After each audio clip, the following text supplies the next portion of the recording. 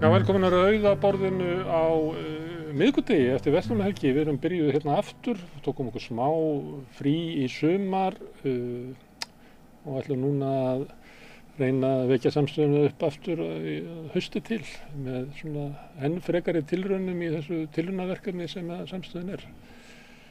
Og til að hjálpa mér er hérna alls konar fólk sem kemur að þessu þætti í kvöld. Þetta er Magga Stína. Og Björn Þorláks, Steinunn Ólína Þorsteinsdóttir og Oddný Eir Ævarsdóttir.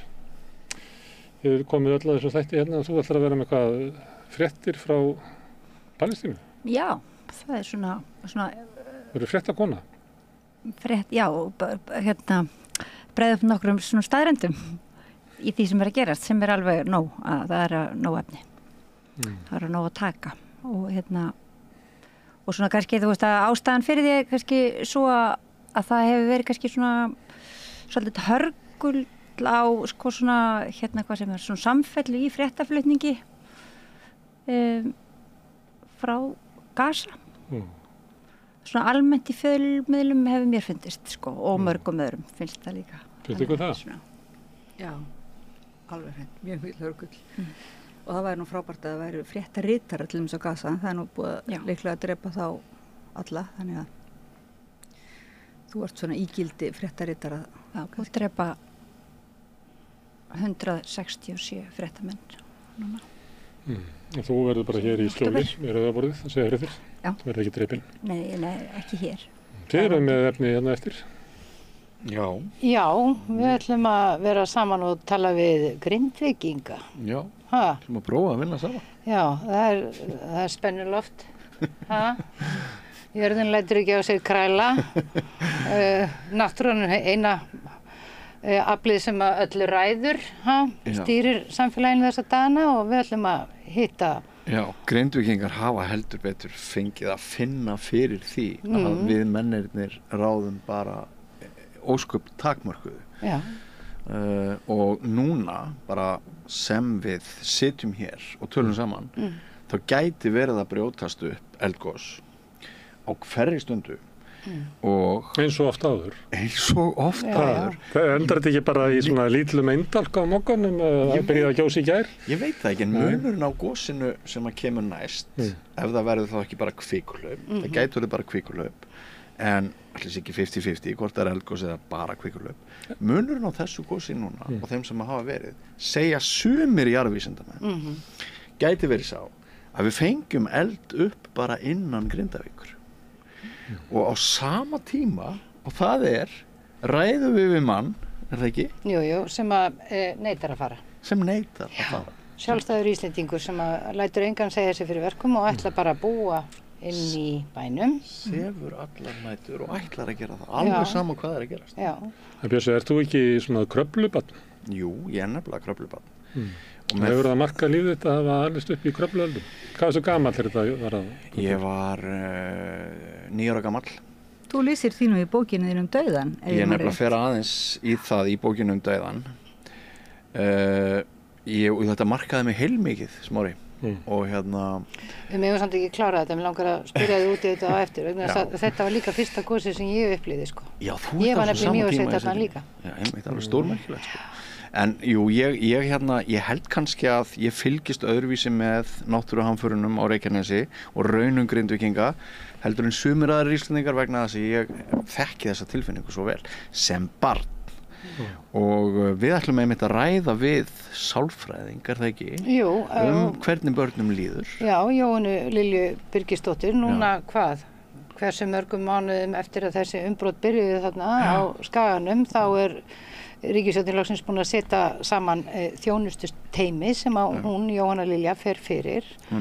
Hún fer fyrir 7 manna teymi sem á að aðstoða alla Grindvíkinga því núna bara á síðustu 3-4 mánuðum hafa yfir 1000 manns flutt lögheimili sitt til viðbótar við þá sem voru búnir að flytja og þetta eru málefni fjölskyldna sem að koma inn á borð til hennar, barna og fullorðina, sálfræðileg, félagsleg mál, húsnæðismál, fjárhagsmál og það er ýmislegt sem að Ég held líka sko í fréttaumræðu þá höfum við mest verið að fjalla um þessi praktísku mál eignir, milljarðana sem fara í þetta, uppkaup fasteigna og allt það, sálarlíf íbúana, það liggur þarna opin kvika og því líku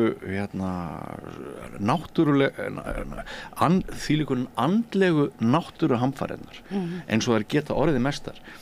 Við höfum ekki ennþá komist, held ég, að þeim punkti að ræða þetta sem skildi af því að við erum alltaf föst í hinum efnislegu atriðum. Mjög áberandi upphaflega fréttarflutningum, ég veit ekki hvort það hafi skánað, en það var svo augljóst að það var alltaf verið að fjalla hvernig jörðin hreyfðist og eitthvað hvort það var að gjósa og eitthvað svona. Það vantaði eiginlega skynjunin á það að hamfarirnar byrjuðu þegar að Grindvíkingar flúðu framhjá Bláa lóninu. En þá eiginlega hvarf kastljósið af viðburðinum og þau bara dreifðust út alla koppagrundir sem var náttúrulega stóra sagan, en mér fannst svona fókusinn sérstaklega hjá RÚV sem var alltaf ofan í jörðina og mistu eiginlega, mér fannst það, ég veit ekki hvað þessi múin að ná henni núna, þeir bara mistu af sögunni sem var þarna að gerast, þegar það samfélags blundrast. Það er nú ekki að segja það samstöðuna. Nei, við telja mikið, við reyndum elta Grindvíkingana þegar fóru og oft komið hingað. En þetta svona því að þú varst að tala fréttir frá Gaza, heimurinn sveiflast svona, þú veist, það koma nokkru dagar þar sem allir heimurinn fylgist með einhverju, svo kemur eitthvað og tekur annað yfir, þetta virðist vera óhjákvæmilegt að það, við höfum bara þanþoli ákveðið mikið í ákveðin langan tíma og svo eins og heimurinn flýi í annað og svo kemur þau upp aftur, það svona... Og það eru sveiflur á fjármálamörkuðum voru fyrir helgi og Ásgeir Brynjar Torfason, fastagestur þáttarins, kemur hingað og ræðir við mig og þig Steinunni. Já. Þú ætlar að taka við sem efnahagsfréttamaður? Já, það held ég mjög viðeigandi að ég skil ekkert í efnahagsmálum og ég geti þá verið fulltrúi þeirra sem að kunna valla að leggja saman. Ekki mikið fjármálaleysi? Bara ekkert, og ég meina viðskiptafréttir í blöðunum, ég reyna að lesa og ég skil ekkert, þannig að Sá sem ekkert veit, hann spyr réttu spurningar. Já, en ég er hrædd við að spyrja, þannig að þá get ég allavega spurt spurningar sem kannski einhverjir þora ekki að spyrja. Sér hættu álitnir vitlausir. Ég var að reyna að segja fjármálalæsi með svona svolítið hæðni að því að það kemur alltaf reglulega eitthvað frá stjórnvöldum eða viðskiptaráðið eitthvað sem að halda því fram að fólk sem er fátækt, það sé ekki nógu fjármálalist sem ég held að sé vitlaust að della hugmynd sem til því að þeir sem eru fátækir þeir vilja vita allt verðmæti peninga og hugmyndin er svo að þeir sem eru ríkir séu þá rosalega fjármálalæsir sem yfirleitt ekki rétt heldur. Þetta er fólk sem hefur bara aðgengi að fé og getur mjöluð undir sig. Þess vegna er ég að reyna að segja fjármálalæsi með svona hæðni sem er eiginlega, en ég sá Lilju Alfreðsdóttur, hún var nú að bara segja þetta í gær eða í morgun að það vantaði fjármálalæsi í grunnskólana og þá myndi kannski engin verða fátækur sem útskrifast á grunnskólum. Hún hefur ekki sagt það. Þetta er samt trú og mentunin. Já, en þá er það engin fátækur, það er þín viðbót. En ég held hins vegar að bara alls konar hagfræði hugtök sem eru bara á síðum blaðana er ekkert á allra færi, ekkert á færi alls almenningsskilur. Ég held að það sé bara ágætt að fólk kannski skilji hagfræði aðeins betur. Já, ég er nú komin að hagfræðingum. Og mjög góð í hagfræði þá eða? Já, en ég veit hvað hagfræði er og hagfræði er bara della. Myndu foreldrar þínir hvita? Já, þú segist þér að komin af hagfræðing. Nei, en svona, þetta er svona, þú veist, þetta er svona alltaf einhver, kannski veruleiki sem er, þú veist, getur verið, þú veist, hagkvæmur á einhverjum tímapunkti, en hagfræðin hefur auðvitað bara þróast eins og bara margar aðrar fræðigreinar út í að svona verða svona eins og kannski tæki í höndum yfirvalda, Svo verða til alls konar kirkjur En þá er eins og Ásgeir Brynjar er nú ekki beint svona, hann er nú ekkert eitthvað tæki í höndum hann er að lesa í hagfræði á svona annan hátt Hann er í metið sem gestur hérna við Rauðablaðið. Ég held að hann sé búin að koma hérna 70 sinnum í þessi 5 ár. Já, en það finnst allavega, mér finnst áhugavert að heyra hann tala hagfræði. Herðu, ég ætla svo að fá Val Ingimundarson, prófessor til þess að koma hingað og það eru svona stríð í heiminum og öryggismál og margir að endurskoða öryggismál í Evrópu og ég ætla að spjalla við hann það. Svo ætlum við að tala 3 bíómyndir ástina, Oddný. Þú ert sérstakur fréttaritari okkar í ástinni. Í ástarmálum. Já, ég hef skrifað mikið bækur það. Já, ég veit ekki alveg svona hvort að það er mitt helsta svona innlegg kannski til samfélagsumræðunar og að vera kvikmyndagagnrýnandi, það er ekki... Þetta er ekki kvikmyndagagnrýnandi. Nei, en þetta er tilraun til þess að svona bara tala hlutina, vita hvort við getum tala tilfinningalíf, þú veist, og listin er hlut af því, Þannig í staði fyrir að vera með allt aðgreint á rauðaborðinu, í samstöðinu, þá erum við svona að reyna að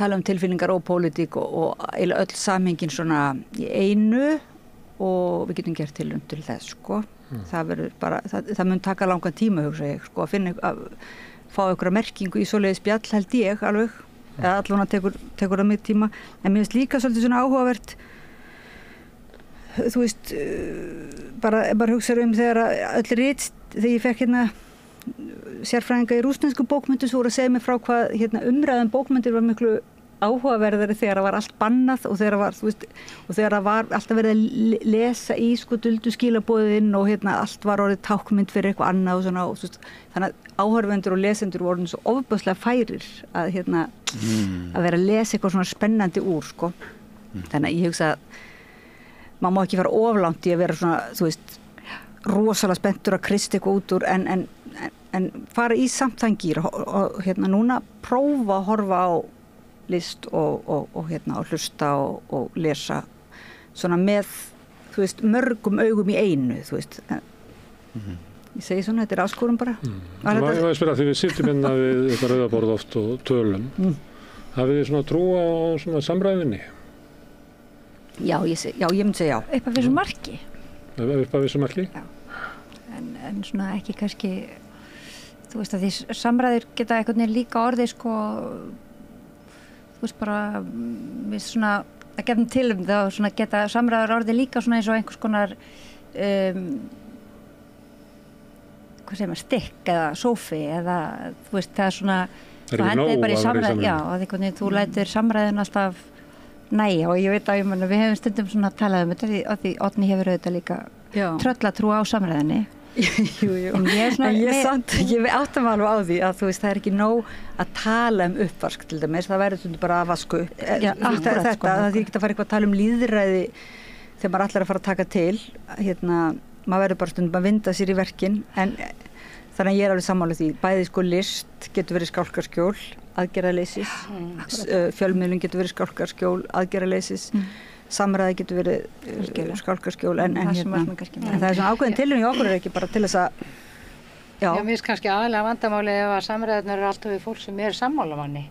Mér finnst eiginlega kannski brýnast núna að maður tali við fólk sem maður botnar alls ekkert í og reyni að skilja það af fremsta vegna þess að þú veist að vera alltaf í bergmálshellinum að tala við fólk sem er sammálamann allt, það tekur okkur ekkert og í staðin fyrir að við fjarlægjumst hvert annað og höfnum því að eiga samtal sem að mér finnst vera svolítið það sem er að gerast, það þýðir ekkert að nei, ég tala ekki við þennan eða hinn vegna þess að við erum ósammála, það bara býr til áframhaldandi sundrungu og ég held að við verðum að freista þess að eiga samtöl við fólk sem að við erum ósammála og skiljum ekki og sýna því virðingu og að það sé allt í lagi að við séum ósammála vegna þess að hvernig komumst við annars úr sporunum? Mér finnst aðeins minni tepruskapur bara í dag heldur en fyrir 3 mánuðum, 6 mánuðum, 9 mánuðum. Mér finnst aðeins meira þanþol í því að fólk kynni sér gagnstæðar skoðanir aðeins að brjálast. Ég veit ekki hvort ég má segja það upp á því, mér finnst aðeins minni vókismi og mér finnst eins og að manneskjum hafi vaxið áræðið að horfast í augu við það að veröldin eins og við þekkjum hana núna er handónýtt og ef henni verður ekki snúið með ekki síst samtalinu, samræðanum og því að fólk með ólíkar skoðanir tali saman, þá bara engin framtíð. Þannig að ég finn fyrir smá svona kannski það hlusta og stökkva ekki strax á stað, einmitt hlusta, hingra, stökkva ekki alveg strax á stað. Mér finnst mesti hávaðinn á svona samfélagsmiðlum eða Facebook, ég kíkti eitthvað inn á það, svona undanfarna viku var frá svona anti-vókistum sem voru alveg brjálaðir yfir einhverju allsískri boxkonu. En getið þið aðeins útskýrt fyrir mér og hlustendum, hvað þetta, ég búin að hlusta á umræðu það og búin að googla það, einhvern veginn get ekki náðið samt, hvað þetta vók og anti-vók? Ég segi svona bara. Myndu þið geta bara skýrt það? Ég myndi við kemur undan því. Nei, ok, það bara, já. Ég kem alveg að fjöllum eins og þú sko. Nú kemur þú að fjöllum líka? Já. Að þetta svona nýtt hugtak sem ég heyri dálítið mikið núna. Já, einmitt. Skrifað sko VAF-OK held ég. Tvöfald VAF-OK-E. Nú, ok, já. Já. En það ekki hægt að hafa, getur þú fengið sérfræðing í þessu? Nei, ég held að þið viti alveg hvað þetta er nú bara svona byrjar sem ábending til fólks að bera virðingu fyrir öðru fólki, að svona vera ekki með svona einhæfa orðræðu og að virða það sem að fólk og vill vera, og svo verður þetta mjög fljótlega notað sem skammarirði þeirra sem eru á móti. Þetta afsprengi úr menningarstríði sem að bandarísk stjórnmál hafa breyst í. Ég held að uppalega þeir sem voru að leggja áherslu á að vera vók voru löngu yfirspilaðir af þeim sem hafa einhvern veginn litið á það að þeir sem eru vók og vilja bera virðingu fyrir bara transfólki eða samkynniðum eða einhverjum sem að einhvern veginn mæta á svæðið og óska eftir því að fá að njóta svona virðingar til jafns við miðaldra hvíta kalla, svo maður tala þá sem eru svona á toppnum. Að líta á það sem einhverja gríðarlega ógn við einhvern stöðuleika í samfélaginu, að þarna sé að verða algjört rask á því og hvað mörg kyn vakna upp á morgnana algjörlega í taugaáfalli og þannig að það fólk hefur orðið miklu háværara í umræðinni sem að einhvern veginn upplifi það að ég bara get ekki farið út í búð nema ég fá svar við því að það eru bara til 2 kyn, eitthvað svona. Líta á þetta sem rosalega ógn, einhverja svona deglu sem í samfélaginu og meðist þeir vera miklu meira að hafa. Þessu kom í ljós í tengslu við þessa allsísku boxkonu sem hafði einhvern veginn fallið á eins konar lyfjaprófi og verið ómikið af karlhormónum. Að það var einhvern veginn að hún væri með höggum sínum hefði hún eiginlega barið allar konur og börn niður. Það var svona stemmingin í þessu og það yrði að stoppa þetta, að kallandi færi ekki í boxi til þess að berja konum. Þetta var algjörlega hysterísk umræða og við erum með annað í Bretlandi, þá eru við bara með múg út á götu sem að hleypur götunar og reynir að brenna heimili þar sem eru hælisleitendur, af því þau eru samfærður að hælisleitendur séu að koma og drepa börn, af því að það var einhver truflaður maður sem að drapa börn. Já, svona kannski líka svo gagnrýni sem við komum fram á vókisma það ákveðnir hópar útiloki samtal, þar að segja líka það hefur engin annar en við umboð til að ræða okkar mál eða hafa á því skoðun því engin skilur okkur og ég held að þetta sé líka sundrandi vegna þess að manneskjan jú eina dýrið með ímyndunarafl og það bara í mannlegu eðli að geta sett sig í annarra spor. Við skiljum auðvitað aldrei fyllilega aðra mannesku en samt sem áður þetta mannlegur eiginleiki að geta skilið stöðu og kringumstæður annarra og þá það auðvitað mjög útilokandi ef einhver ákveðin þjóðfélagshóp segir bara að það má enginn tala mig eða okkar málefni nema að vera hluti af sama hóp, þá erum við auðvitað búa til rosalega mikið af stríðandi fylkingum. Það eru náttúrulega bara einhverju einstaklingar sem að halda þessu fram sko. Ég vil ekki að þú talir okkur hvítu miðaldra karlmennina og ég bara kæri mikið það. Það verður bara ég sem að segja þetta, þú mátt alveg halda áfram að tala eins og þú vilt. Sko. Það kemur ekki lögg á handa ykkur þig. Það væri gott að vera með svona einmitt leiksvið hérna, að því ég er strax svona ruglu, hver var Vók og þetta boksarinn og þessari frásögn, maður myndi vera bara doldið, þannig að það væri gott Þetta máli bara fyrir, núna ætlum við að ræða hérna jarðhræringar í Grindavík, efnahagshrun, þjóðarmorð, kannski framtíð NATO og ástina hér á eftir og kannski fá lesendur ykkur og glöggari sín á þessi mál og kannski munum við taka, með heyrist það á ykkur. Svona Vók spennandi umræðum, við verum endilega að taka það fyrir seinni. Ég hef ekki áhuga á því. En má ég spyrja þig einst núna á móti? Já, til það. Boðar þú bara svona veislu allar næsta vetur að það bara hér fullt stúdíu af fólki sem ætlar að koma og hjálpa þér að vera með þátt? Það er alveg þannig. Ég býst við að þið komið og gerið eitthvað skemmtilegt og skemmtu bara á orðum. Já, þetta nú töluvert stökk fyrir þann sem er að horfa. Þú hefur verið með efni hérna. Ég veit það. Og Steini var hérna í sumar. Ég er búin að vera sumarstúlka. Árni hefur verið hérna lengi og Maggastína hefur verið hérna reglulega gestur. Komið hingað áður. En öll 5 á sama tíma, hvað er að gerast? Já, við ætlum að gefa svolítið í tilraunir sem þetta verkefni er samstöðum tilraunarverkefni. Skemmtilegt, spennandi.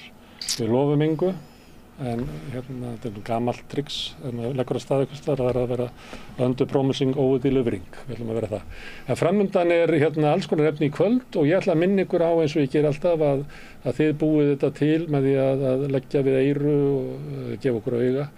Þið getið hjálpað okkur með því að segja vinum á vandaminu frá efni samstöðuna sem ykkur líkar og sagt frá því að við erum á Facebook og við erum á YouTube og við erum á öllum hlaðvarpsveitum og við erum í útvarpinu 89,1 á FM. Á Stórhöfuðborgarsvæðinu, það má líka sækja þeir útvarpssendingar á spilarann sem er á netinu spilarar.is en spilar líka app sem maður hlaða niður í síman og hlusta á útvarpssendingar samstöðunum reyndar allra íslensku útvarpsstöðu hvað sem er í heiminum og svo erum við komin í sjónvarpið til þeirra sem er svo heppin að skipta við síman. Þar erum við númer 5 á fjarstýringunni. Kannski munu önnur fjarskiptafyrirtæki bjóða sínum viðskiptunum upp á efni frá samstöðunni 24 tíma sólarhrings, 7 daga vikunnar allan ársins hring, samfélagsumræðu þetta rauða borð og í öðrum þáttum samstöðunnar.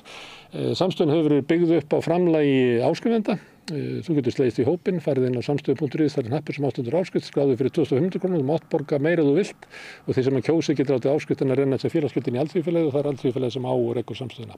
Allt sem við sjáum hér og heyrið í kvöld er í boði áskrifenda og þökkum við kærlega fyrir stuðninginn. En nú skjótum við smá skilabóðum og svo byrjar bara dagskrá kvöldsins. Með því að ganga í leigjendasamtökin styður þú baráttu leigjenda. Leigjendasamtökin eru fyrir öll þau sem vilja vinna að réttlæti og öryggi á húsnæðismarkaði. Leigjendasamtökin.is Allir þættir samstæðvarinnar eru fáanlegir á öllum helstu hlaðvarpsveitum.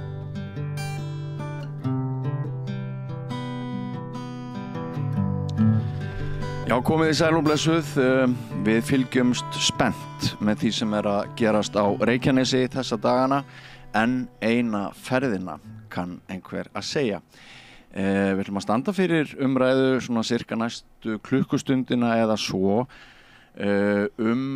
eldsumbrotin, hvað er líklegast að gerist og hvernig fólk er að taka því, hvernig fólk hefur tekið því sem að hefur gerst þarna á Suðurnesjum. Og með mér er Steinunn Ólína Þorsteinsdóttir. Vertu velkomin í þetta hlutverk, Steinunn Ólína. Já, takk. Virkilega gaman að vera með þér hér. Já, heyrðu, og af því að þú ert nú mínvetningur, þá varst þú nú að rifja þau upp áðan að hvenær er þetta? Ég er örugglega 6-7 ára. Já, einmitt. Stödd á Mývatni þegar Kröflueldarnir fara af stað. 85 til 90, nei, fyrirgefðu, 75 til 84. Já. Þannig er þú gutti í Mývatnssveit. Þannig er ég gutti í Mývatnssveit. Lafhrættur. Já. Ef ég mann rétt þá voru þetta 9 eldgos. Já. Kvikurhlaupin voru fleiri. Og þarna voru bara, það kom í ljós á bekkjarmóti. Já. Kannski 10 árum eftir að við krakkarnir í Skútustaðaskóla útskrifuðum sveitinni, þá kom á daginn á bekkjarmóti þegar allir voru orðnir fullir. Og allir þorðu að segja hvernig þeim hafði liðið þegar við vorum börn. Þá kom á daginn að við vorum krakkarnir bara meira og minna öll að kljást við einhverja svona áfallastreitu. Já. Af því að það var mikill ótti í okkur að hraunið myndi hreinlega koma að nóttu til og bara fara yfir húsin okkar og renna yfir okkur. Já. Og náttúrulega verðum að athuga það sko að ein hrauntungan, hún var bara steinsnar frá Kröfluvirkjun og það var bratti niður frá eldstöðunum. Það hefði ekki þurft að breytast mjög mikið hraunströmmurinn eða eldsupptökin til þess að bara hraunið myndi eiga mjög greiða leið niður í sveit. Og það var rætt að það geti náð 30, 40, 50 km hraða. Já. En þú ert í sveitinni þarna líka? Já, ég er í sveitinni þarna pínlítil og sko ég er nokkrum árum yngri en þú. Ég var held ég of ung til þess að átta mig á hræðslunni. Ég man eftir viðbröðum fullorðna fólksins. Já.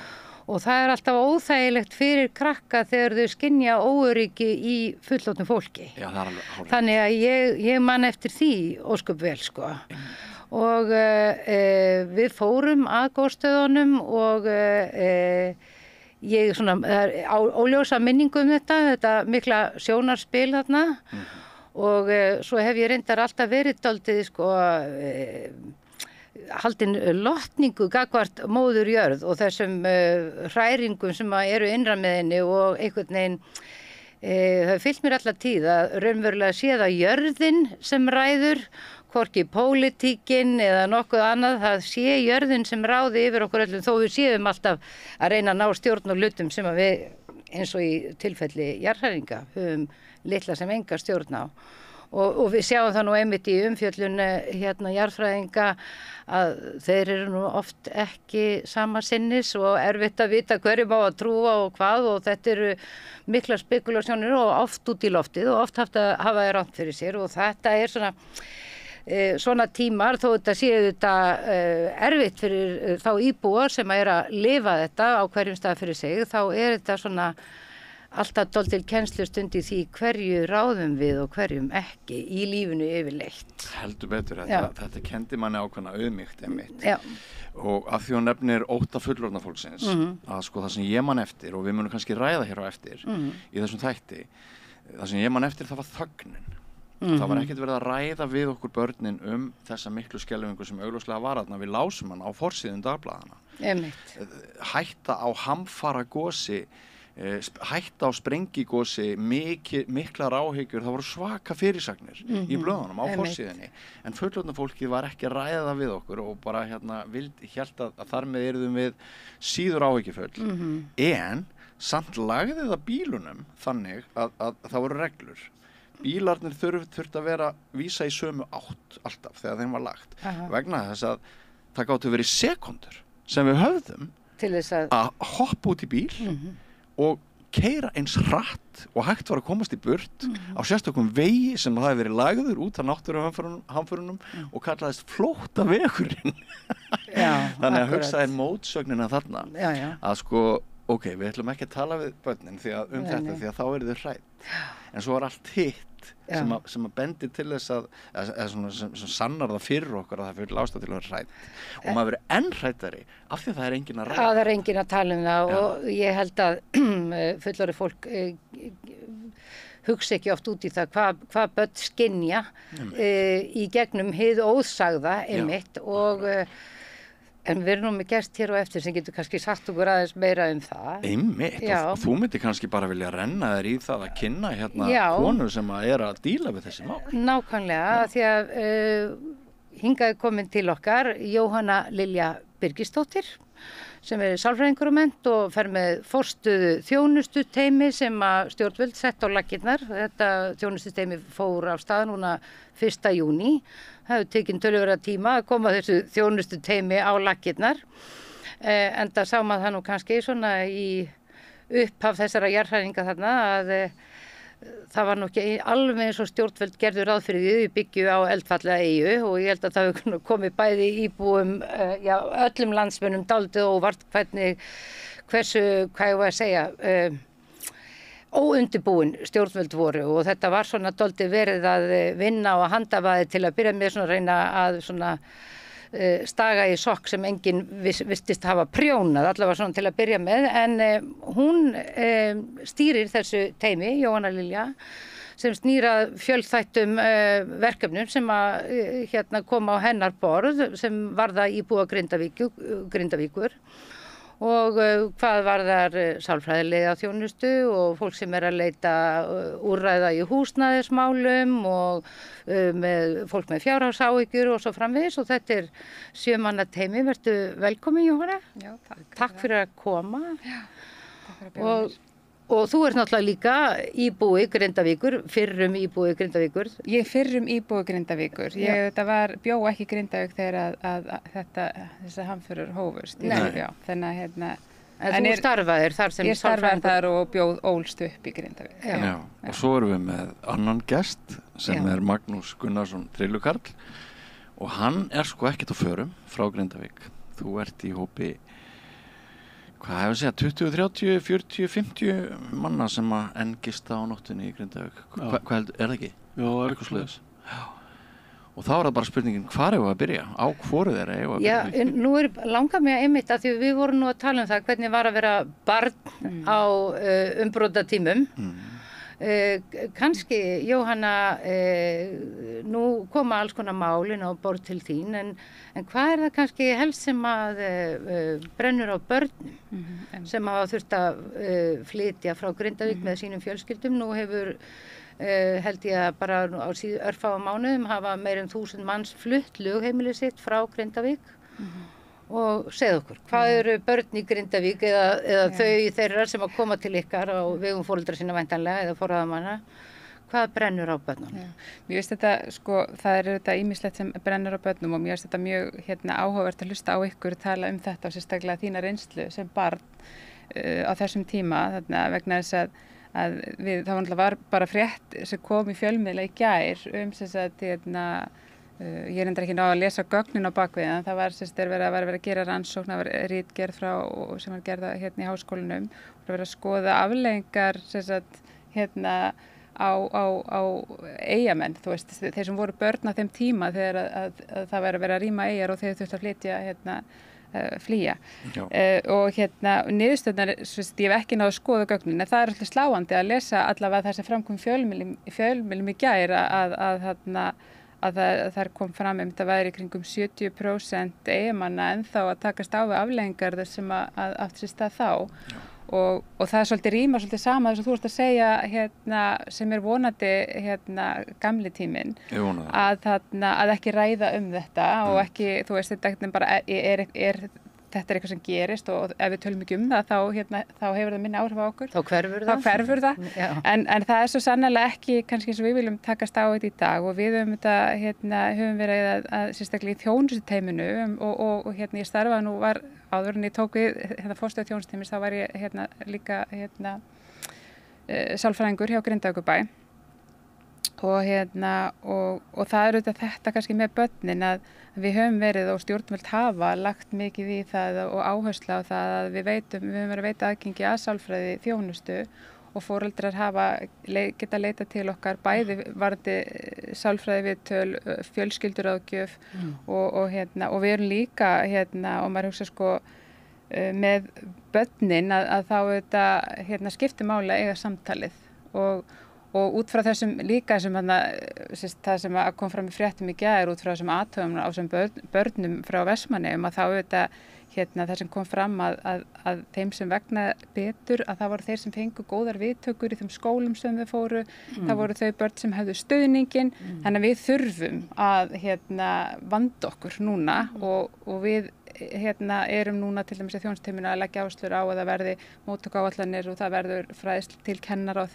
til þeirra sem taka á móti grindvískum börnum en umfram allt þá þetta finnst mér að bara við sem samfélag svolítið tökum vel á móti þessum börnum þeir sem að taka á móti þeim núna eru grindvísk börn að fara í skóla, það ekki skólahald í Grindavík og þau eru að fara í skóla bara þú veist það sem þau eru búsett utan Grindavíkur og það að sé vel tekið á móti þeim og svo umræðan líka inn á heimilunum þið vitið hún skiptir máli þú veist að við séum að þetta hefur náttúrulega ekki síður áhrif á fullorðið fólk að það að flytja, að þurfa að skipta vinnu, að komast í nýtt húsnæði og svo framvegis þetta náttúrulega líka býr til svona ákveðna pressu inn í fjölskyldum og á fjölskyldur og börn fara ekkert varhlut af því. Nei, sko. Og það eins og þú segir, við vitum bara rannsóknir, þú nefndir þetta með áhrif sko, streitunar og vanlíðan hjá foreldrum, hvernig það einhvern veginn speglast yfir til barnanna. Og rannsóknir sýna þetta,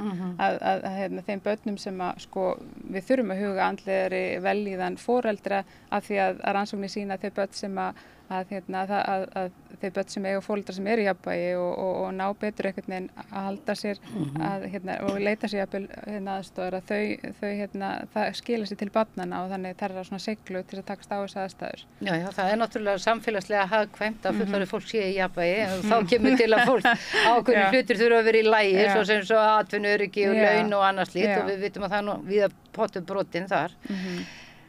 En það eru rétt að kannski áður en við förum í að heyri í þér Magnús, það eru 9 mánuðir síðan í rauninni, ég veit ekki hver stór orð við eigum að nota þessi umskipti sem verða í Grindavík í nóvember í fyrra. Þetta eru rétt 9 mánuðir síðan. Segjum sem svo að einhverjir einstaklingar hafi þá fylgst ofsahræðslu eða kvíða, er búið að tala við þá, hafa þeir fengið viðtöl hjá fagfólki og Það eru þetta, sko, þú veist, þetta hefur verið svona, sko, ef maður hugsa sko náttúruhamfarir og krísutíma, þá er þetta svona, þetta er svona ákveð svona, ég sé þetta svona, að þetta eru svona fasakerfi, mann getur kannski flokkað þetta niður í fasa 1, 2 og 3 eða eitthvað slíkt. Og við erum þetta, þú veist, við rýminguna, þá var opnuð þjónustumiðstöð og þangað gat fólk leitað eftir stuðningi, þá sálfélagslegum stuðningi. Og sem þurfti að því að halda og það var mikill fjöldi sem leitaði í þjónustumiðstöðun eftir stuðningi en síðan erum við komin kannski núna á 3. fasa, við erum svona ekkert á milli þess að vera þú veist að hvað maður segja svona komið í veg fyrir skaða versus það að vera í þessi endurreisn eftir áföll aðhlynningu. Já, en við erum núna svolítið komin kannski þetta, við erum að veita Grindvíkin geta sótt stuðning hjá okkur, en við erum líka svo þjónustuteymið, markmið okkar er líka að setja okkur í samband við fólk. Við erum búin að hringja út í 100 Grindvíkinga og þá erum við bara að hringja í þau, þá við erum að hafa samband út af ymsu og það er til dæmis þessu húsnæðismál. Já, þannig að þið hafið líka frumkvæði. Við höfum líka frumkvæði þess að hafa samband við Grindvíkinga. Það er nú ekki allir sem að eru duglegir við það að sækja sér aðstóðar, jafnvel þótt hún standi til boða, sko. Það er nefnilega alveg rétt og það er svo mikilvægt að huga því að það er alls ekki þannig og fólk er oft þannig að það er bara já, þú veist, þetta er ekki nægilega slæmt til þess að ég þurfa að fara að sækja mér einhvers staðar aðstóðar. Það er einhvern veginn eins og það vantir dálítið í okkar samfélagi eins og það sé erfitt fyrir fólk að biðja um hjálp. Það er eins og það sé einhvers konar að þú setja einhver minnipókamaður ef þú biður um aðstóð. Það er svona dálítið liggur stundum yfir okkar samfélagi. Sögulega var það talið mjög óíslenskt, ekki alls fyrir löngu. Já, einmitt. Bjartur í sumarhúsum efnið. Þú ert veik ef þú leitar þér aðstóðar. Já, þú ert veikur ef þú leitar. Þú ert veiklind. Aumingi. En hér er gestur sem býr ekki við neinum óttalaus maður. Já, ég sé hvergi betur en heima. Þú séu nefnilega hvergi betur en heima þér.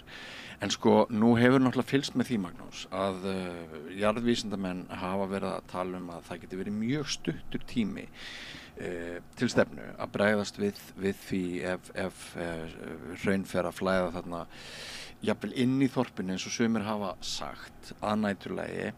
Lögreglustjórinn á Suðurnesjum, hann mælir ekki með því að fólk gisti þarna á nóttunni, en þú gerir það samt. Getur þú aðeins útskýrta betur svona fyrir okkur hvað þú ert að hugsa og þið sem eruð enn í bænum? Já, þeir eru náttúrulega ekki sammála um þetta, sko. Jarðvísindamennirnir? Nei. Og hefur ekki gosið inn í Grindavík? Nei. Ekki ennþá? Nei. Þannig og svo náttúrulega,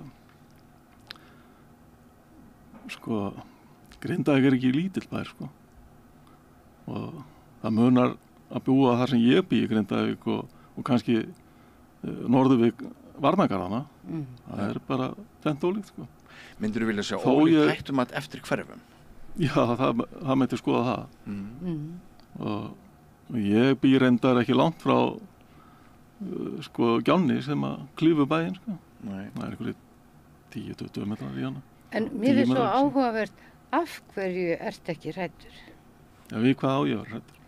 Já, ef að stjórnvöld eru svona að gefa út leiðbeiningar um það að þetta gæti verið varasamt, tekur þú þá bara ekkert mark á þeim eða ertu fullvissum, ertu í eigin vissu að allt verði í lagi? Já. þá treystir þú bara á þitt hyggjuvit og þitt brjóstvit. Það hefur aldrei verið sko annað en hættulegt að vera í Grindavík. Aldrei verið, alltaf verið hættulegt að vera þar, já. Það er náttúrulega bara fullt af bara líka Grindvíkingum sem hafa ekki farið svæðið og séð sprungur þar sem sjór í og hefur alltaf verið. Já. Sko, fólk hefur dáið í Grindavík, sko. Já. Ég var einn af þeim sem var sko bara smákrakki ekki langt frá því, sko.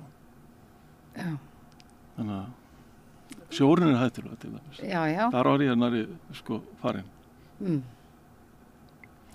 Þannig að þú yrður ekki ánægð með að ef að þér yrðu gert með valdi að þurfa að yfirgefa bæinn? Nei, ég hef verið tekinn með valdi. Já. En í síðustu rýmingu þá sýndi Úlfar þann manndóm að leyfa okkur að vera áfram og svo fórum við bara, fylgdust með þessu, við erum sko ekki heilalög, sko. Nei. Og þetta er í fyrsta skipti í síðasta gosi sem að mér leist ekki alveg á dótt sinn. En nú myndir sumir segja að þið væri svona storka örlögunum, þið værið að hugsanlega setja ykkur, sko ég að segja, í óþarfa hættu. Þið gerir ekkert vænt lífið? Jú, mjög vænt það. Já. Ég ætla nú bara að taka með orð Úlfars í munn, sko. Já. Þegar hann var leiður á verkalýsforingjanum í Grindavík. Já. Hann var dramatískur og þetta verið allt stórhættulegt og á bendan honum á það að hann færi til vinnu á hverjum degi Reykjanesbraut og einfalda Reykjanesbrauti Straumsvík. Það er miklu hættulegur heldur en verið í Grindavík. Já. Og ég held að við ættum bara að minnast þess fólk sem er farið í umferðarslysum á árinu, sko, sem er alveg ræðilegt, sko. Já, en ef þú værir, sko, Magnús... Það er svo margt hættulegt í lífinu, sko. Jú. Já, vissulega, það er bara stór hættulegt að fara fram úr rúminu. Ég þekki mann sem að datt fram úr rúminu sínu og fekk mjög harkalega kúlu og höfuðhögg eins og við það geta fólk til dauða, þannig að hann var nú kannski bara heppinn. En mér langar aðeins að varpa boltanum sko frá þér yfir til mér langar að biðja þig að setja þig í spor stjórnvalda. Að stjórnvöld þurfa einhvern veginn að lágmarka áhættu og þá geti verið glæpsamlegt gáleysi að grípa ekki til þeirra varúðaráðstafana sem að stjórnvöld hafa gripið til. Hvað segir það? Já, þarna kemur að menn hafa náttúrulega sko einhvern kjark sjálfur, sko. Þú getur endalaust hlusta á sérfræðinga og eins og dæmið sanna þá hafa sérfræðingar ekki verið á einu máli. Það er bara einhver staði verður að draga línu sandinn, sko. Og á þá íbúinn, hver og einn íbúi að ráða sem samfæring hvers og eins. Já, að sjálfsögðu bara heimilið og bara vera friðhelt og er það. Veist, og það sem að ég verð að segja, sko, það er ekki eldgos eða jarðhræringar sem að hafa, sko, ruggað mínum bát, sko. Það eru ofbeldi stjórnvalda. Það er ekki verið, sko, eðlilegt hvernig, sko, ég er búin svo leiður á þessu orðið viðbragðsaðilar, til að nota það samt, sko, hvernig þeir hafa komið fram við okkur, sko. Eitt skipti þá komið, sko, stórum slökkviliðsbíl með síren á fullu og einhver brölt út úr honum til að tala við okkur með sírunum fullu. Við með hundin inn í bíl og vorum að svona bara græja okkur í rólegheitunum í burtu og erum fyrir utan húsi okkur. Tala við okkur með sko sírunum í botni. Þetta er búið að ganga allt svona. En má ekki að hugsa um það líka að við sáum það nú öll þjóðin sá svolítið hvað stjórnvöld voru illa undirbúin undir þetta, þannig að það má líka líta svo á að viðbragðsaðilarnir eru kannski ekki þjálfaðasta fólkið í þessu, þau við erum að lifa nýja tíma, nýjar uppákomur, þannig að það kannski vit ekki allir hvernig þeir eiga að bregðast við og það ætlar auðvitað enginn viðsvítandi að koma illa fram við annað fólk en kannski bara vita viðbragðsaðilarnir ekki betur, getur það ekki verið? Já, ég tek alveg undir þetta því ég sá bara á mörgu af þessu fólki það var skítrætt. Já. Það var alveg á tauginni, sko. Já. Og í eitt skipti þá gargaði lögreglumaður út úr bílnum, sko, harða drullikur út úr bænum og brunuði í burtu. Þetta er náttúrulega ekki framkomið við fólk fyrir vimmur. Nei, en þannig er náttúrulega viðbragðsaðilarnir bara hrættir sjálfur, þeir veit ekki við hvað er að etja. Já, sko, þú ert lögreglumaður, þú, maður, ég bara vorkinni Úlfari stundum að hafa sundað þessu liði í vinnu, sko. Og þá ertu að tala um lögreglustjóran Úlfar. Síðustu rýmingu, sko, ég ætla að fá að klára þetta, sko. þá komið og pabbi gamli 86 ára heima, bara að dúlla sig við að græja sig á stað, sko. Þá er banka og þá er það lögreglan. Og hann opnar náttúrulega. Og það er eitthvað þjóst í þeim og þá setur stelpan löppin á milli. Svo hann gæti ekki loka til að fara inn til að klára sín mál. Og hvað vildi hún gamla manninum? Lögreglan? Hún vildi koma hún út úr húsi. Já. Það er bara ekki hennar hlutverk, hann bara að fullfæra það sjálfur, sko. Já, en það var hennar skylda frá yfirvöldum að Það er ekki hennar skylda, Ólína, að halda hurð hjá gamla minni. Nei, en að láta hann vita að það væri honum fyrir bestu að rýma. Já. Og ef að lögreglan mætir, sem sagt, hvað ég var að segja, mikillega andstöðu þegar það verða að reyna að koma í veg fyrir það að handlinn mislokist þarna inni. Þetta er hans heimili, sko. Ég veit það, já, ég sagði nú frá því. Ég ætla að klára þetta. Já, ok. Gamli maður hringir í mig meðan að hún er með löppin á milli. Við með að hringja í Hjalla eða Úlfar.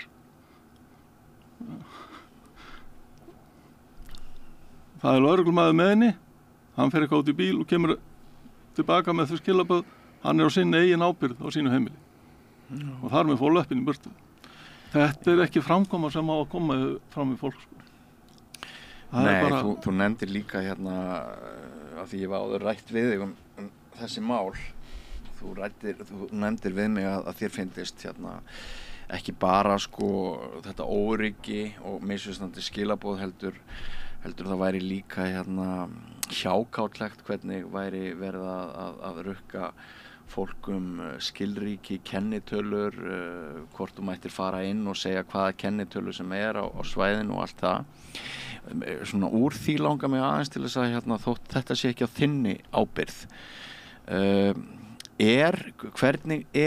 Hvernig upplifir þú orðróm íbúa Grindavíkur?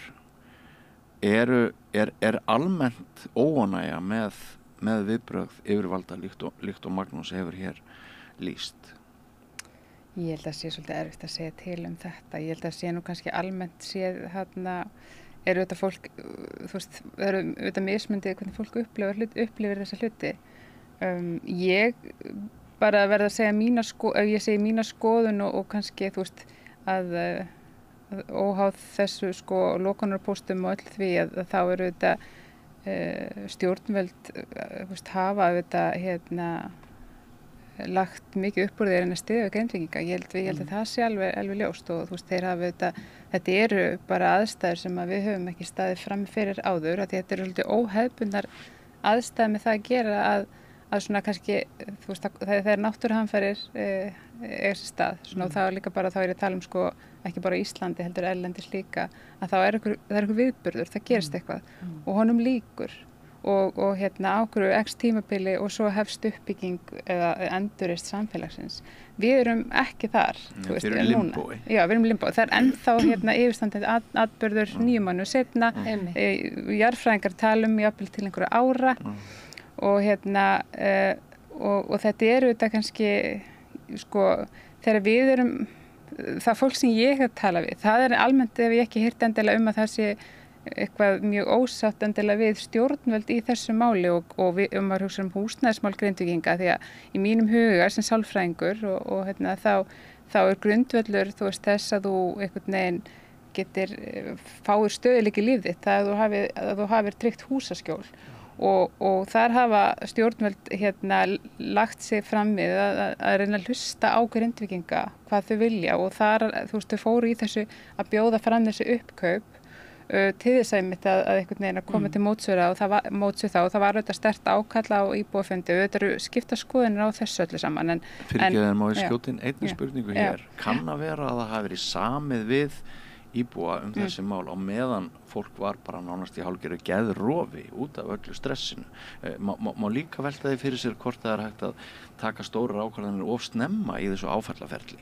Jú, það má, og það er sem ég segja, það eru skipta skoðanir á þessu og auðvitað eru líka sérfræðingar sem hafa talað um það að þú veist það sé auðvitað kannski erfitt og að setja fólki þar aðstæður og taka svona stórar ákvarðanir, svona lífsbreytandi ákvarðanir í þessu ferli en svo erum við líka bara að horfa á aðstæður sem eru bara það einhvern veginn við erum að horfa á aðstæður sem einhvern veginn enginn réði einhvern veginn fram úr, þú veist, þegar þú heyrir jarðfræðinga að tala um þetta sér til einhverja ára og hérna hvaða leiðir eru færar af því það eins og eitt að þarna maður hugsa uppkaupin að hérna það auðvitað þetta að einhvern veginn, þú veist, við Íslendingar byggjum svolítið okkar bara fjármál heimilina bara á þessum fasteignum sem við eigum og það að vera í svo langa, hérna, ég sé það þannig að vera í einhverju langu limbói þar sem þú veist ekkert hvað verður þú veist, þinn fjárhag og hvar þú ætlar að búa.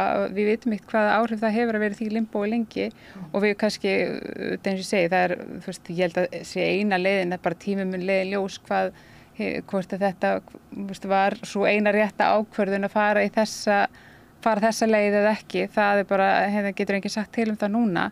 En við allavega sjáum það að það eru, sem sagt, já, ég held að séu 90 og kringu 95% Grindvíkinga búnir að fara í þessu uppkaup hjá Þórköllu og hérna og svo eru þetta að hérna tryggja svo hérna örugga búsetu fyrir Grindvíkinga sem ekki áttu eignir en voru kannski á leigumarkaði og það verið að vinna í því líka núna.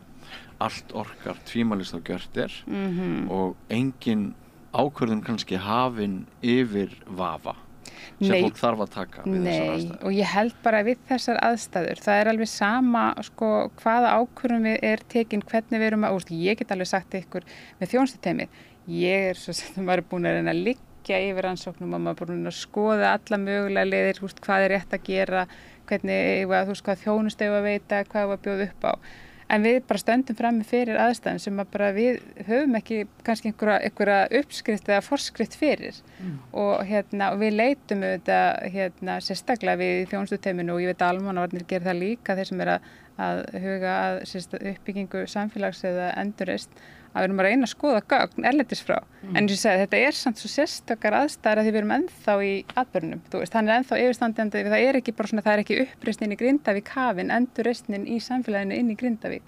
Þannig að núna erum við svolítið að reyna að endurreisa einstaklingana, skiljið. Það svoleið sem við erum að vinna, að tryggja þeirra velferð til framtíðar. Finnst þér þú skynja hjá þínum umbjóðendum vilja eða von til þess að einhver tíman í komandi framtíð vilji fólk flytja aftur heim? Já, ég held að það sé að vilji allra. Ég hugsa þetta snýr eins og núna, snýr þetta bara svolítið að því að tryggja öryggi Grindvíkinga. Við erum búin að byggja þessa varnargarða Grindavík og fallegu Grindavík til þess að einhvern veginn að reyna að verja hana og sem ótrúlega jákvætt. En núna þurfum við líka og erum að gera það, við erum að byggja varnargarða utan fólki, þessa andlegu varnargarða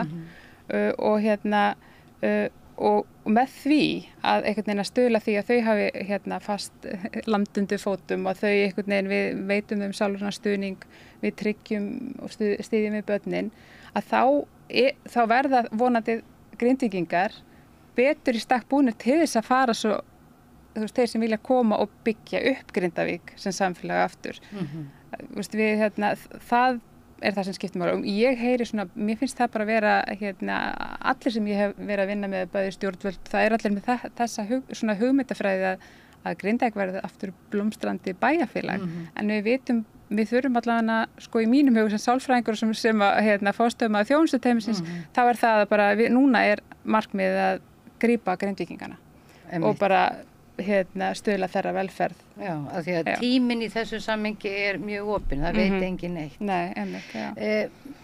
Sko, Magnús, þú og þín kona, þið eruð ekki einum það að vilja bara vera áfram í bænum og nú velti ég fyrir mér þið sem eru þessara skoðunar sem að vantreystið stjórnvöldum og jarðfræðingum og viljið fá að taka ykkar ákvarðanir, sjálfstæðir Íslendingar, standið þið saman sem hópur? Sko við höfum reynt það sko. Já. En það bara sko, fólk í vinnu og svo líður tíminn sko. Já. Ótrúlega rætt. En ég vil koma að sko, sem þið voru að tala um fólk sko. Pabbi búinn að hafa 2 símtöl síðan 10. nóvember frá Grindavíkurbæ. 86 ára. Það sko verið að búlast á Grindvíkingum alla daga. og nýjustu fréttir að hvers konar símtöl voru útskýra, í hverju ofbeldið falið? Símtölin voru bara til að hver staðan á honum væri Já. 2 símtöl, 86 ára gamall maður frá Grindavíkurbæ.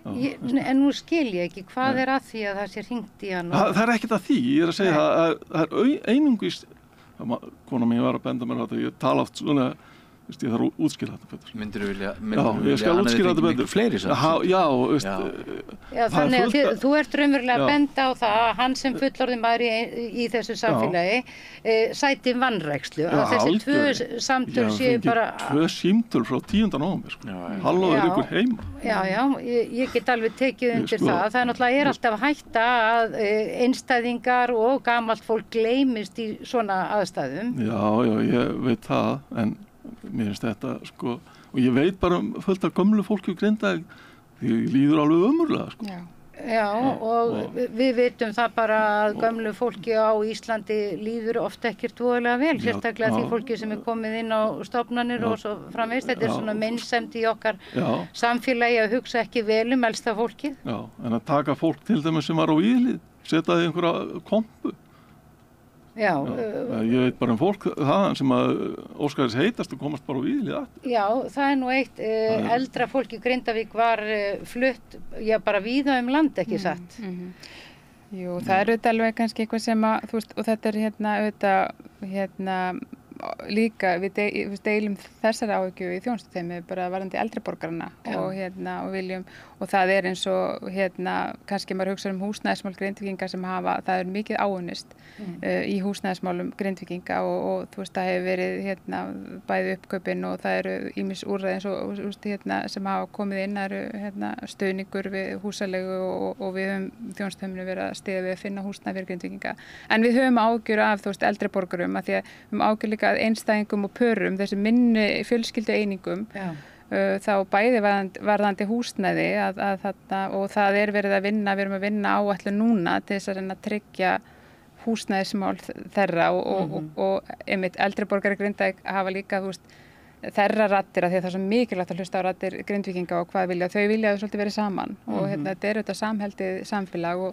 og það er auðvitað eitthvað sem við viljum sjá að við erum að vinna því núna á kortleggjarstöðuna til þess að mögulega hvort að það þurfi að kaupa einhvers konar smá hýsi, einingarhús eða eitthvað sem að við getum einhvern veginn fundið stað þar sem þau vonandi geta fengið að vera þau sem vilja sameina þau, þau vilja vera þú veist, í okkar samtölum við eldri borgara, þá vilja þau vera saman stór hluti af þeim og svo eins og þetta að varandi samtölin og símtölin að þetta er auðvitað eitthvað sem þarf að fara í og einhvern veginn að fara svolítið, hvað maður segja, að við teygjum okkur til fólksins og sérstaklega eldri borgara og ég held að segja mitt að því að yngra fólk er meira þessi, þú veist, það er bara þessi líka kynslóðamunur að þau sækja meira eftir stuðningnum. Bera sig eftir björginni og við þurfum svolítið svona, og það er það sem það er þetta, við þurfum svolítið eins og þjónustuteymið að teygja okkur út til fólksins og sérstaklega höfum talað þetta með eldri borgarna, að bara einhvern veginn að við þurfum einhvern veginn jafnvel bara að fara til þeirra, þar sem þeir eru staddir til þess að veita þjónustu. Það er líka eitthvað í félagsfræðingnum í mér sem segir mér að íbúar Grindavíkur séu kannski ólíklegri heldur en sumir aðrir hópar til þess að vilja til þess að biðja hjálp. Við vitum að þetta er sjálfstætt fólk með háar tekjur, töluvert mikið frumkvæði, nýsköpun og kraft og allt það. Er þetta ekki samt svolítið tvískipt samfélag? Það er að segja annars vegar mjög velstætt fólk og svo fólk sem er svona kannski með tekjur undir meðalagi. Já, núna veit ég það ekki. Nú er gott að hafa þau til að svara því. Það er svona svo hugmynd sem ég hef haft Grindavík. Er það vitleysa hjá mér? Ég tek undir þetta. Grindvíkingar eru óbáslega duglegt fólk. Það eru óbáslega mikil sigla í Grindvíkingum og í þessum aðstæðum þá hefur bara verið ótrúlegt að fylgjast með hvernig þau hafa einhvern veginn tæklað þessar hluti. Kannski dálítið til hörkutól. Það er hörkutól til þess að bugast ekki og En það auðvitað, samfélagið auðvitað bara eins og flest öll samfélög eru bara fjölbreytileikinn og í svona, þetta eru kringum 20-24% Grindvíkinga eru íbúar erlendum uppruna og við þurfum auðvitað líka að huga vel að þeim hópi af því að þau erfiðara með einhvern veginn að fá upplýsingarnar og það þarf auðvitað, og það auðvitað þetta fólk sem þarf og það auðvitað eins og þjónustuteymi sem núna hefur tiltölulega eins og segir nýlega hafið störf og við erum svolítið að teygja okkur til fólksins og erum með mitt í þessum tölum og orðum að hringja í þetta fólk og og við þurfum auðvitað eins og það er svo mikilvægt að teygja sér til fólksins að við sitjum ekki bara og bíðum eftir að einhvern veginn, já ef þau þurfa að hjálpa þá bara hringja þau. Það er að það sé ekki viðhorfið okkar. En það sem þú ert að lýsa, Magnús, þetta er kannski svona tvöfalt. Bæði það að kannski eldra fólk eins og í tilfelli föður þíns finnur fyrir einhvers konar vanrækslu, það er lítið haft samband, lítið spurt bara líðan hans eða hvað hann vil gera og svo framvegis og svo þegar að yfirvöld mæta á staðinn þá er það með svona kannski offorsi eða ekki nægilega mikill í nærgætni skulum við segja, þannig að þá fer þetta öfugt ofan í fólki, það er alveg skiljanlegt, það er svona einhvern misræmi þarna á milli algjört. Já, menn ég man, ég ætla að bæta við sko, það er náttúrulega búið að fara alveg hróðalega með Grindvíkinga sko og eitt núna, það er fólk sem að er búið að selja Þórköllu og var með þá von í brosti að bara leigja svo í beinu framhaldi. Það er komið snurðað á það sko. Veistu, erum við Grindvíkingar ekki búin að sko gangi í gegnum nóg sko. Býtu, nennir þú útskýra þetta aðeins betur? Já. Það er svoleiðis, fólk sem er búið að selja Þórköllu. Já. Ég var bara að tala síðast við fólk í gær sem að lótari að eru búið að fara í það gegnum það ferli. Þegar það verðist liggja á borðinu núna að það sé einhver tregða að fólk fái húsin leigð sko. Fólk ætlaði bara búa sko áfram í húsunum. Hafa bara sín húsgögn og allt inn í húsunum og bara og leigja þau og búa í Grindavík. Bíða kannski ykkur tíma núna og sjá til, kannski fram á næsta ári eða eitthvað og vera þá bara í ykkur öðru úrræði á meðan sko. Er ekki búið að reyna nóg á sko. Þetta er alveg, svona hefur þetta allt gengið. Sko ég skil þetta ennþá ekki. Þórkalla var félagið sem kaupir upp húsin og svo ætlaði fólk eftir að vera búið að selja Þórköllu samt sem áður að leigja út húsin. Nei. ætlaði að leigja húsin til að búa í þeim. Já, ég skil ég að leigja af sjálfu sér já, og til að fá að búa í þeim áfram. Já. Þetta eru þung spor, ég er bara vorkinum fullt af fólki. En nú er náttúrulega komin upp þessi óvissa aftur eins og Björn var að benda á þessi tilmælum það að það sé ótryggt að vera í bænum eins og sakir standa. Þú ert ekki hræddur við það. Steinunn Ólína, sko við eigum að vera frjálsir Íslendingar. Algjörlega, en ég vil heldur ekki að renni verði hraun, Magnús, þó ég þekki lítið. Nei, ég bjarga mig sjálfur. Ég bjarga mig alveg sjálfur. Það vona ég að þú gerir, já. Og við erum átt okkur á því, 10. nóvember voru langt flesti Grindvíkingar farnir. Fólk hugsar sig sjálf. Já. Það þurfti ekki að rýma örfáa. Nei. En Magnús, mér langar að spyrja þig út í eitt, því að þetta er það sem að sumir jarðvísindamenn nefna. Og þetta er það sem að sumir í hópi opinbera starfsmanna nefna að bursi frá því hvort þú trúir því að gos geti komið upp í sprungum innan Grindavíkur eða rétt við varnargarðana, svoleiðis eða ekki. þá hefur líka verið bent á það að það sé í rauninni búið að holufylla leiðina fyrir hraunið sem kemur upp við Sundhnúka gígaröð og nú sé leið hraunsins miklu greiðari heldur en nokkuð sem hafi verið. Það sé enga fyrirstöðu lengur, það bara spýtist áfram hraðar, veltur á þykkt þess sjálfsögðu. En þetta sé ný ógn fyrir fólkið í Grindavík, til dæmis bara ef það fer að gjósa í nótt og þú ert steinsofandi klukkan 3 í nótt þegar byrjar að gjósa. Hvað segirðu við þessu? Ég ætla bara að vitna í Þorvald sko. Þorvald Þórðarsson, eldfjallafræði. Hann nefnir það nú bara að það sé nú bara komin tíma á einhvað af þessu fólki inn á Veðurstofu fari frá tölvuskjánum sko, og fari á vettvang. Það er aðeins það er smá ágreiningur á milli jarðvísindamanna. En er þetta samt ekki sko all drjúgur hlut til dæmis vísindamanna Veðurstofunnar hefur viðrað áhyggjur af þessu. Já, sko. Blæstu bara á það? Já, ég búinn að vera sko, ég held að vera eitt gos sem kom sem var búið þegar við vorum ekki heima, sko. En í síðasta gosi þá, sko, ég ætla að segja aðan komst ekki að, sko, með það var í fyrsta skipti svona sem ég leist ekki alveg á þetta, sko. Að við fylgjumst með og þá bara fórum við, sko. Því ég hef aldrei séð, sko, hraun fara með þvílíkum látum, sko. Nei. En við, kíktum á það samt, sko. Áður en við fórum út. En sko, þetta ekki bara hrein lógik að hraunstraumur sem fer eftir landslagi sem búið að slétta og fylla upp, hann hlýtur að vera hraðari heldur en hrauntungunar eru alltaf að fara niður einhverja hólur og sprungur sem að núna eru orðnar fullar. Það ekki bara... Það versta, sko, þau þyrftu endilega að koma í heimsókn. Þegar síðasta hraun, sko, það fór út fyrir hraunni sem það komið áður og þetta... Já, það ekki almennilega þetta að útskýra þetta. Þyrftu að koma og sjá þetta. En ég held að það eina sem við vitum fyrir víst að enginn veit nákvæmlega hvernig jörðin mun haga sér.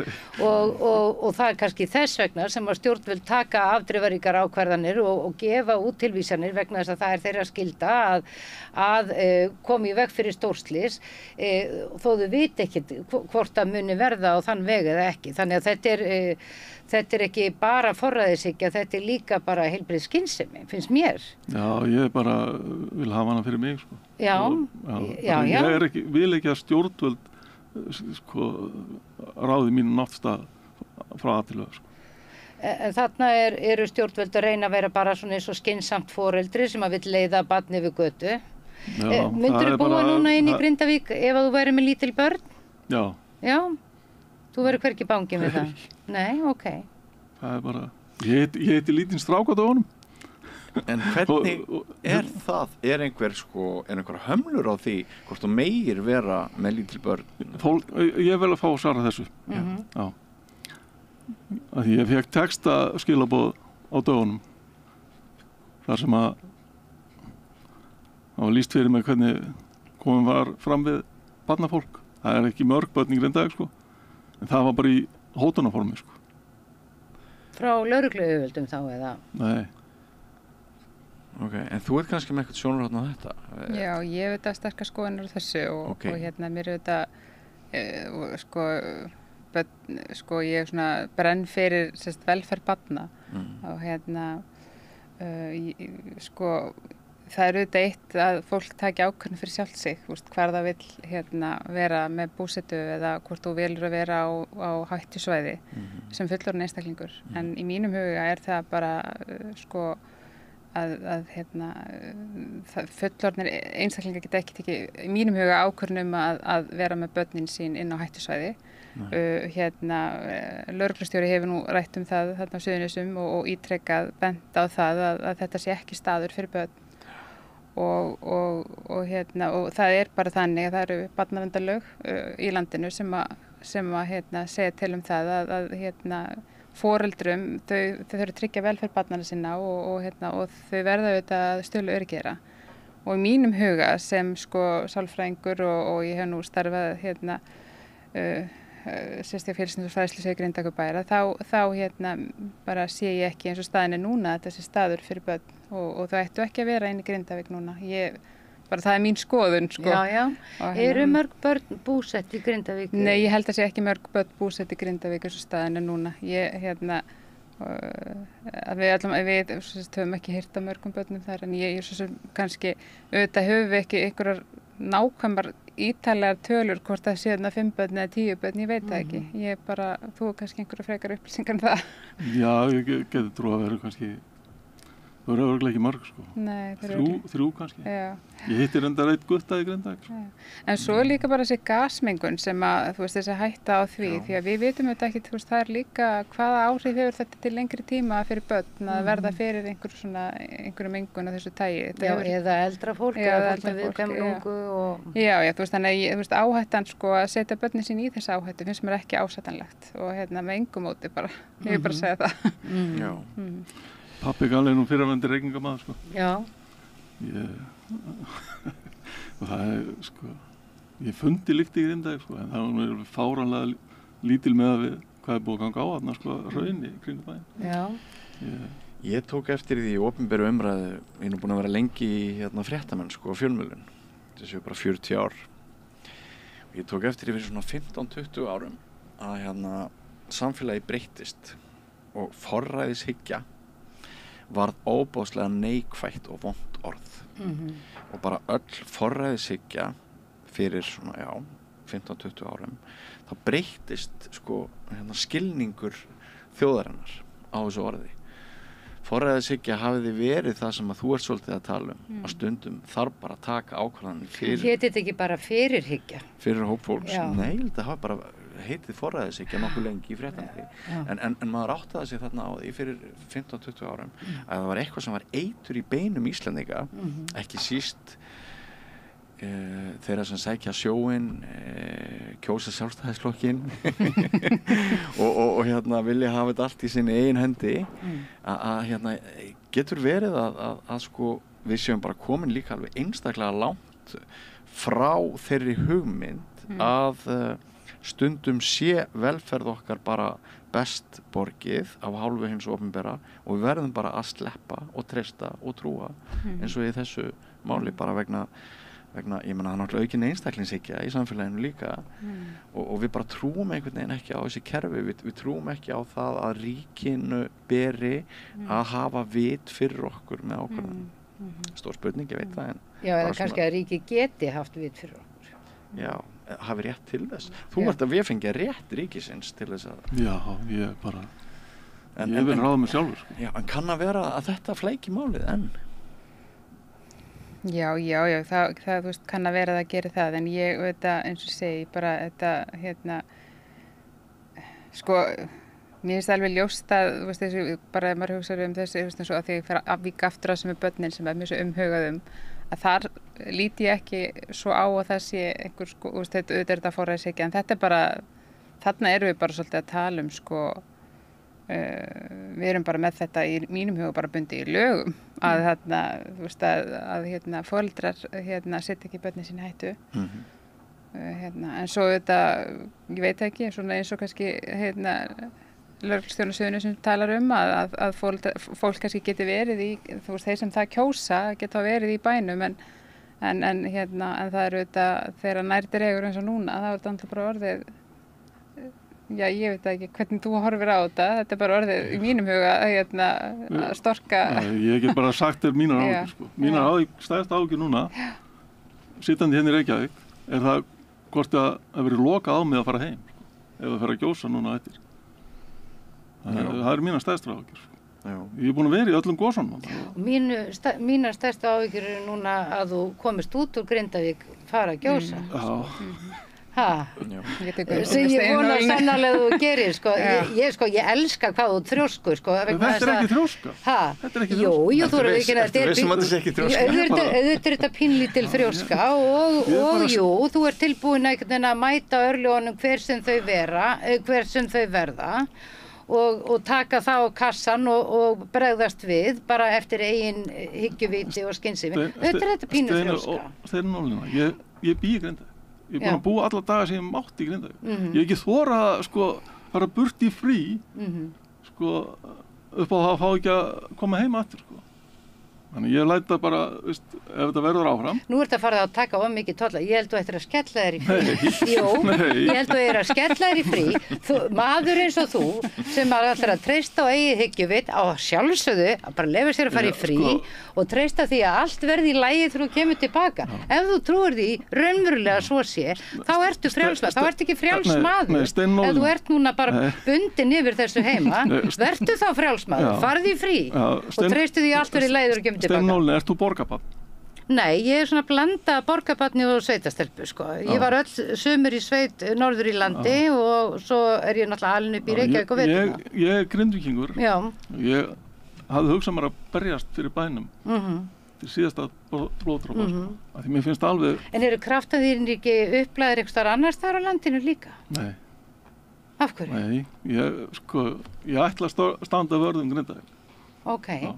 Og ég, ég ætla bara að standa vörðum Grindavík. Og mættu fleiri gera það, Þú nefndir, Magnús, áður en við settumst hér inn í þetta myndver, þá nefndir þau að sagan sem fjölmiðlar hefðu sagt af þessum viðburðum. Þú vildir meina að hún væri hlutdræg, hún væri stjórnvöldum að einhverju leyti í hag. Þú varst að nefna að blaðamenn borgaralegra miðla, þeir kannski hringja í ykkur íbúana og þú vildir meina að það væri bara haft það eftir þér sem að hentaði sögunni sem Ísland vildi segja, sem væri svo að það eru mjög alvarlegir atburðir í gangi en stjórnvöldum gengur mjög vel að glíma við þá og það ekkert að óttast og þetta gengur allt saman vel. Þú stendur við þetta? Stendur þessu skoðan? Já, bara fjölmiðlar eru bara þannig að þeir bara maður les fyrirsagnina maður les fyrirsagnina og svo ekkert innihald. Það bara svoleiðis. Það bara klikkið sem þeir vilja fá. Þess vegna sagði ég líka við aðan ég veit ekki hvernig viðskiptamódel ykkur bjóði manni svo mér í setti Vegna þess að þú ert með þvergirðingslega skoðanir. Já, bara kallaði hvað sem En það bara, ég ætla að segja það bara einu sinni það ekki hættulegt að vera í Grindavík. Það ekki búið að vera hættulegt ennþá. Þá heldur ekki hættulegt fyrir þið að fara í frí? Nei, alls ekki. Þú bláðir mig faldið þarna. Ég veit það. Ertu frjálsmaður eða ertu ekki frjálsmaður, Já, ég vil vera frjálsmaður, þess vegna vil ég berjast fyrir frelsi Grindvíkinga og við eigum ekki þurfa að fara í gegnum lokunarposta, gefandi nafn og kennitölu. Og lenda stundum Hvað munar ykkur það? Hvað gerir það ykkur að svara því til? Steinólína, þú myndir ekki nenn að vera að fara heim til þín á hverjum degi og þurfa alltaf að gefa nafn og kennitölu. Trúðu mér. Þetta er ekki persónunjósn, þetta er svo lögreglan viti hvort ég er inn í bænum eða ekki ef eitthvað kemur upp á. Þetta er fyrirhyggja, þetta er ekki að mínum mati afskiptasemi, þetta er bara, við viljum vita hverjir eru þarna. Mig munar ekkert að gefa upp kennitölu, mér er alveg samótt ykkur viti hvar ég er. Þannig hugsa ég. Ég er alveg viss það, ef þú værir í þessum aðstæðum, þá er ekki til þetta. Já, ég myndi náttúrulega eins og þú ekki þora að vera inn í Grindavík núna. Ég myndi ekki þora það. Nei, það er því þú hefur ekki verið þar. Nei, ég bara, ég er einhvern veginn, myndi meta það þannig, meða við það hvað jarðfræðingar okkar, sérfræðingar meta stöðun alvarlega. Steinólína, þú ert að fara... Ég treysti þeim betur, heldur en mínu hyggjuviti, þó ég treysti sjálfur mér oft til ótrúlegustu hluta. Steinólína, þú svolítið að fara skauðalaus út á svelli núna. Ok. Þú getur ekki með nokkru móti að vera þar sem þú ert ekki Grindvíkingur og hefur ekki búið þarna. Ég er ósammála, ég ætla að segja þér af hverju. Vegna þess að hver einasta manneskja hefur full tök á því að setja sig í spor annarra. Þó að ég sé ekki Grindvíkingur, þá get ég vel ímynda mér sem manneskja hvernig það er að vera í þínum aðstæðum. Ég sammála því, þú getur ímyndað þetta, en þú veist það ekki. Ég veit ýmislegt það, vegna þess að ég hef átt fjölskyldu, ég hef átt börn eins og þú og ég hef líka, mér langar að tala þess með fyrirhyggjuna vegna þess að ég átti börn í skóla í Kaliforníu og mér var svo sérkennilegt að hafa upplifað það í fyrsta skipti í Bandaríkjunum að setja börn í skóla og þurfa að koma með jarðskjálftakit með hverju einasta barni og ég sagði, aldrei hefur þetta verið upp á teningunum á Íslandi. og ég sagði, af hverju ekki? Og það með hverju einasta barni og 4 barna móðir þurfti að vera sko bakpoki með ljósritum á öllum skilríkjum, með þurrmat, með auka fötum, auka skóm og auka útifatnaði, öllum upplýsingum hvað ég var að segja, bólusetningar og meðöl og auka meðöl fyrir börn í þeim tilfelli sem það þátti að halda og þetta bara geymt í skólanum. Og ég hugsaði, aldrei á öllum þessum jarðskjálftasvæðum á Íslandi, af hverju hefur þetta ekki bara fyrir löngu verið inn í íslenskum skólalögum að þetta sé svona þegar hið óvænta gerist, snjóflóðið eitthvað, af hverju erum við ekki bara, af hverju er þetta ekki inn í prógramin okkar, einhver viðbragðsáætlun við snjóflóðum, eldgosum, vegna þess að ég meina við búum á landi sem sannarlega sko þar sem við glímum við brjálæðislega náttúruöfl. Þetta er mjög áhugaverð saga sem út að segja finnst mér og náttúrulega leiðir hugan að því að okkar hugsun sé meiri að bregðast við en að fyrirbyggja.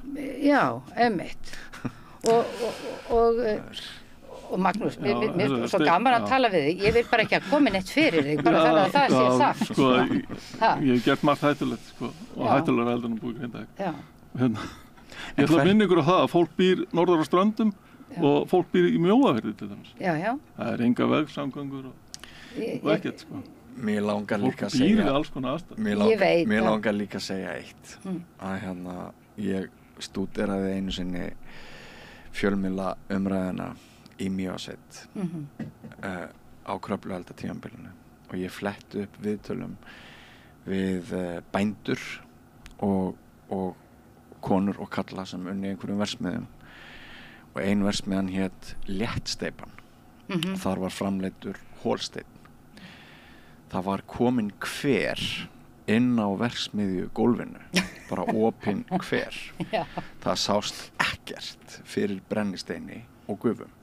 Þær voru svo hættulegar gufurnar inn í versmiðjunni í sumum hornum að fólk lognaðist út af.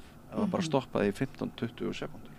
Gólfið var svo heitt að þú þurftir að hlaupa það, annars bara bráðnaði sólin í stífilinu og það komu blaðamenn frá Reykjavík og kortlögðu þessar sögur og skrifuðu bara fyrirsagnir sem bentu til þess að menn væru sturlaðir, þeir væru bara geðveikir að vera að vinna við þessar aðstæður. Svo man eftir viðtali við einn mann sem var verkstjóri í Léttsteypunni, Hallgrímur hét hann Jónasson, og það kemur blaðamaður og hann ræði við hann og spyr, hvað er það að gera hérna? Ég meina, ef það fær að gjósa núna sko, þarna hafði komið hraun upp úr borhólu einhverja 200 metra frá Léttsteypunni þar sem hún stóð. Hraun upp úr borhólu. Og hann spurði, hvað er það að pæla? Hvað er það að vinna í þessum aðstæðum? Þetta er augljóslega að þessi verksmiðja er hættulegasti staður í heimi. Þá enginn að koma nálægt henni. En þá sagði hann bara, það er allstaðar hættur hvar sem það fer. Og það minnir mér svolítið á þinn málflutning. Ég var að segja það. Mér finnst þetta svo, sko, maðurinn var augljóslega náttúrulega kominn út á einhverja ystunöf, er það ekki, í afneitun. En hann bar, ég er ekki að segja að þú sért það, en hann bar þessu bara við, það er allstaðar hættur hvar sem maður fer. Og mér finnst þetta rosalegt að skoða þessar frásagnir. Já, og þú veist, ég er ekki að segja það að maður er að gefa sér hræðsluna á valda, því þá þetta getur maður ekki lifa lífinu, skilur, það er mjög mikilvægt. Sko. Maður að finna millistigið þannig. En Magnús, ef þú þarft nú að flýja með litlum fyrirvara, þá er ég með gestaherbyggi. Og ég býð út á... Ég heyri það, við getum ekki verið... Veistu það, við gætum það víst. Þá svæfið þú ekkert, sko. Jú, ég ætla að segja þér, og ég nefnilega býð við sjóinn, þannig að þetta væri dálítið eins og þú værir áfram í Grindavík. Það er yndislegt að heyra í sjónum. Já, það er náttúrulega bara best, sko. Og ég skil þetta vel, sko. Ég byrjaði á göngutúr niður að sjó í morgun. Já. En ef að fá kannski þig, Jóhanna Lilja, forstöðumaður þessa þjónustuteymis Grindvíkinga sem að er að störfum, og kannski fá þig til þess að klára þennan þátt með okkur með því að þú svona lýsir því aðeins fyrir okkur hvaða vinna er helst framundan og svona hvað tíma þetta gæti tekið að halda fast utanum Grindvíkinga og veita þá áfallahjálp sem þarf að gera. Hvernig svona eru plön ykkar? Já. Jú, við erum auðvitað, sko, það sem við erum að vinna í núna, það er auðvitað eins og við komum aðeins inn á þann og þú veist, það er alltaf fólk sem leitar til okkur, sko, Grindvíkingar eru að hafa samband að leita til okkur vegna ýmissa mála og við erum auðvitað núna, sko, okkur hugleikið akkurat þessum tímum við okkur hugleikið að tryggja örugga búsetu Grindvíkinga, allra Grindvíkinga og það er þetta við, þú veist, það var gerð húsnæðiskönnun sem sagt, meðal Grindvíkinga sem var gerð í maí og júní og við erum að vinna úr henni þannig að við erum að gera áætlun eins og ég sagði áðan bara svona aðeins að þú veist, það er náttúrulega grunnur alls það er að vera með öruggt húsaskjól. Er enginn á vergangi sem stendur? Er enginn á vergangi sem stendur? Sko ég skrifaði frétt fyrir nokkrum mánuðum að fólk, einhver byggi hesthúsi. Já, þú veist, það er alveg fólk sem býr ennþá við unnandi aðstæður og við erum að hringja í allt þetta fólk og erum hreinlega að bjóða fram aðstoð til þess að styðja við þau í þessum málum og það eru einhverjir sem eru ennþá inn á ættingjum sínum og þetta er eins og ég kom inn á en þetta er ofta þessari minni fjölskyldureiningar, það eru einmitt, þú veist, eldri borgarar, það eru pör og einstæðingar en svo hjá teiminu að þá erum við líka að við erum við erum að setja alveg fullt afl núna í það að tryggja skólagöngu, grunnskólagöngu og leikskólagöngu barna, grindvískra barna og það að aðstofa fólk að koma börnunum í skólan því að börnur Grindvíkingar með lögheimili í Grindavík og eru kannski vilja að barnið sitt fari eru kannski komið með ákveðin stað þar sem það ætla sér að vera en eru kannski vilja að barnið sitt fari í Reykjanesbæ í skóla því að það er huga að kaupa sér kannski mögulega eign í Reykjanesbæ en samt búsett í Hafnarfirði. Þetta er mjög flókin stað einhvern veginn að finna út úr og við erum svolítið að styðja við Grindvíkinga í þessu og við, svo ég segi það nú að við vorum þessu húsnæðiskönnun, hún gefur okkur ákveðna vísbendingar að það svona meðaltalegir Grindvíkingar á síðustu mánuðum hafa þeir verið að flytja svona 4 til 6 sinnum og þá segir okkur að það er einhverjir sem eru búin að flytja 10 sinnum og börn eru búin að skipta skóla kannski 4 sinnum þannig að við þurfum einhvern veginn svolítið að það þarf að vera þessi stöðuleiki og svo er það sem er mér svo hugleiki sem sálfræðingi að það er sálrænn stuðningur og við vitum að maður skoða bara fræðina, rannsóknir og afleiðingar náttúruhamfara á líðan fólks að það er alveg 3/4 fólks sem sýnir klínísk einkenni kvíða, þunglindis, jafnvel áfallastreituröskunar í framhaldi af hamförum. Kindur undir alkóhóli. Hafðu þið ekki svolítið stuðning hvert að öðru börnin? Jú. Er það ekki svolítið mikilvægt í þessu öllu? Jú, að þau vinni saman og þau séu sett saman í að ræða þetta? Jú, og það var auðvitað þetta sem að kannski við vorum með safnskóla til að byrja með fyrir þá sem þess völdu það og ósku eftir því að þá voru börnin saman og við erum auðvitað líka núna, við vitum að Grindvíkingar eru að hópa sig saman. Þeir eru svolítið að þau eru að flytja á ákveðna staði svolítið saman og börnin eru að fara og við erum að fá beiðnir til okkar sem fólk er að biðja með Gunna og vinkonuna Sigga, þær eru bara Reykjanesbæ, þær vilja fara þennan skóla, getið þið hjálpað okkur þó svo þær búi ekki í sama hverju skóla. Það er auðvitað mjög mikilvægt og svona jafningjastuðningur. Og við erum auðvitað að skoða það líka. Það er þessi samheldni og það eru þessi jafningjastuðningur og eins og ég tala bara eins og með Grindvíkinga, eins og þú komst inn á einu upphafi. Það er einmitt þetta að tala hlutina, að ræða hvernig í hverju þú hefur lent og tala við börnin sín. Við erum komin frá því að vera með þess að láta eins og það sé ekki gerast. Já, láta eins og börn séu best gemt í bakherbergju. En svo langar mér samt að segja með það að svo geta Grindvíkingar, við erum að leggja upp með bara þeir geta bara haft samband við þjónustuteimi, geta pantað sér bara viðtal hjá einhverjum ráðgjafa hjá okkur og við reynum bara einhvern veginn að finna út úr því hvað myndi það taka stuttan tíma fyrir mig sem einstaklingar hringja í þig og ykkur og segja að mér líður mjög illa út af þessum viðbröðum, væru komið manneskju til að tala við minn og tvekja vegna? Já, við erum að leggja upp með það, Við erum bara búin að gera samninga við sérfræðinga sem sérhæfa sig í að vinna úr áföllum fólks, með fólki sem hefur lent í áföllum og við erum með bara alveg marga sérfræðinga okkar snærum, þannig við svolítið, við bara tökum við að fólk hafi samband og tengjum við sérfræðinga. En hvar eru þið aðalega? Sko, af því að ég heyrði það alltaf að sveitarfélagin eins og Ölfus, allmargir væri að fara þangað. Við vitum náttúrulega að það talaði Grindavíkur áhrifin í því að ýta upp fasteignaverði á höfuðborgarsvæðinu.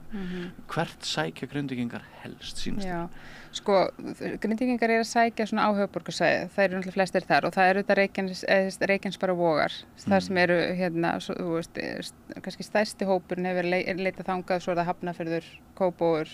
Og það eru kannski en samt færri þarna í Árborg og Selfossi en það er tölvöld margir sem hafa sótt í Þorlákshöfn. Já, samkvæmt nýjum tölum þá eru sko 45% af þeim sem hafa flutt leiguheimili skráð á höfuðborgarsvæðinu, 39% á Suðurnesjum og 10% á Suðurlandi. Þannig þetta er svona alveg hérna, þetta þú veist, Grindvíkingar er ekkert fara langt frá Grindavík sko. Nei, það er ættjarðarást. Heyrðu, ég verð að spyrja Magnús eina lokum. Ok, ef við erum í spennumynd, við erum að leika í spennumynd ég og þú, og þú ert ekki búin að selja húsið þitt, þú átt húsið þitt. Nú gerist hið agalegasta, þið þurfið að yfirgefa með hraði og við skulum gefa okkur það að þið bara komist í burtu frá bænum. Húsið ykkar fer undir hraun, segjum sem svo, búum þið til þá sviðsmynd. Hvar standið þið lagalega ef það gerist? Ef að þið hafið ekki þegið neitt af þeim úrræðum, kannski misgóðu úrræðum sem í boði, ef þið hafið ekki þegið neitt af þeim úrræðum með að selja eign eða svona, hvar standið þið ef það versta gerist? Við myndum standa illa því við vorum nýbúin að byggja við húsið, taka allt í gegn. Ættu þið rétt á einhverju? Já, við ættum þá rétt á sko brunabótamati sem var fyrir 10. nóvember. Já. Það er sem er náttúrulega galið, algjört bull sko. En það væri staðan, ef að þið versta gerist. Já. Samt á í húsum mitt í Grindavík. Já, ég skil. Já, einmitt. Heyrðu, þetta er búið að vera frábært að tala við ykkur bæði. Já, ég vil fá að þakka ykkur fyrir að þó ég sé erfiður, kannski sko við ykkur að... Mér finnst þú ekki vitund erfiður, mér finnst þú bara áhugaverður, sko. Og hérna, en ég finn bara svo til með Grindavík og Grindvíkingur, sko, að vera í þessari stöðu og stjórnvöld skulu ennþá búlast á okkur, sko. Alveg með ólíkindum. Það er líka svolítið með Grindavík finnst mér eins og stríðið í Úkraínu og aðra stóra atburði. Að þetta er hver einasta forsíðu frétt. Fyrstu dagana, fyrstu vikurnar, einhverja mánuði, svo bara þið eru svolítið að hverfa af fólkið sem stór mál og ég held að það sé okkar samfélagi mjög mikilvægt að snúa af þeirri leið ef hagsmunir Grindvíkinga og þetta hrikalega stóra verkefni ef það einhvern veginn bara liggur í láginni. Ég tek undir það sem að þú segir, mér finnst alveg frábært að hitta ykkur og spjalla við ykkur að heyra ykkar sjónarmið og ég held við verðum að vera bara dugleg að halda áfram og hérna, minn dettur í það væri gaman að fá inn fólk, kennara og fólk sem er að vinna með börnum, þetta er einhvern veginn svo kjöru tækifæri núna til þess að koma þessu inn í samfélagsfræðsluna, jarðfræði, eldgos, náttúruhamfari og bara í svona náttúrukennslu og líka svona skapa meðvitund barna það á hvers konar landi við búum og akkurat svona byggja upp svona samhygð með þú veist, fólki í samfélaginu því ég held að við þurfum svona aukinni samkennd að halda og það væri sniðugt að reyna að koma þessu einhvern veginn svona inn í þú veist, ekki bara æsir fréttirnar heldur líka hvernig getum við unnið með þetta og einhvern jákvæðan hátt og lært eitthvað að þessu og undirbúið okkur til framtíðar því að hér leikur allt og reiðir skjálfi eins og þar stendur sko. Vonandi tókst okkur einmitt að fara undir yfirborða æsi fréttamennskunar í þessu spjalli og ég vil nú bara líka lýsa sérstaklega ánægja minni með það að frumrun okkar hér saman í sjónvarpi. Veistu það, Björn, þetta bara gekk betur en áhorðist. Ég veit ekki hvort að þú veist svona fyrir því sko. Þetta gekk ljómandi vel, bara takk fyrir samverun og takk bæði tvö innilega fyrir komuna. Já, Magnús Gunnarsson, Trillukarl og Jóhanna Lilja, forstöðumaður þjónustuteymis Grindvíkinga, svo maður afkynni ykkur fyrir útvarpshlustendur. Já, og ég vil bara segja sko, megi allt fara á besta veg. Tekundi það. Takk fyrir. Allt það besta er ókeypis. Knúsaðu vini þína. Samstöðin þar sem manneskjurnar koma saman. Við erum í útvarpinu á FM 89,1.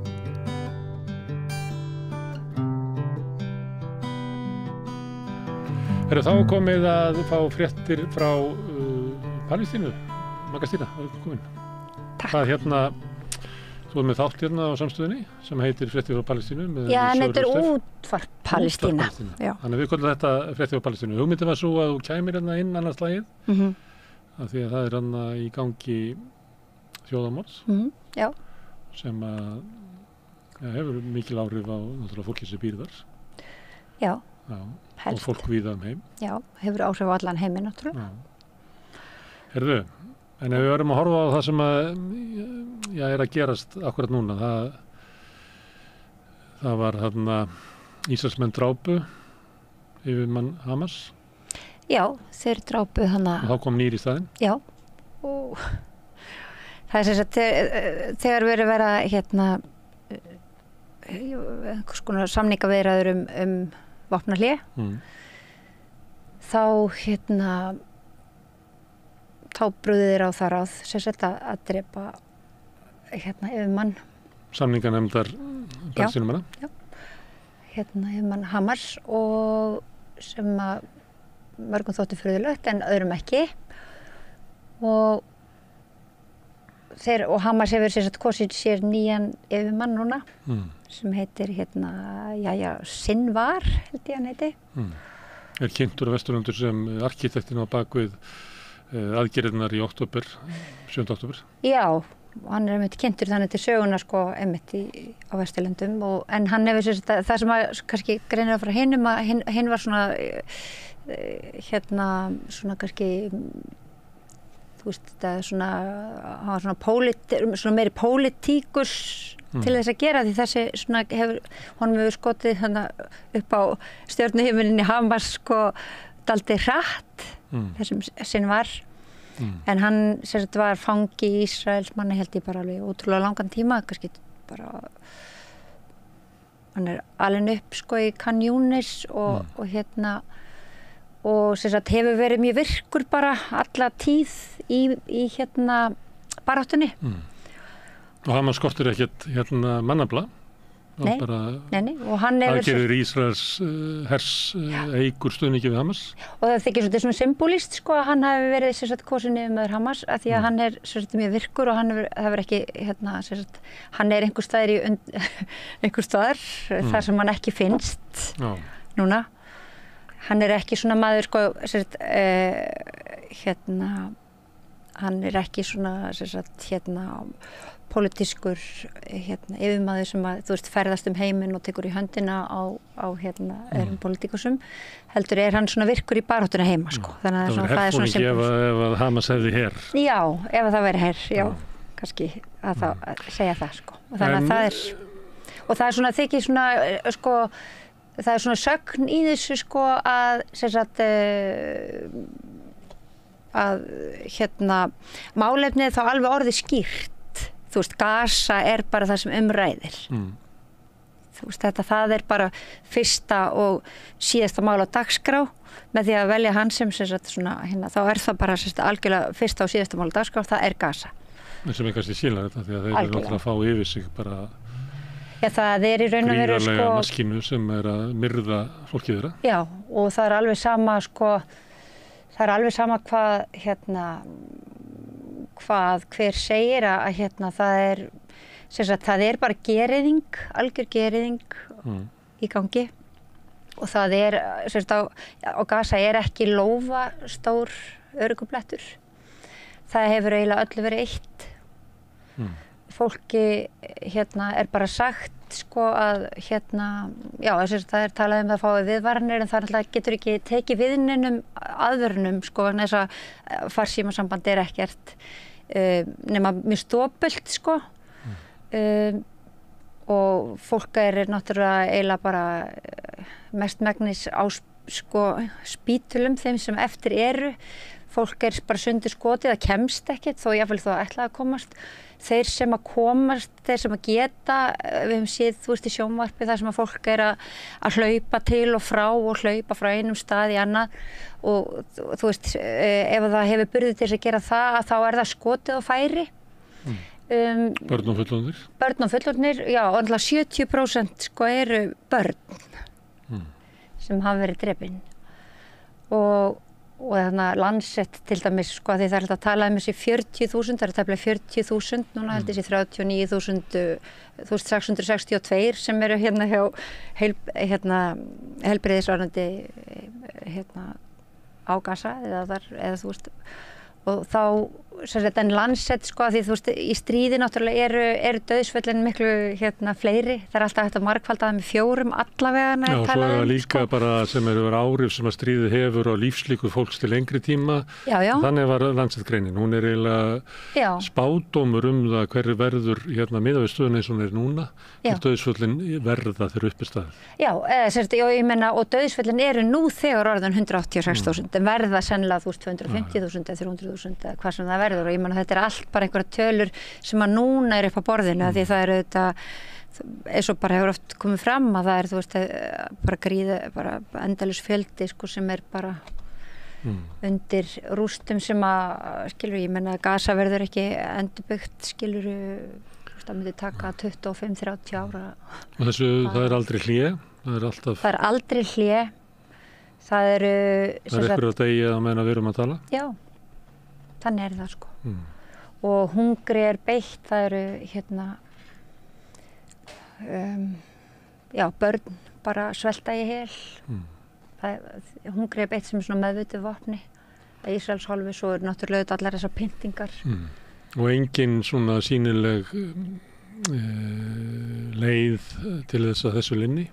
Nei, á meðan náttúrulega sko meðan Ísraels her er fjármagnaður og Ísrael fær alla þessa peninga til þess að reka þetta þjóðarmorð að þá er ekkert stopp og það var Antony Blinken kom nú fram og hvatti til hann er alltaf hvetið til svona hógverðar í þessu sem er mjög sérstakt að þeir dæla sko peningum til Ísrael í málmaskinuna en láta svo eins og vildu að menn myndu drepa kannski færri eða já, svona að fólk haldi það sér höndum sko í drápsvélinni sko á meðan þeir fjármagnana en hún hefur ekkert slegið af þessi drápsmaskina, hún heldur bara áfram og mun halda áfram bara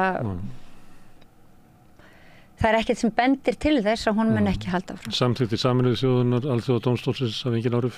Nei, það er það hefur verið allavega gert það lítið úr alþjóðastofnunum að það er í raun og veru ekkert sem virðist vera hægt að gera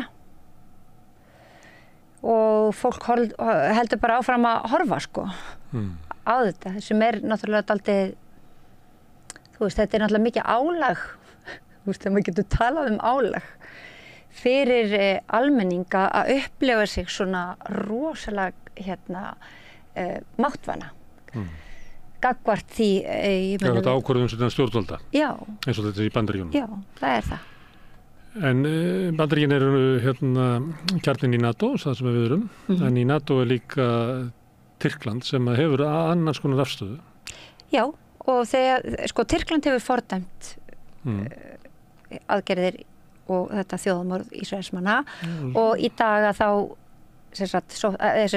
kom frétt það þeir hefðu sótt að fá að vera aðili að málsókn Suður-Afríku fyrir Alþjóðadómstólnum og til þess að svona styrkja og það mun styrkja málsóknina og þetta er auðvitað alltaf ekki svona bara spurningum hvort að alþjóðasamfélagið tekur við sér og þeir hvetja núna alþjóðasamfélagið hvað er það? Alþjóðasamfélagið eru líka aðra þjóðir NATO í aðra ríkisstjórnir en ég meina það maður veit að þetta stundum svona frjálslega nota stundum er þetta nú bara eiginlega Bandaríkin og vinið þeirra sem eru alþjóðasamfélagið það er eftir því svona já en ég hugsa þessi ekkert síður ég hugsa þeir bara reyna að höfða til allra í þessu máli en af því að þetta eru þessar þjóðir og þessi yfirvaldið í ég meina Evrópusambandið stendur með Ísrael ef við frá eru talin kannski Spánn og Írland þá í raun og veru heyrist ekkert og gerist ekkert annað heldur bara áframhaldandi stuðningur það er alveg sama hvað það er og þetta er það sem við erum að upplifa held ég sé svona kannski já, sem sagt, almenningur upplifir sig sko algjörlega ráðþrota og magvana. Þannig já, þetta svona kannski svona... En stundum hefur verið sagt að þetta mál, þetta ástand svona hafi áhrif á afstöðu, margir sem rísa upp og mótmæla og það er hér á landi út allan heim, stundum það bannað og þetta svolítið mismunandi eftir löndum, að áhrifin séu svipuð og í Víetnamstríðinu sem að svona lögmæti stjórnvalda urðu fyrir áfalli að til dæmis, sem horfið frá sjónarhóli Bandaríkjamanna að það voru stjórnvöld okkar voru að heyja eitthvað tilgangslaust stríð út í hundsrassi og fórna Bandaríkjamönnum og myrða saklaust fólk sem að okkur kom bara ekkert við og þá verður svona bylgja það sem að stjórnvöld svona missa lögmæti sitt. Fólk efast bara heilbrigði stjórnvalda. Það er vel sannarlega gerst líka í þessu tilfelli. Já, en finnst þess að maður heyrt svona meira svona dæmum þetta fyrir svona 2 mánuðum og 3 mánuðum og kannski það bara þegar sumar og... Já, sko það er svona, ég held að sem sagt að þetta sko var það náttúrulega alveg ótrúlega bylgja náttúrulega aðal í Bandaríkjunum í sambandi við svona mótmælendur og því allir sem sagt háskólanemar risu upp og það sem þótti sérstætt kannski það var að þeir einmitt að því Bandaríkjamenn ekki að taka beinan þátt sem sagt það sendi ekki herlið það er að vísu eru Bandaríkjamenn sko sérst á on the ground sko líkpókarnir ekki að koma tilbaka í flugi eins og var frá Víetnam. Nei. Þannig að það svona vakti athygli að háskólanemar sem sagt að það væri bara fólk bara milljónum manna að berjast fyrir réttindum palestínumanna og frelsi palestínumanna því að það er einhvern veginn óþekkt sko að það sé ekki svona beinn þessi beini Því hefur verið mætt að hörku, það hefur verið hótað að taka tilbaka styrki og fjárveitinga til háskólanema, það eru bara banni skilgreini það að stuðningu við Palestínu sé gyðingahatur sé bannað. Já, það kostaði til og það hefur líka vakið mikla athygli að einmitt þetta fólk sem að til dæmis átt að útskrifast í síðasta núna í vor sko það bara hafnaði útskriftinni sinni tók þann séns bara að þeirra svona þetta, og ég held að það kannski segir kannski líka mikið þú veist, að gildismatið er að breytast alltaf mikið, sko. Þú veist, eins og bandarískt samfélagi rekið bara endalaust áfram að, sko, af svona þessum kapitalisma og karrierisma og öllu þessu og ungt fólk er að hafna því og það leggur bara sinn karriera við því. Svipað og gerðist á 7. áratugnum. Já. En þá var því líka mætt með mikil hörku að Ronald Reagan, ríkisstjóri í Kaliforníu, sigaði þjóðvarliðin á hippana í San Francisco og við þekkjum myndir af þessu, við nú eru að fara að verða landsfundur demokrata og landsfundur demokrata var ekki 68 þar sem að lögga fór og barði bara mótmælendur. Jú. Þannig að þessi sama harka er líka núna. Þannig að ég held að er það ekki þannig að það sé ykkur í Bandaríkjum sem telja að ég bara mæta þessum mótmælum og þessar andstöðu bara með hörku. Jú, já. Það eru bara bæði republikanar og líka demokratar.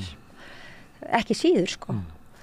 Þó kannski demokratar hafi það svona, sá flokkur virðist, sko, innihalda kannski einhverja sem að svona taka einhvers konar aðra afstöðu, að þá er það svona í svona meginatriðum er það bara sama sagan, sko. Og þetta er ekkert bara í Bandaríkjunum heldur, bara hefur þessi svona fasismi, ef maður vil kalla það svo, að hann hefur náttúrulega bara breiðst út eins og eldur í sinu og ég meina við sjáum til dæmis í Þýskalandi að það er alveg ótrúlegu fasismi þar í gangi og lögregluofbeldi er sko gríðarlegt og þetta smitast hinga líka og þetta er ekki enginn eilandi þessu sko, frekar en öðru. Þetta breiðist út allt. Ég gekk frá Hallgrímskirkju niður á Austurvöll á laugardaginn, ekki? Já. Og það var til þess að mótmæla barnamorðum. Já. og fólk mætti þarna með barnavagna og gekk í þögn sem ekki alltaf í þessum göngum. Nei. Ég tók eftir svona að því að bærinn fullur af túristum. Já. Þá tók ég eftir í núna sem ég hefði ekki tekið eftir áður svona einhver svona óvild vegfarenda. Ég veit ekki hvað þú tókst eftir þessu. Já, ég heyrði af því, sko. Já. Og það hefur svona verið annars slægið, sko. Þá og í þessu tilfelli þá gerðist það var sem sagt einhver sem að hendi fúkyrðum að göngunni og honum var svarað og viðkomandi kastaði grjóti, stóran grjót nöllungi inn í gönguna. Þarna áttar maður sig á því að það er fólk þarna sem er að ganga, sem er að mótmæla barnamorðum og þjóðamorði sem alþjóða dómstóllinn telur vera mikla líkur á að sé þjóðamorði í gangi. Það er að mótmæla því og krefist þess að ykkur aðgerði gerða til þess að stoppa það. Ég samkvæmt alþjóðalögum að þá ber öllum ríkjum að gera allt sem að þeirra valdi stendur til þess að stoppa þjóðamorð en alþjóðastofnanir skilgreina það sé bara öllu líkindum þjóðamorðana, man ekki alveg hvernig orðalagi er. En þá áttar maður sá því að sumir vegfarendur horfa á bara fánan, palestíska fánan eða klútin eða eitthvað slíkt sem stuðning við hryðjuverk og morð. Og þetta er bara hópur sem horfir bara á sömu tákmyndirnar, hann les bara þveröfuga niðurstöðu. Þetta er sérstakt, sko, því að sko, ef við förum bara svona út í einhverja tölfræði með þetta, þá er talið held ég að þessi ykkur 1200 og eitthvað sem hafi verið drepin í 7. október. 100 sinnum fleiri núna að lágmarki. Og þannig að þá maður velti fyrir sér sko hvernig svona fólk svona lítur á þann samanburð sko. Þú veist en ég held að einhvern veginn að manni færi kannski svona að gruna þú veist að staðreyndir sé kannski ekki endilega kannski það sem fólk er að leita eftir. Heldur sé sko sá áráður sem rekin er og af viðkomandi þjóð, til dæmis Ísrael og Bandaríkjunum og valdhöfum í þessum löndum sem vilja styðja hvert annað að það vegi meira sko. Nema þetta sé þannig að markmiðið sé bara að útrýma fólkinu eins og gerist í þjóðamorði. Að þá er þetta ekki spurning hefnd að við drepum einn fyrir hvert sem að þið drapuð eða 7 sinnum fleiri eða 7 sinnum 77 sinnum fleiri eins og segir í biblíunni. Já. Heldur sé þetta bara markmið raunverulega eins og Netanyahu hefur sagt að ganga milli báls og höfuðs á Hamas sem að þýðir það að þú þarft eiginlega að eyða öllu fólki sem býr þarna. Já, og gera sem sagt Gaza óbyggilegt og eins og hann orðaði það sko. Og það kannski, og þá kannski erum við farin að sko nálgast kannski svona, hvað segir maður, innsta kjarna hugafarsins sem er þá svona hvít yfirbyrðahyggja og rasismi. Sekur, ef þú ert palestínumaður og býrð á Gaza þá ertu sekur. Já, í raun og veru og bara svona þessir, sekur og réttræpur og börnin líka, sem sagt, það eru bara ekki bara Hamasliðar heldur sem sagt öll þessi þjóð, palestínska þjóð og sem sagt og þetta er ekki þetta kannski það er erfitt allavega að sjá þessi annað heldur en rasismi sem að þarna ræður ríkjum sko. Og þá erum við kannski komin að einsta kjarnanum sko. Að þú veist við erum kannski að fara að skoða það eitthvað. Ég meina, akkur að við andmælum þess ekki meira að það sé? Já, svona, ég veldi fyrir mig að ég held að kannski að ég sé ekki svona einum að upplifa svolítið svona mikla svona forundran hvað mitt svona eigi samfélag varðar. Einmitt þegar voru að tala að fólk svona veitist að göngu það sem verið er að mótmæla barnamorðum. Ég tók eftir 3 tilfellum, það voru allt túristar. Þetta voru allt túristar, já. Og ég svona með upplýðið að þetta væri Amerikanar sem væri að koma hérna með sín viðhorf. Já, En það hefur náttúrulega, sko, einmitt, það hefur fólk veist að... Já, Íslandingar, ég tekið líka eftir þessu að það er hópur á Íslandi sem sér bara í fánanum. Já, einhverja ógn. Já, bara, já. Að meðan að kannski þú sérð frelsisbaráttu kúara þjóðar, að þá sjá aðrir viðurkenningu á einhverju, að sé Já, svona veltaði fyrir sér, sko, akkur þetta stafar, sko. Hvort að upplýsingar einhvern veginn liggja ekki á lausu, en ég meina þær liggja algjörlega á lausu og svona hvaða afstöðu fólk tekur. Ég meina, ef upplýsingin er svo að sá sem ef þú ert fæddur Palestínumaður á Gaza, þá ertu sekur og réttræpur. Já, það er erfitt fyrir maður sko, ég þarf ekki að fara til þriðaríkisins til þess að þegar það gerist að þú býrð eitthvað staðar og allt inn ertu bara réttlaus og réttræpur. Þetta gerðist bara í Júgóslavíu að ef þú var Bosníumaður og bjóst Serbíumegin að þá skyndilega varstu í óvinalandi, hafður engin réttindi, enga mannvirðingu, varstu raunverulega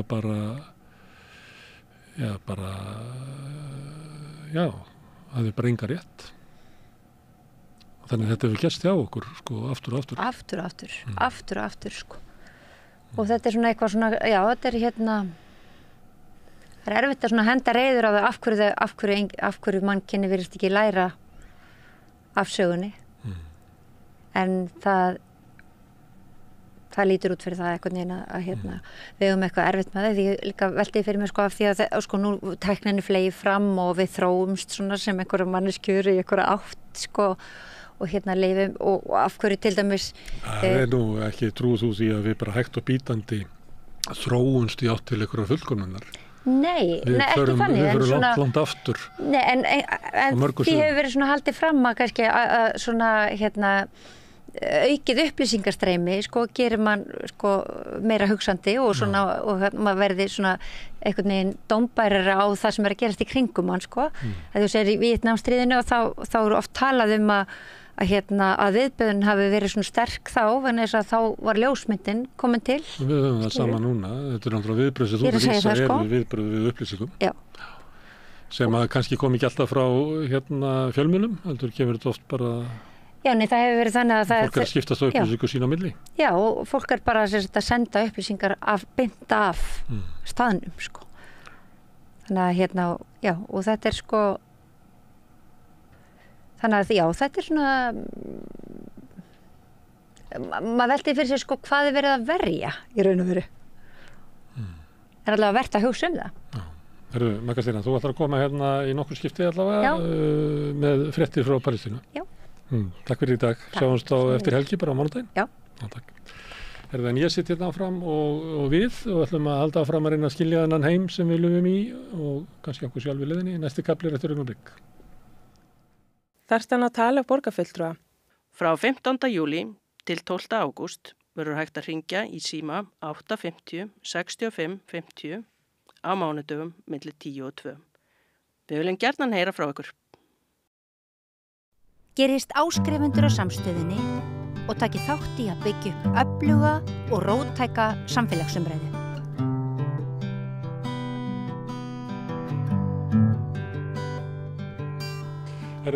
Þegar að tjöldin voru að fjúka í Herjólfsdal fyrir helgi að þá fjallu hlutabréfamarkaðir út allan heim og við ætlum að reyna að skilja hvaða áhrif það hefur á okkur sem að eigum engin hlutabréf. Hingað komin Ásgeir Brynjar Torfason til okkar Steinunn Ólínu.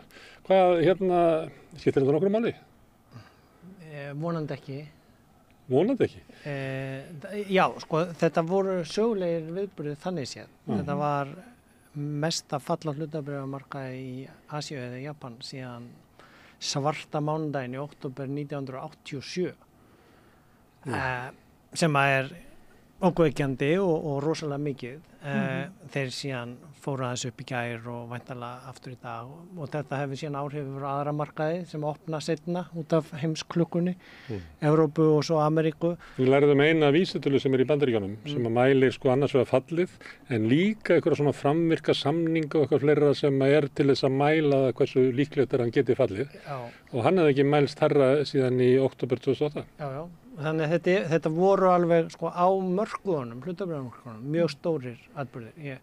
Ég reyndar sendi nú línu inn á fréttamannin á RÚV sem kallaði þetta kreppu, vegna hættu á yfirvofandi kreppu í morgunfréttunum á mánudaginn, af því að þetta er kallað recession, sko risk of recession sem Þú að útskýrða fyrir Steinunni, hún er sérstakur fulltrúi þeirra sem vilja fá útskýringar á því hvað ég er sérstakur fulltrúi þeirra sem skilja þetta Já, ekki, sko. og sko kreppa er depression og það er mjög alvarlegt, það eru tilreyndar mismunandi skilgreiningar á hvenar efnahagssamdráttur er orðin það mikill að það ég kalla hann kreppu. Í þessu tilfelli sko var þetta sko markaðinu voru að fríka út og þeir fjallu og mestafall lengi. Sem er ekki sérstök tíðindi vegna þess að markaðurinn er taugaveiklaður fáiði. Já, og ég viðbúti það ef þú skoðar þó þetta sé mestafall síðan 87 að þá fjallan 12% en það í raun og veru strókaði út hækkunina síðan áramót. Þannig að tapið var nú ekki meira en svo að við erum komin aftur á bara janúar og svo er hann fann að fara. Og þetta við Ameríku eða Japan, þetta var alltaf ekki við Íslandi. Ísland hefur verið að síga niður í nokkur misseri. Já, þetta var japanski markaðurinn þarna og síðan var minna falla í Ameríku. Þar er hins vegar sko voru tæknifyrirtæki, þau eru kölluð Magnificent Seven, hinn frábæru 7 fyrirtæki sem eru nú sko, þekkt á flestum heimilum hér á landi. Það er Amazon, Apple, nú er ekki víst í munið þetta alveg, það er eitt en Alfa sem á Google. Og Meta sem á Facebook. Sem á Facebook og allt það. Microsoft. Og síðan er það Nvidia sem gerir örgjörfana og Tesla. Þetta eru þessi 7 tæknifyrirtæki sem að voru orðin held ég það bil helmingurinn að virði hlutabréfamarkaðins í Ameríku sem er þó með 1000 fyrirtæki, ekki eins og okkar. Helmingsráðandi. Já, og þau eru búin að vera að hækka mjög mikið, mörg þeirra út af AI gervigreindarbólunni eða svona væntingunum hvað hún verði mikið og það myndum við gamaldags eða raunhagkerfismenninni segja sé eðlileg einhvers konar leiðrétting. Hún fer aðeins svo mikið upp þegar allir halda að þegar nýja brumið er í gangi. Hver er þessi við? Er það svona þeir sem eru þar síðustu innbyltingar menn einhverjir? Sem að telja þetta vera Apple sem bara bóla. Ég var í mastersnámi, í MBA-námi í 2000-2001. Þá var svona IT-bóla, tæknibóla sem að allir ætlaði að vinna hjá Enron þegar ég var að byrja í náminu og svo var Enron fara á hausinn þegar við útskrifuðumst. En þú varst að tala depression, þar að segja kreppu og svo recession sem einhvers konar samdráttar. Efnahagssamdráttur, og það var í raun og veru einhver hræðsla við það og þá tengist þetta eru nokkrir hreyfanlegir þættir. Það er markaðurinn sem er að verðleggja hlutabréfin og fyrirtækin sem eru á markaði. Hann fer ómikið upp og þarf þá að fara hans niður til að minnka verða. Þá er einhverju sem tapa eða einhverju lífeyrissjóði sem virði minnkar. Hann ofmetur alltaf, hann ofmetur uppsveifluna og hann ofmetur miðursveifluna, hann er taugaveiklaður og bregst alltaf ýkt við öllu. Og það verður ekki að kreppu efnahagssamdrætti nema það fari að spillover sem skvettast yfir í raunhagkerfi. Það sem er verið að búa til kaffibollan eða pizzuna eða framleiða bílinn sem að Tesla gerir. En það voru tölur aukið atvinnuleysi sem kom sem voru aðeins meir en og það voru þær sem olluðu þessu, það ekki? Nei, það voru hluti af skýringunni. Hluti af því var að japanski Seðlabankinn var búin að gera mestu hækkun á stýrivöxtunum sínum síðan 2008 þannig að og það er mjög mikil óró í Kína á efnahagssviðinu sem að kínverska stjórnin er að stýra og reyna að dempa. Það verði ekki bóla sem springi á húsnæðismarkaðnum og sveitarfélög sem eru nú í Kína á starfið svona bara stór lönd hér í okkar heimshluta sem að voru búin að vera að byggja upp húsnæði og selja land og fjárfesta í skólum og vegum sem að voru komin í ofurskuldsetning og þurftu að losna við. Þannig að það er annars konar. Það er búin að vera að tala um það í 4-5 ár. Já, og þeir eru búin að vera, þeir geta stilt að öðruvísi en þannig að það var kannski svona ofmat hjá Ríkisútvarpinu að kalla þetta kreppu og... Já. Það er bara ránt því að kreppa þú þarft að vera með samdrátt í 2 eða 3 ársfjórðunga til þess að megi kalla það kreppu. Já. En ég held að meginþorri fólks, ég veit ekki, ég get að segja allavega fyrir mig svona markaðsfréttir, það er svona fara svona fyrir ofangarð og neðan hjá mér af því ég skil ekki almennilega hvernig þetta hefur áhrif á okkur svona í samfélaginu, en við skiljum orðið kreppa. En má ég aðeins koma að þessu, vegna þess að nú eru ólympíuleikarnir og það er fjöldi fólk sem hefur sett sig inn í leikreglurnar í skotfimi með loftbyssum af 25 metra færi. Ég meina það er ekkert svo flókið að setja sig inn í efnarsmál, ef að fólki ræður við það. Ég meina þessna erum við með Ásgeiri hér og þessna erum við með Bjánan mig til þess að spyrja spurningarnar sem að kannski margir vilja vita. Já, og þá einmitt, til að reyna að klára að skýra það. Alltaf þegar það er sagt markaðurinn, þú veist, þá bara ég veit ekki hvað ég á að sjá fyrir mér. Nei, sjáðu fyrir þið marka bara torg í einhverju gamalli evrópskri borg þar sem bændunni koma með vörurnar sínar og bakarinn og fólkið í bænum eða borgarhlutanum koma og kaupa sér ferska grænmetis, ávexti, kannski slátrarinn hana líka og þú veist, það er í raun og veru markaður á torgi.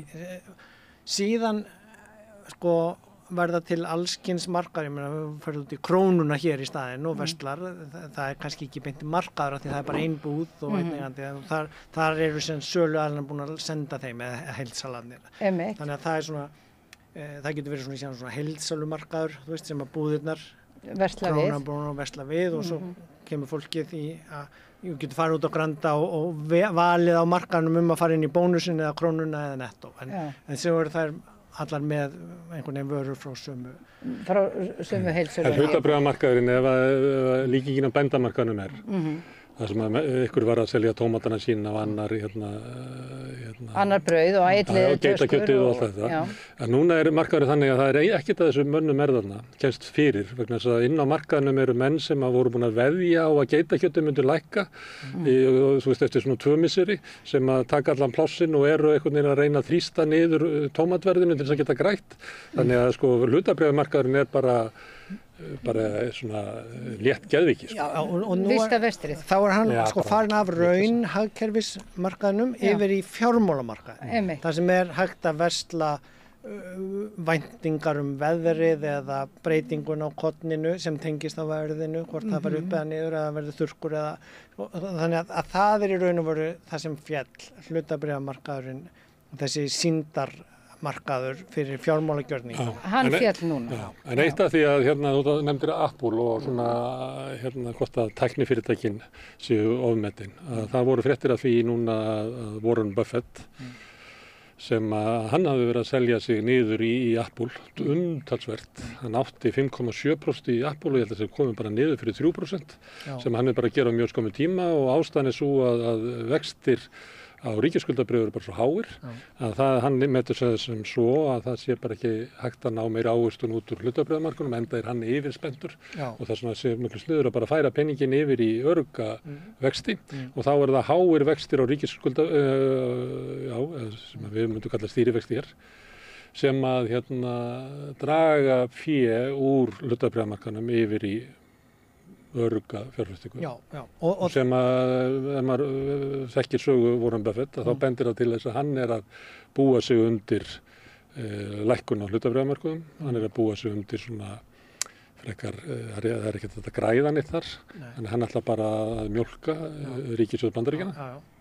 Og þarna kemur þá til að útskýra að hluti af skýringunni var aðgerðir Seðlabankans í bæði Japan og síðan væntingar hvað bandaríski Seðlabanki muni gera í vöxtunum sem þeir setja sem annars vegar vextir á peningana sem bankarnir geyma inn í Seðlabankanum, þar að segja hvað peningarnir kosta fyrir bankana og síðan hvað peningarnir kosta fyrir ríkissjóð, því að Seðlabankarnir eru banki ríkissjóðs, þannig að hvað kostar fyrir ríkissjóð að fá láni þegar Seðlabankarnir eru að hækka vextina, að þá það dýrara fyrir ríkissjóðan að fá lánað, sem að gera það að svona ríkir sjóðir eða gaurar setja peningin jável þar og fá ávöxtun frekar en að setja það í væntingar að Apple eða Tesla eða einhverjir hækki og þá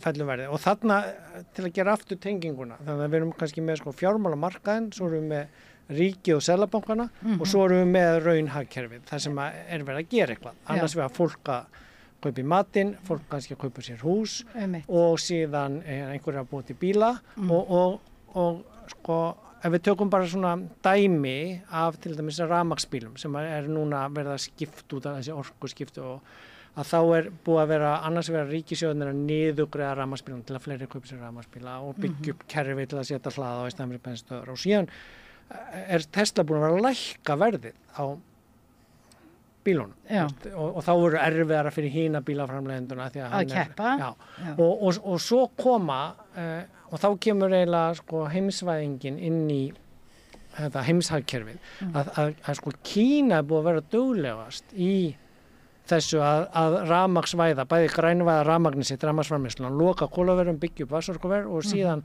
byggja upp lestargerfi og byggja upp síðan hleðslustöðvar og byggja fullt af bílaverksmiðjum fyrir rafmagnsbíla og batteri sérstaklega sem svona stærsta dýrasta parturinn. Mótorinn í rafmagnsbíl miklu ódýrari en mótorinn í bensínbíl en batteri dýrara og það dýrt að framleiða þau og þannig eru Kínverjarnir komin langt fram úr, bæði í framleiðslukostnaðinum, framleiðslumagninu og síðan því að sko það sem við verðum að setja toll á kínverska bíla bæði í Bandaríkjunum og Evrópu. Já, og það það sem ég ætla að koma að þá fer sko þetta ætti að skila sér til neytenda þannig að núna þegar allir í fínu hverjunum eru búin að kaupa sér rafmagnsbíla niðurgreiddar að koma ódýrari en hættan svo að það verði núna sérstaklega þegar þú síðan settur upp svona verndartollara því þá vilja Bandaríkin verja sína bílaframleiðendur Evrópu og sína fá batteri nú norður Svíþjóð og svo reyndar eru kannski kínversk fyrirtæki að koma og byggja þær verksmiðjur þannig en það einn af stóru faktorunum í óvissunni og hluti af þessu falli að hættan af viðskiptastríði, sérstaklega milli Bandaríkjanna og Kína og síðan hvernig Evrópa kemur inn í það, af því að þá munu bara vera svona rafmagnsjeppar fyrir betri hverfin framleiddir í Evrópu eða Bandaríkjunum en ekki ódýru eins og þegar Volkswagen bjallan kom eftir ekki ódýra rafmagnsstofnir sem hægt að koma frá Kína núna svona ef að markaðurinn virkaði þá myndi það gerast að það kæmi það sem ódýrt að búa til sem miðað á lágtekju markaði eins og í Kína og Indlandi og eitthvað fleira sem við ættum að geta fengið hér bíla til þess að keyra ræðbíla rafmagnsbíla en það verður tollaði burtu þannig við fáum ekki aðgang. Þessi muna svona gamlega eins og við, ég meina Japan tók yfir bílaframleiðsluna á móti gamalgrónu evrópsku bandarísku og rússnesku. Þú veist að Steinun ekki með bílpróf. Ég hef aldrei lært á bíl Nei, já, ok, en og haldið bílablindu skuttlaði þér á 17 ára gamla ammalónu mínum.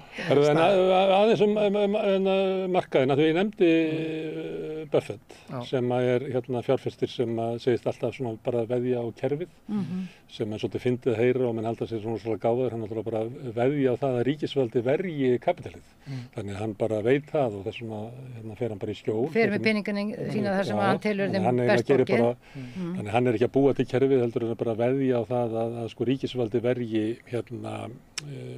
kapitalið en hann þykir svona hann áhrifamaður í svona hvernig fólk á að fjárfesta. Og margir fjárfestar sem fylgja honum og hann sækir sko sína speki til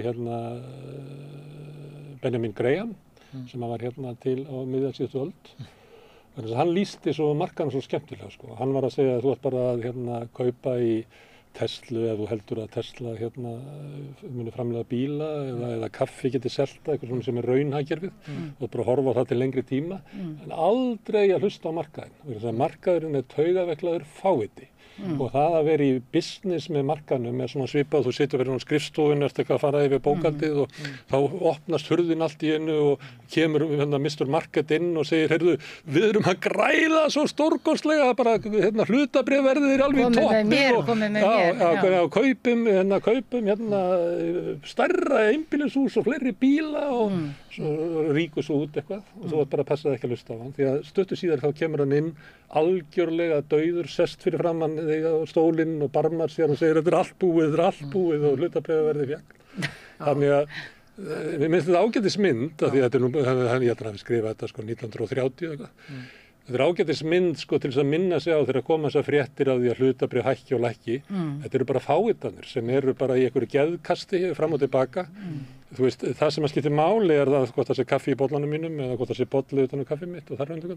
Þegar ég lærði hana MBA í Noregi, aldamótin, þá var ég með fjármála gamlan prófessor í Noregi sem sagði, ef þú átt auka penning sem þú þarft ekki að nota, þá fjárfestur hann í hlutabréfum til að geyma hann þar, að þú fær betri ávöxtun í heildina liti til langs tíma heldur en inn á bankabók.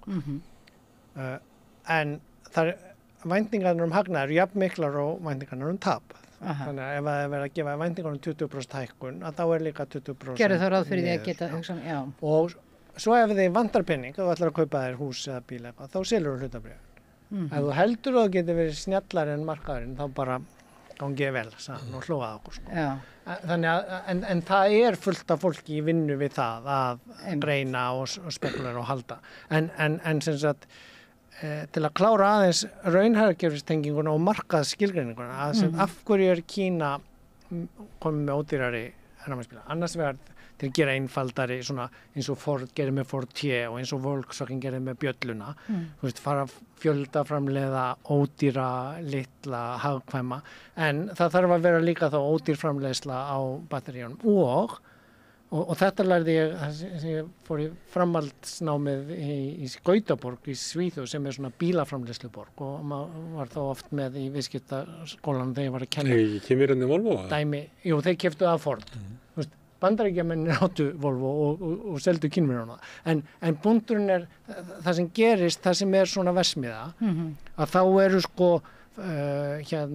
í gamla dag átti Volvo allt og einhvern veginn og síðan var með einhverja í skói í versmiðu sem gerði leður áklæði og stólana en síðan gerist í þessum bílaframleiðslu þú færð svona komponenta hluti frá hinum og þessum og þú sem stóri bílaframleiðandinn býr til markað, þar að segja ferð út á markaðn og segir hver vill framleiða fyrir mig stólana, hver getur gert þetta ódýrast og þá eru þeir allir að keppa og þetta er búið að gerast í Kína mjög mikið varðandi rafmagnsbílaframleiðsluna. Það eru nokkrir einhverju leyti búið til með aðgerðum frá ríkinu en líka bara með þeir eru að innleiða kapitalisma hjá sér svona samt stýrðan en þá verða til fullt af framleiðendum sem vilja búa til þennan hlut í rafmagnsbílinn og þennan og bílaframleiðendurinn hann að 3 eða 5 geta verið að pína þá á markanum ég vil fá þetta ódýrara, ég kaupi meira af þér. Þannig að Kína er að verða ráðandi bara í þá rafmagnsbílaframleiðslu í magni og í verði og fjölda, en þannig dæmi markað skilur, sem að virkar eins og markar og virka að þú færð betri gæði fyrir minna verð þannig að eins og þú lendir í með tölvu eða síma eða bíl að þú ert ekki að borga endilega herra verð á hverju ári fyrir alltaf betri og betri. En Ásgeir, oft er þetta bara þannig að sá sem að hefur kaupgetuna, hann fer til byrgjans og þrýstir verðinans niður og byrgin fer og þrýstir niður laununum og ef það dugar ekki að þrýsta laununum meira niður í þessu landi þá bara fer hann í næsta land og þannig á endanum er bara verið að blóðmjólka verkaliðin. Já, og þess vegna, og þetta eru rökin sem að Evrópa sérstaklega notar á verndartöflana sína. Við viljum bara fá batteri sem eru gerð úr verksmiðum með mannsæmandi launum þar sem er ekki verið að nota vinnuafl illa þar sem er verið að nýta hráefnið á sjálfbæran hátt. Það áttu bara að framleiða þetta sjálfur heima þessir. Já, og þeir eru að byggja verksmiðjum, það er vesen með að byggja batteriverksmiðjum. En þetta er í raun og veru umbyltingin sem við erum í bara sem dæmi, ég meina þetta ekki bara rafbílar, þetta hitun húsa eftir þetta fyrir 2 árum veturinn eftir að gasið þetta koma. Það verða einangra hús í Bretlandi og í Þýskalandi við Evrópu, skipta yfir í svona, hvað heitir það, varmaskipta, þú veist, sem eru dýrar fjárfestingar, ríkið að vilja styrkja fólk en þá kemur aftur þessi jöfnuðar hlutdeild, þú veist, ef að þú ert af lægri, eða ég vil ekki nota fátækari orðið en sem í neðri helmingnum átt kannski þitt hús en þú átt kannski ekki efni á að kaupa þessa varmaskipti dælu sem kostar eitthvað 1 milljón og þú ert líka alls að þétta gluggana og svo en þú getur fengið stuðning frá ríkinu, þetta búið að vera núna út í Evrópu nokkur ár og Bretland líka að þá sko það betur staðu fjölskyldun að gera þetta fyrir og strax alveg eins og þau keyptu sér rafmagnsbíl með ríkisstuðningi en að því að fyrir þau kostnaðurinn sko að þau þurfa kannski að taka pening út af bankabókinni og missa þá af þessum smá vöxtum sem þeir hafa fengið á peningar á bankabókinu og spara rafmagnskostnaðina. Það alveg eins og allir sem keyptu rafmagnsbílana spara sér bensín- og olíukostnaðina þannig að græða þeir sem eru betur staðin, þeir sem eru í vandræðum með bara að borga af húsnæðiskostnaðum á matinn ná ekki að gera þetta og þurfa þar með að kaupa herraverðs gasið, fá ekki stuðningin til að skipta út. Og hugsanlega sekta samfélaginu fyrir að... Já, og þarna þarf, þetta verið að tala í skiluru bara Financial Times og í efnahagspólitík út í heimi, að þarna þarf, sko þetta var kannski ekkit óskynsamleg leið í byrjun til að fá fólk til að skipta yfir rafmagnsbíla að niðurgreiða og það nýttist þeim sem gátu og glemdist að gera ráð fyrir því að fólk var misjafnlega vel statt. Glemdist eða nú þarf allavega að passa upp og gera það í þessu og það mjög mikil umræða það, hvernig ég gera það, hvernig þetta að svona channela koma ódýru lánsfjármagni frá Seðlabankanum til bankana sem fer til lægri tekjuhópanna í þessar aðgerðir til að lækka En þessi viðburður núna í fyrradag, eða hvað það nú var, hvaða áhrif hefur þetta til dæmis á íslensku krónuna eða íslenska banka, ef einhver áhrif? Já, sko, íslensku krónuna. Sko, þetta hluta af þessu var náttúrulega út af breytingu á jeninu sem tengdist breytingu Seðlabankans þar. Hér á landi, nú,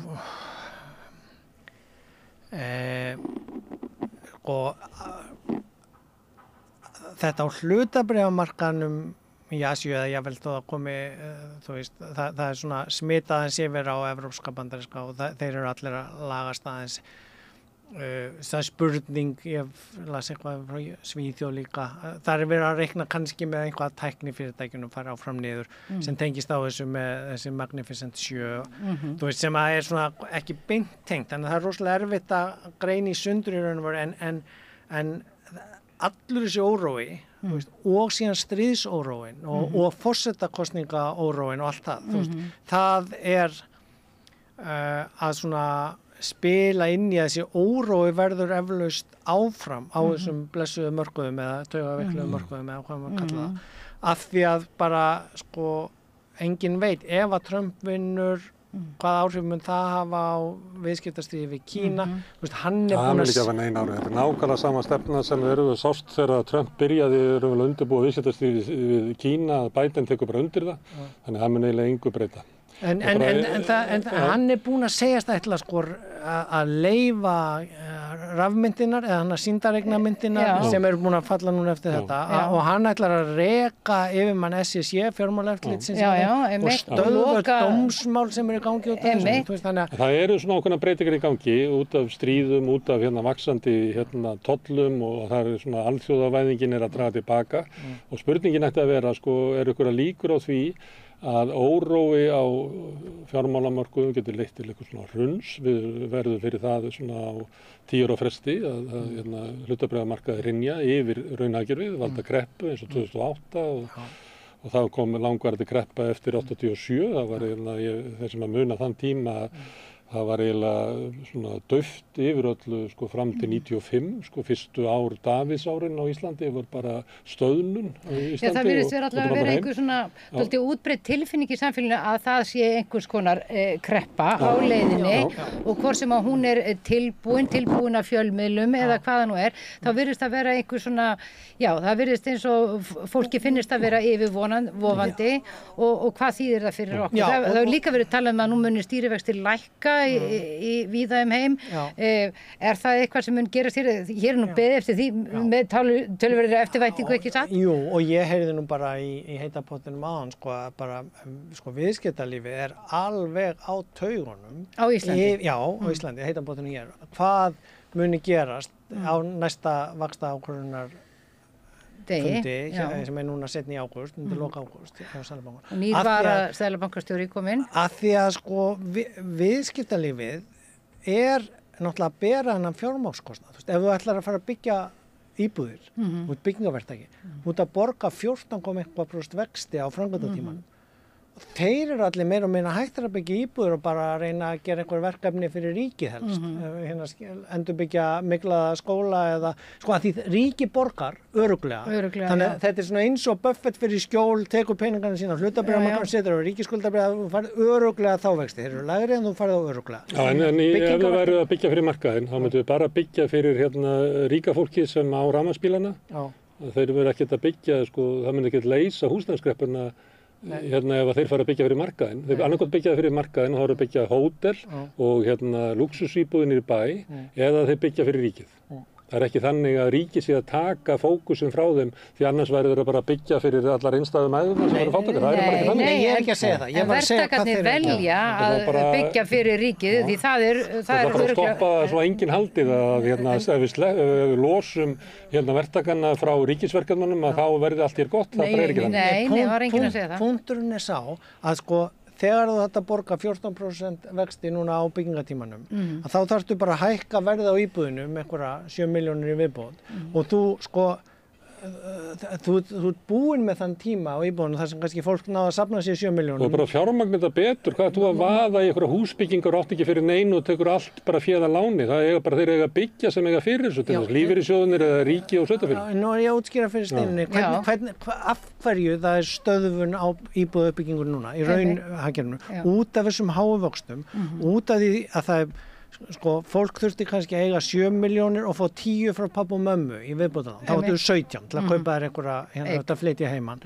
Núna þegar út af þessum rosalega háu vöxtum sem er búin að vera rosalega lengi og byggingaverktaki þarf að borga þetta yfirdráttarlánsvexti þannig á meðan, þá þarf hann að hækka íbúðunum 7 milljónir viðbót og þá er bara enginn sem kaupir það. Hann er búinn að selja þessum sem að gátu fengi fyrirframgreitan arf, það eru búin að fara 50 milljarðir í fyrirframgreita arf sem að helmingurinn að þið var frá ríkustu 10-20% og hinn helmingurinn var fyrir hinn 80-90% en þetta getur ekki gert aftur og aftur Þú veist, fólk er búið að láta börnin sín frá þetta kannski sem þau náðu út þegar þau seldu ráðhúsið eða einbýlishúsið og fluttu í eldiblokkina til að hjálpa en við erum komin, þannig að ég held að tilfinningi sem þú ert að lýsa, að við erum komin í enn meiri skortahúsnæði en enn meira stopp á framkvæmdunum af því að þarna menn á byggingamarkanum er ekki kjánar. Þeir eru búnir að vera að byggja og þeir eru búin að selja öllum sem var að kaupa íbúðum með 2 og 3 fyrir börnin sín eða setja í útlegu og það er heldur ekki endalaus markað. Ég held að segja engin kjáni í þessu máli Við höfum verið að benda á þetta árum saman í okkar samtölum. Það veit þetta allir. Það er bara stjórnvöldum sem eiga að gæta hagsmuna almennings. Bara don't give a shit. Nei, að því að þau trúa einhvern veginn að markaðurinn leysi. Nei, þeir trúa ekki. Þetta bara þjónar ágætlega þeim, alveg eins og Warren Buffett getur bara fært sig til og sótt hagnaðir einhvers staðar annars staðar. Byggingaverktakonum líður bara ágætlega, þeir eru bara að byggja fyrir ríki núna og þeir hafa það gott og stjórnvöld sem eiga geta hagsmuna almennings, þeim er bara alveg sama. Þannig að Ísland er umverulega bara svona eins og lítil reikistjarna og sporbaugi í kringum stóru markaðina og núna bara bíðum við örla okkar. Já, og erum með miklu hærri stýrivexti en Hollandi og höfum svona, ég held að að því þú spurðir kreppu, sko, ég meina lífskjara kreppa var notað síðustu 2-3 ár út í Breitlandi og Evrópu víða þegar orkukostnaðurinn hækkað og þessar aðgerðir sem var farið í og hækkað sko afborganir af lánum þeirra sem voru að koma nýir inn af því að stýrivextinni tvöfölduðust þar en sko þeir eru samt helmingi lægri en hér. En má ekki líka segja að það sé svona einhvers konar lífskjara kreppa á Íslandi? Nú matvara hefur hækkað mjög mikið, leiga hefur hækkað mjög mikið og kannski svona leynt og ljóst undanfarin ár sko? Ég held að sko það getur mjög vel verið að það svona sko þú veist, þú heldur út í svolítinn tíma, þú gengur á allt svona auka og þú veist, vonar þetta að fara að lækka og svo bara ekkert búið að lækka neitt. Það heldur alltaf áfram að hækka hér. Og verður farin að fara niður út í Evrópu og út í Bandaríkjunum, á mat og vextir og fjármagn, þannig en hér heldur bara áfram hækkun, að því heildsælinn hækka og hér heldur bara áfram sko óbreytti stýrivextir í meira en ár núna og það á einhverjum tímapunkti sko getur fólk ekki meir alveg svo á einhverjum tímapunkti getur enginn lengur keypt íbúð af því að það er búið að tæma arfana og fyrirtækin sem vilja kaupa og eiga og þá gerist það er ekki Ásgeir það er ekki óseldar íbúður upp alla veggi hérna. Það er nóg af peningum í bönkunum ef að þú væri bara nógu ríkur og ef þú værir inn í klíkunni þá getur þú farið hérna niður í Arion banka eða Íslandsbanka eða hvaða banka sem og fengið lán til þess að kaupa verktakarnum steinunni og svo bara geymir íbúðirnar og setur þær aðeins í Airbnb eða leigir þær í einhvern veginn út í skammtímaleigu og býður þannig að hækka meira og þú veist, fólki sem á peningar í einhverju desperasjón. Það er ekki verktaki sem bara er búin að byggja svo mikið af dýru húsinu að það getur ekki selt það. Þannig að það er ekki sársöki hjá þeim sem að fara með peningar. Nei. Það er sársökin hjá þeim sem eiga eitthvað peningar. Þeir getur raunverulega staðið af sér biðina líka. Ríkiskerfið sér þá. Það er sem við erum að benda með vorum Buffett. Þannig að það er ekki sársöki þarna. Þannig að markaðurinn getur ekki brugðist við þegar það eru markaðsbrestir. Af því að við erum búin að búa til ríkiskerfi sem í höndunum á auðvaldinu sem bara sér sína. Sársökin hjá þeim sem að skulda, þeir sem eiga ekki, þeir sem eru í húsnæðisvanda. Já, og líka þeim sem í sjálfstæðum við rekstri, maður heyri bara allir veitingamenn bara í stórkostlegum vandræðum. En stjórnvöld eru ekki að sinna þeim. Við höldum það kannski að ríkisvaldi eigi að sinna almenningi, svo auðvaldi bara sér sína. Við búum ekki við þannig samfélag lengur. Við búum í samfélagi sem að auðvaldi fer með ríkisvaldið og það er ekki, almenningur hefur ekkert vald og hann má bara þjást og svo koma ráðherrar og segja það þungar áhyggjur af hinu og þessu og alls konar svoleiðis að þeir eru ekki að gera neitt til þess að slaka á sársökunum sem almenningur eru fyrir. Nei, en þetta vitum við allt saman að við búum í þessu glataða samfélagi, þú tönglast á því en hins vegar, hvernig getum við brugðist við, bara venjulegt fólk, hvernig eigum við að hugsa hlutina? Einmitt, sko, það sem var að koma, annars vegar, ég held sko allir viðurkenna með þess að núna, sko ekki opinberlega eða í mainstream-miðlunum, en allir sem ég tala við innan á stjórnkerfinu staðfesta, þetta er dysfunktionalega ríkisstjórn, sko. Hún getur ekki gert neitt, þessi ríkisstjórn. Hún bara hangir einhvern veginn þarna og það er allir að gera eitthvað bara fyrir sig og svo verður væntanlega að byrja að gera einhverja svona sporslur fyrir kosningalofvorð, hitt upp fyrir kosninga með einhverju eðslu eða einhverjum glærusjóm, ég veit það ekki, en á meðan er hinum megin, þetta sem varst að byrja að lýsa að sko, og það sem ég ætlaði að koma að, ég held að sko þegar það er búið að ganga svona lengi með svona hækkun verðbólgu og stýrivextinni ekki byrja að lækka, ekki fara að sjá neitt ljós fyrir endan og göngunum með þetta fara að skána, að þá eftir sumarið, það sko gæti alveg allt farið í bál og brand eins og við erum að sjá gerast í Bretlandi núna og eins og gerist iðulega þegar krísur eða kreppu koma, það voru 2008 voru bankar að fara á hausinn í apríl, svo kom sumarfríð, allir bankamennir voru í frí og svona, svo í september byrjaði vesennið. Sko, en er þá Ísland, höfum við ekkert sjálfstæði, raunverulega til að taka sjálfstæðar ákvarðanir og gera breytingar á efnahagsmálum okkar, erum við bara undir alheiminum komin með þetta? Nei, sko, það þarf stjórnvöld sem vilja og geta gert það. Það er að segja að það annars vegar pólitík. En þau eru greinilega bara að elta það sem annars staðar í veröldinni. Þau þora ekki að taka sjálfstæðar ákvörðun sem gæti orðið okkur til góða. Nei, raunverulega Ásgeir að benda á að stjórnvöld víða heim eru að gera aðgerðir sem að raunverulega, ég heyri þann bara vera að kalla eftir að það veri betra ef að stjórnvöld í Íslandi gerðu eitthvað af því sem að stjórnvöld í Bandaríkjunum eða Þýskalandi er að gera. Já, og hvers vegna gera þau það ekki?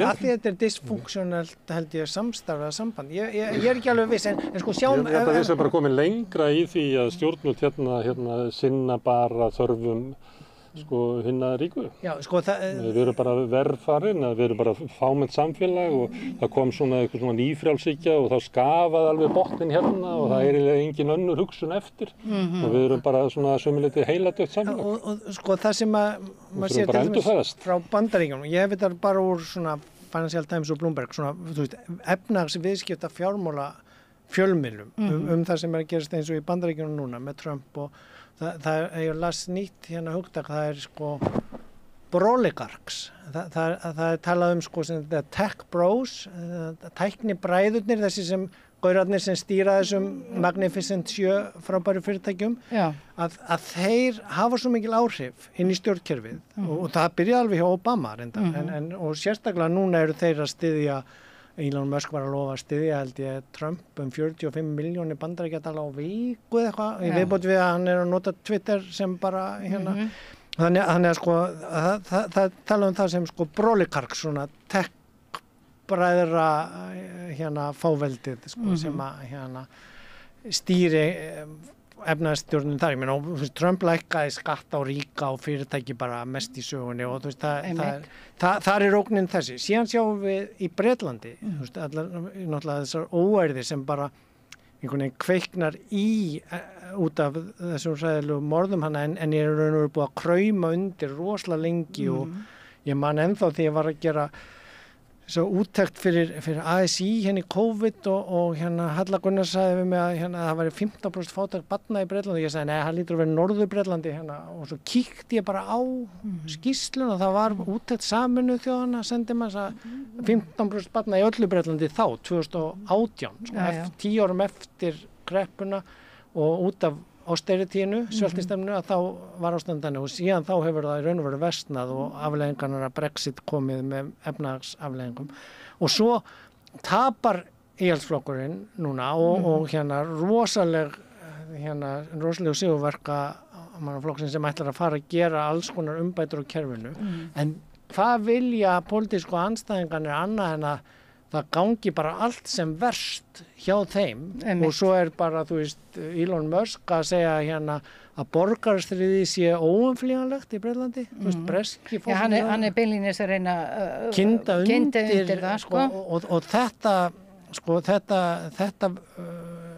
ég meina þetta er náttúrulega í Bretlandi bara eins og við getum alveg séð svona mínimyndaðu sig á Íslandi að leiðu úr búin að taka undan grunnstoðnir eða veikja þær svo mikið þá er náttúrulega bara kjör óvinnurinn orðin útlendingur eða einhver sem er annarar trúar og eitthvað svona, það er augljóst og við erum með brúnstakk út á götu sem að hlaupa og brenna hús og það er bara kortir í það að það verða sko opinberar hengingar út á ljósastöðum. Já, og meginstraumsmiðlar sko bara halda fram bara vittleysu dag eftir dag og þetta er náttúrulega stór hættur. Og það var, ég sá nú bara í Financial Times í morgun, það var sko eiginkona einhvers borgarstjóra sem var handtekinn núna, af því hún hafiði sagt hérna að það ætti að kveikja í hótelinu þar sem það eru eiginkonur hæstaréttardómar í Bandaríkjunum sem tóku eiginlega þátt í hérna árásin á þinghúsið. Já, þannig að það er ekki múrin og svo þeir sem að fara með völdin heldur er þetta þeir sem að fara með völdin sem að sko kynda undir múin. Þetta er gamalt frasi sko að þeir sem að auðguðust á tímum nýfrjálshyggjunnar munu verja auðsinn með fasisma. En hérna strákar, sko sjálfstæði þjóðar, ef við ættum nú hugrækt stjórnmálafólk, þá þyrftum við ekki að gera allt eins og heimurinn gerir. En við erum fullvalda þjóð. Við erum fullvalda þjóð. Við við ættum að geta gert hlutina öðruvísi. Við höfum búið til stórkostið samfélag og við höfum áhuga á því. Og í staðinn fyrir að það sé svona eins og við erum að tala þessi yfirvofandi tilfinningum það við séum að siglinum í erfiðan vetur, kreppu, ungt fólk í vanda, getur ekki keypt sér húsnæði, fólk fær varla yfirdrátt ungt fólk, sko, það bara algjör og það svona einhver tilfinning fyrir því. Sem ætti náttúrulega ekki að biðja því að yfirdrátturinn 17% vexti. Nei, ég veit það, en það er samt... rétta fólki hengingar á það. Já, nákvæmlega, en það virðist einhvern veginn allt stefna því að fólk eigi ekkert sjálft og þar en þið get ekki svolítið stjórna sér sjálft. Já, og sko,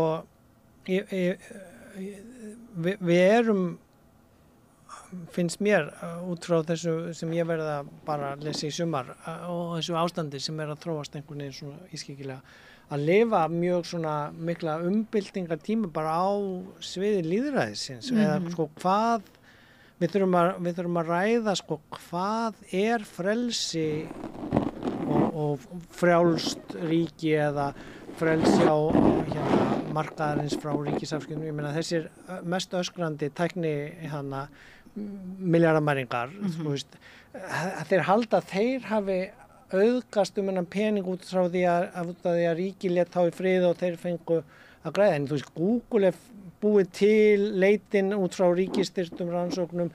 Tesla fekk sko 2009 þegar þeir voru að þróa alveg hellingspeningur rannsóknarsjóður ríkisins í viðbóti við að fá sko 100 milljarða bandaríkjadala í COVID þegar þau út að loka.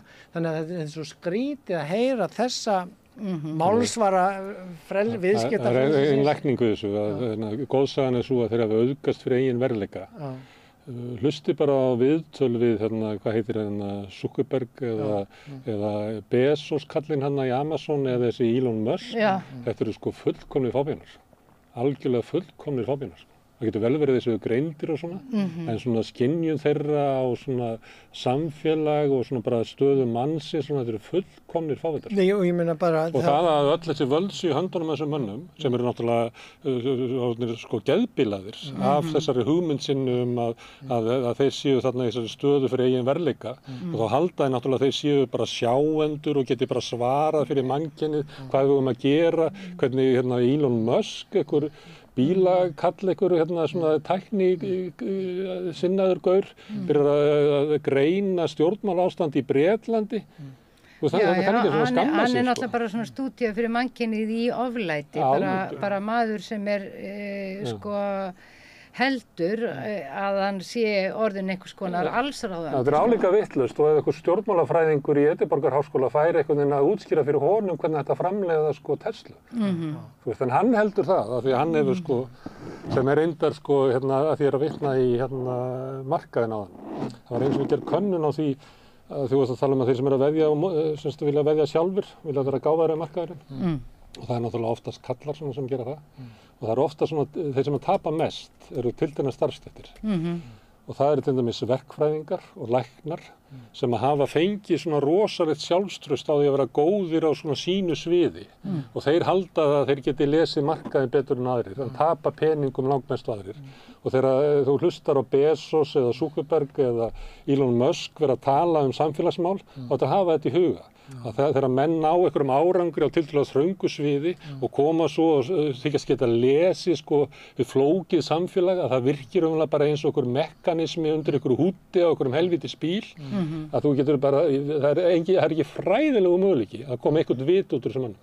Meðal annars út af þessu að því þeir eru svo uppfullir af sjálfum sér að þeir eru bara dómgreindalausir. Já, og ég meina það er bara í Financial Times skrifaða greinar að einmitt bara jafnvel þó að hann sé klár verkfræðingur og sé að gera góða rafmagnsbíla og lækka þá í verði, að þá gefur það honum ekki heimild til að taka yfir stjórn. Hann er ekki lækkað í verðið því að hann er með dýra rafmagnsbíla, Kínverjarnir eru með miklu ódýra rafmagnsbíla. Ef hann verður ekki verndar á tollum, að þá myndi Tesla líklega svona hægt og bítandi drift í burtu. Það er bara þannig. Þannig hann er bara varinn vegna þess að þessir gæjar fara með ríkisvaldið í Bandaríkjunum og þess vegna er allt sem að ríkisvaldið gerir í Bandaríkjunum til að verja hagsmuni þeirra. En þeir mega ekki taka yfir ríkisvaldi var sem sagt niðurstaðan í Financial Times. Svona stórir viðskiptaaðilar, sama í hverju það ég meina Norðmenn passa það það sé ekki oljubarónar þar sem taka yfir ríkisvaldi eins og gerist í einhverjum með Austurlöndum. Þú veist að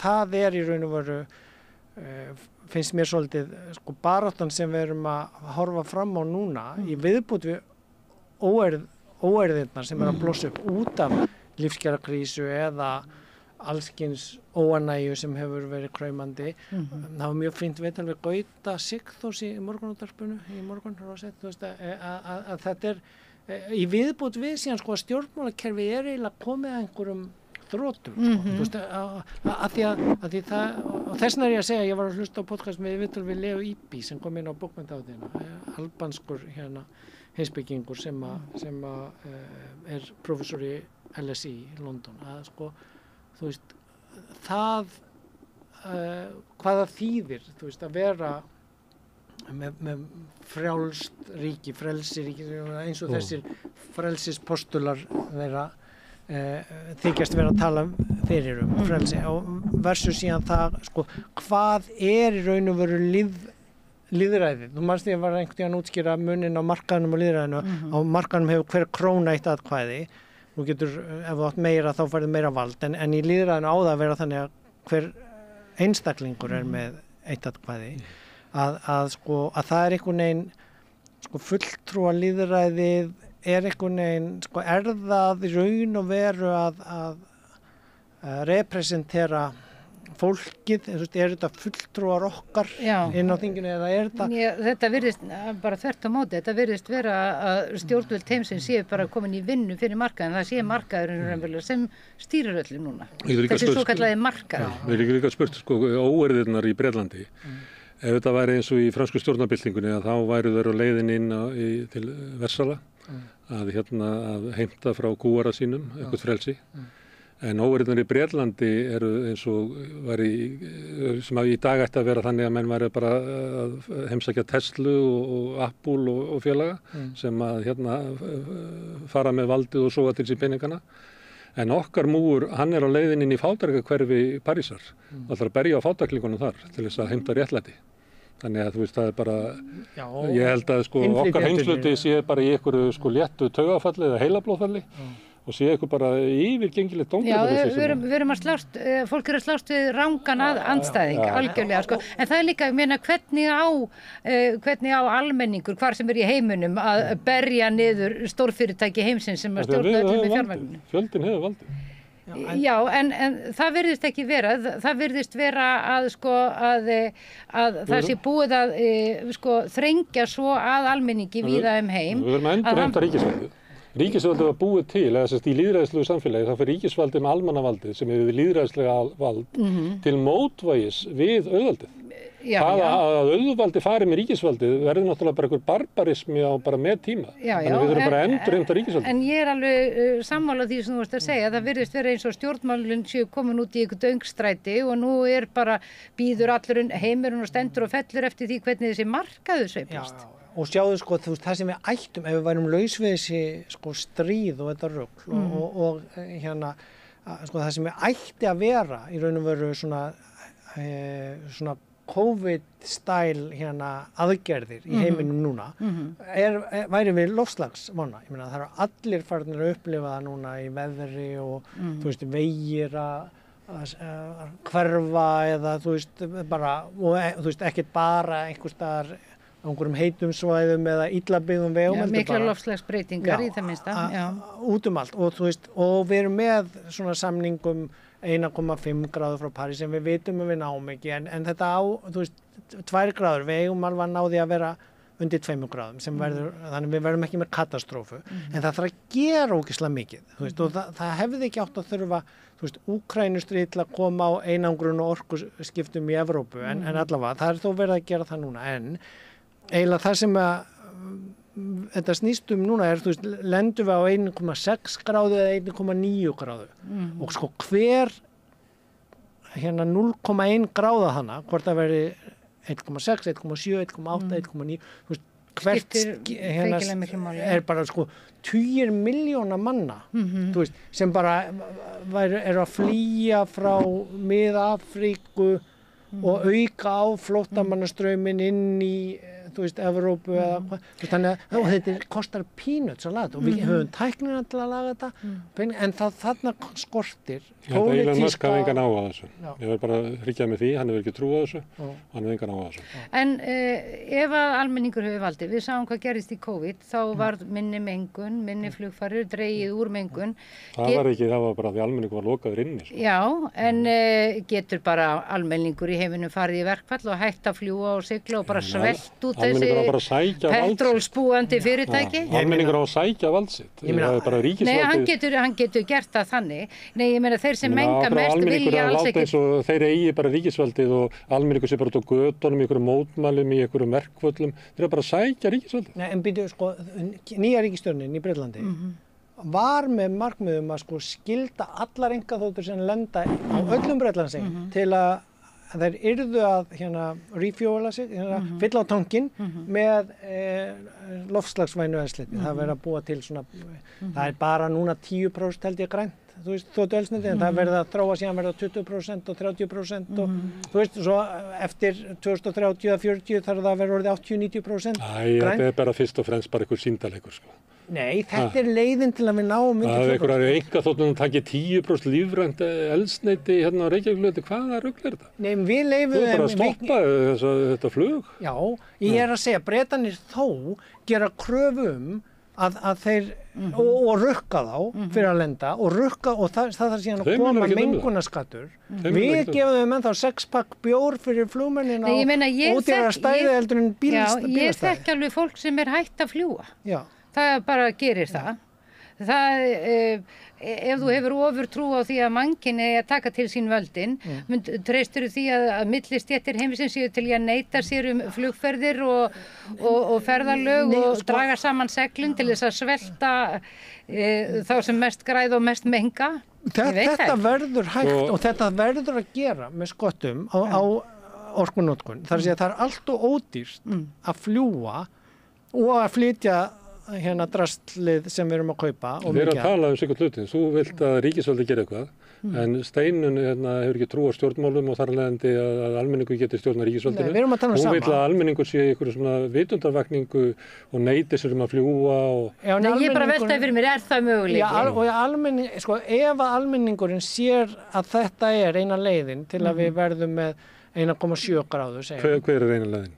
Að draga úr okkar neyslu og svo bara hver prívat og persónulega ekki nota ríkisvaldið. Nei, bíddu, ég leið mér að klára hugsunna, ég er að reyna að útskýra fyrir Steini, að það að almenningurinn sjáu þetta, meirihlutinn, að þá ætti hann að geta kosið sér flokka og stjórnvöld sem segja við ætlum að skattleggja hér flutningana því þeir menga ógeðslega mikið alla leiðina frá Kína hingað og flugferðinar og tífalt meira á einkaþotunar. Og skemmtiferðarskipin Ég meina, í Noregi þá eru skemmtiferðarskipin með rafmagnsmótor og sigla inn firðina á rafmagnsmótor. Kveikja svo á reiksmóðandi þegar koma út úr fjörðum. Hér standa þau inn í öllum fjörðum og meira sinni Reykjavík og við erum mörg ára og mengað vild. Já, og fá það og við fáum ekkert fyrir þetta nema bara auka álag á spítulunum af því að það kemur af þessu fólki bara og það er búið að ráða inn á spítulum sko fullt af starfsfólki til að gera pappísvinna. Það sem er ekki svona með ykkur að þú ert með eintómar aðgerðir sem að þarf að beita ríkisvaldið til þess að gera en Steinunn hefur enga trú á hún bara auðvaldið búið að taka ríkisvaldið og hún vill vera bara neita sér að fljúga og Nei, ég held við getum gert þetta saman, með bæði Fyrst að þú ert að vera Steinunn í svona 15 ár og þá allt í einu færðu smekk fyrir annars konar stjórnvöldum og Nei, sko, ef að Steinunn fær nógu mikið af fólki með sér í að skilja þetta. Við mjög skamma tíma til að berga heiminu, þannig að þið verður að leysa það. Já, og það er punkturinn minn, að sko hættan að við lendum í 1,9 og jafnvel í 2 eða 2,1 sem verður katastrófa ef að pólitíkin í heiminum fer í þetta rugl eða við förum í stríði út allt og kóru og þú veist, það er hættan. En ég held að sko með því að nógu margir fatti ógnina, sem þarf ekki að vera ógn heldur sko Notið 10% lífrænt bensín á bílinn sinn. Já, og svo 20% á næsta ári og svo 30%, það leiðin og tækni og og síðan niðurgreiða rafmagnsbílana frá Kína fyrir þá sem að eiga ekki fyrir 2 rafmagnsbíla hérna. Það er ekki, þarna er komin í ríkisafskipti. Og Elon Musk vill hafa tollana, þannig að þú nærð því ekki meðan hann fer með ríkisvaldið. Já, sko, ég að reyna með Steinunni að sjá fram á hérna mögulega framtíð fyrir okkur. Þú ert eitthvað svo hérna svart síðan á að þetta muni allt ekki ganga. Þetta getur þetta að fara mjög Ég er bara að segja að við þurfum að bara taka ríkisvaldið, ég held að það sé einfalt. Og ég hef líka sagt að við getum bara tökum loftslagsvána til hliðar. Það sem að færa auðvaldinu ríkisvaldið er að brjóta niður samfélaginu okkar, brjóta niður velferðarkerfinu okkar, skapa úlfúð í samfélaginu, menn að fólk mun sko ráða skort og annað og rífa úr því augunum. Og mér finnst það líka að vera vá. Það er stríðin í Evrópu sem að geysar bara vegna þess að það er eitthvað lið sem að græðir á því. Það er líka vá. Þannig að við höfum nóg að gera. Og ég er bara að benda á það að til þess að breyta þessu, að þá er frumforsetan að almenningur endurreisi lýðræðið og taki yfir ríkisvaldið, þannig að það fari eftir almannahag, en ekki eftir hag hinna ríku. Og verji þá, heldur verji almenning. Og það má vel vera þess að þetta kemur það með einhverju svona táknrænum aðgerðum eins og að setja 10% lífrænt bensín á bílinn sinn og svoleiðis. Ég held að sé ekki, ég held að okkur liggur mjög mikið á því að endurheimta ríkisvaldið úr höndunum á Elon Musk og öðrum ólígorkum, því að þeir eru á góðri leiðin bara ekki með að tortíma heiminum, heldur samfélaginu og gera líf okkur óbærilegt. Það gerum við með því að slökkva öll til dæmis á Twitter, hætt að hlusta á þetta fólk. Ég er ekki á Twitter. En hvernig sérðu sko fólki taka yfir ríkisvaldið? Það eru þannig að við skulum bara taka annað þátt í það, það er bara hægt að fara í gegnum söguna, hvernig var lýðræðið byggt upp í gegnum sko baráttu almennings, forföður mínir voru án kosningaréttar, lifðu geldlífi sem einhverju vinnufólk sem að bjó inni á húsnæði í einhverju baðstofu hjá yfirmanni sínum sem að prumpaði þar og stjórnaði öllu og þú máttir ekki segja neitt og það var settur hreppsómagi upp í rúmi hjá þér og þessu fólki tókst að berjast úr þessari stöðu til þess að hafa einhver tök á stjórnvöldum og ég nenni ekki að hlusta á fólk í dag að vera á væli yfir því að þetta sé allt svo rosalega erfitt eitthvað. Ég þekki baráttu svartra í Bandaríkjunum sem voru eiginlega búfénaður, ég þekki baráttu kvenna sem að voru eignir manna sinna og bera ennþá sko nöfn feðra sinna eða eiginmanna. Ég er ekki að segja þetta sé erfitt, ég er að segja að við getum gert þetta leiðin er þannig. En þarf sagan að endurtaka sig? Ég bara sé það að það víða heim er fólk að taka sig saman og búa til einhvers konar hreyfingar sem er bara fólk gegn stjórnvöldum. Vegna þess að pólitíkin er ekki lengur að þjóna almenning í landinu, heldur eru pólitík víða heim, farin að bara þjóna bara þessum svokallaða markaði. Það brýst fram í eins og óeirðunum í Bretlandi, það brýst fram eins og í árásinu á þinghúsið. Þannig að ég segi að, að til þess að ná okkur árangri þá verður að hafa einhverja sko skipulaga baráttu eins og Svartir höfðu, eins og almenningur hafiði og alþýðan hafiði sem að barðist fyrir kosningarétti, barðist fyrir því að eiga bara ís og á, barðist fyrir að fá að búa einhvers staðar, barðist fyrir því að hafa bara að það veri litið á það sem fullburða manneskjur og ég meina við þurfum bara að heyja slíka baráttu. Það er efni í marga þætti. En af því að þú varst að tala loftslagsvána, eða væri nú einhver heil brú í okkar samfélagi, þá ættu við náttúrulega á Íslandi að vera að gera ráð fyrir því að hér er því stórkostli fólksfjölgun bara á næsta áratugi, næstu 2 áratugum. Við ættum faktist að vera að byggja og gera okkur undir það, búa okkur undir það að byggja hér upp bara lítið fjölþjóða samfélag í alvörunni vegna þess að fólk mun þurfa að finna sér ný heimili og það er að verða víða óbyggilegt verölduna og við berum bara ábyrgð í alþjóða samfélaginu að allir sem fæðist hér á jörðinni geti verið einhvers þar. Sko það er byrjað að tala í viðskiptafréttunum svona kælitúrisma eða sem túrismi ekki á heitari slóðir heldur á kaldari slóðir. Einmitt. Og ég meina maður sér það frá Norðurlöndunum, Norður-Svíþjóð og Norður-Noregi. Regnkápan er við nýja bikini, segir þér. Já, regnkápan er við nýja bikini, já. Snjókallinn. Þannig að það er alveg allskyns möguleikar. Við skulum bara fá þig aftur Já, sem fyrst. Og við skulum reyna að tala okkur einhvert. Já, gaman að tala við ykkur bæði saman. Gekja, takk fyrir komuna. Við ætlum að sitja hérna áfram við rauðaborðið og reyna að skilja þennan heim sem við lifum í og kannski okkur sjálf í leiðinni. Næsti kafli Þörungavík. Allt það besta ókeypis. Fáðu þér vatn að drekka. Samstöðin, þar sem manneskjurnar koma saman. Allir þættir samstæðuverinnar eru á YouTube.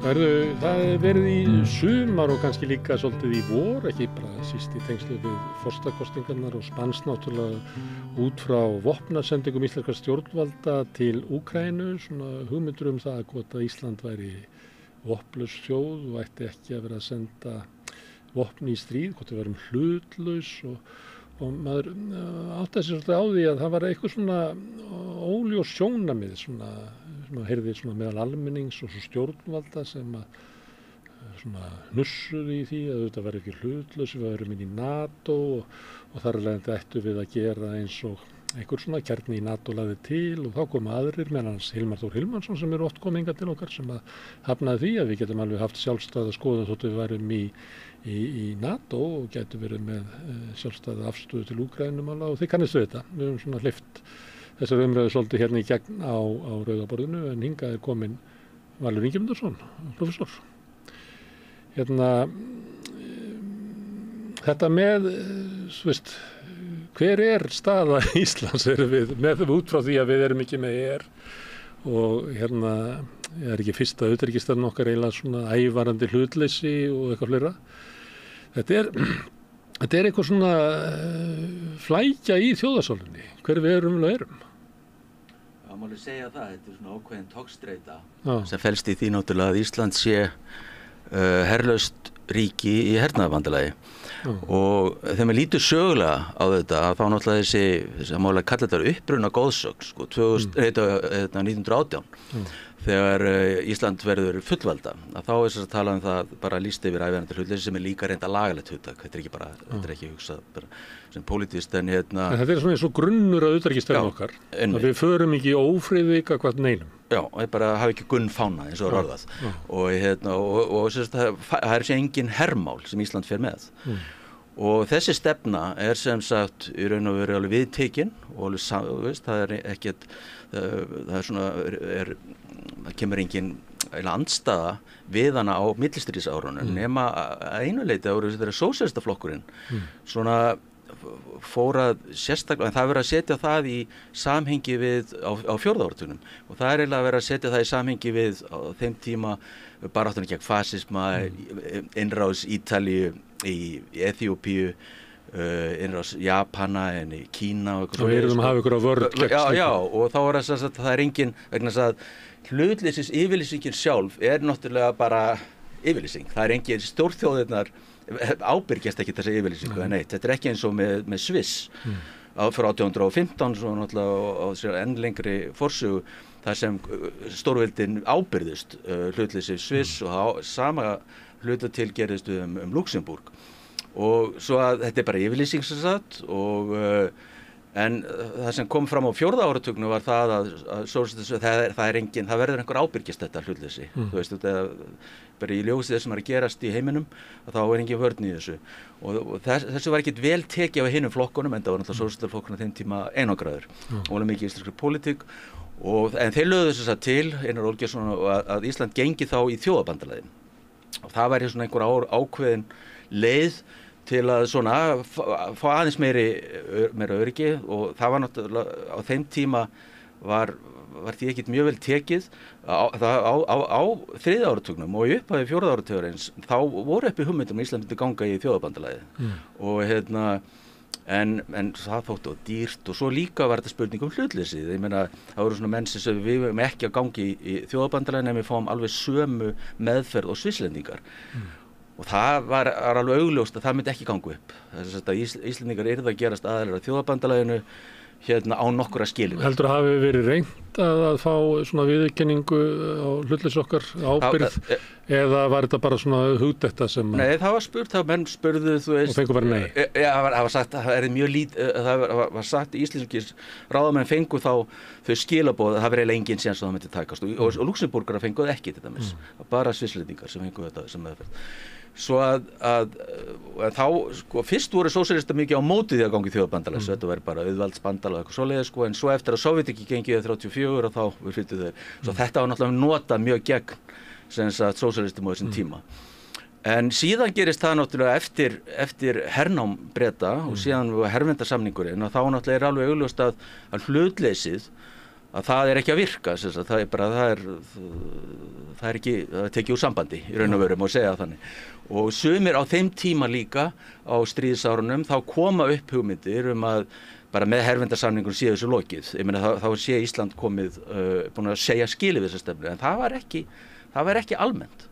Og til dæmis svona menn sem töldu að það væri búið að segja skilið við hlutleysisstefnu voru Bjarni Benediktsson, sem síðan náttúrulega var arkitektinn af NATO-aðildinni, en svona menn eins og Ólafur Thors og Hermann Jónasson á þessum tíma, þeir voru ekki tilbúnir til að segja að taka svo sterkt til orða, svo að það er ekki gert með formlegum hætti, það er ekki, þú veist, það er bara sagt, það er bara aðstæður, það er neyðarástand í raun og veru og svo en það er ekki sem munur að það sé tímabundið að þá beygja okkur undir þetta en markmið okkur til lengri tíma er að við séum hlutlaus. Já, síðan gerist það náttúrulega en með þessu samt er verið að senda ákveðin skilaboð sérstaklega með herverndarsamningu við Bandaríkin að þú veist, það má alveg að líta á þetta þannig það er verið að það stefna eða svona ráðandi orðræða svo gerist eitthvað utanaðkomandi sem enginn getur gert neitt við og þá er verið að opna eitthvað nýtt á nýja orðræðu sem síðan má segja og stefnu sem síðan sko kristallast með NATO-aðildinni 49, þú veist en það er ekki gert með formlegum hætti og svo þegar Bandaríkjamenn til dæmis setja fram þessa herstöðarbeiðni sinni 45 þá er hann hafnað Keflavíkursamningurinn er svo þetta er ekki neitt bandalag eða svoleiðis, þeir fá sér aðstöðu vissulega Bandaríkjamenn en þetta er ekki litið svo á að þetta sé einhver að Íslendingar sé með þessu þú veist að ganga með formlegum hætti til samstarfs við Vesturveldin. Má ég aðeins spyrja því að við höfum stundur rætt NATO-aðildina að Ísland hafi gengið þar inn sem herlaust ríki og það hefur verið svona skilningur að í því fælist eitthvað að við værum ekki að gangast undir það sama á önnur ríki og þannig að það verið kannski óeðlegt yfir okkur í dag að líta svo á að við höfum nákvæmlega sömu skildur og önnur ríkin í NATO. Í hverju fólst þessi sérstæða Íslands í 49? Já, hún bara fólst í því að sem sagt að það er ekki her á friðartímum síðan það var 2 ári síðan breytist og líka þess að ríkin önnur ríki hefðu skilning á sérstöðu Íslands sem herlaus ríkis. Hver er svo sérstæða? Sérstæða er akkurat það bara að vera herlaust ríki í hernaðarbandalagi.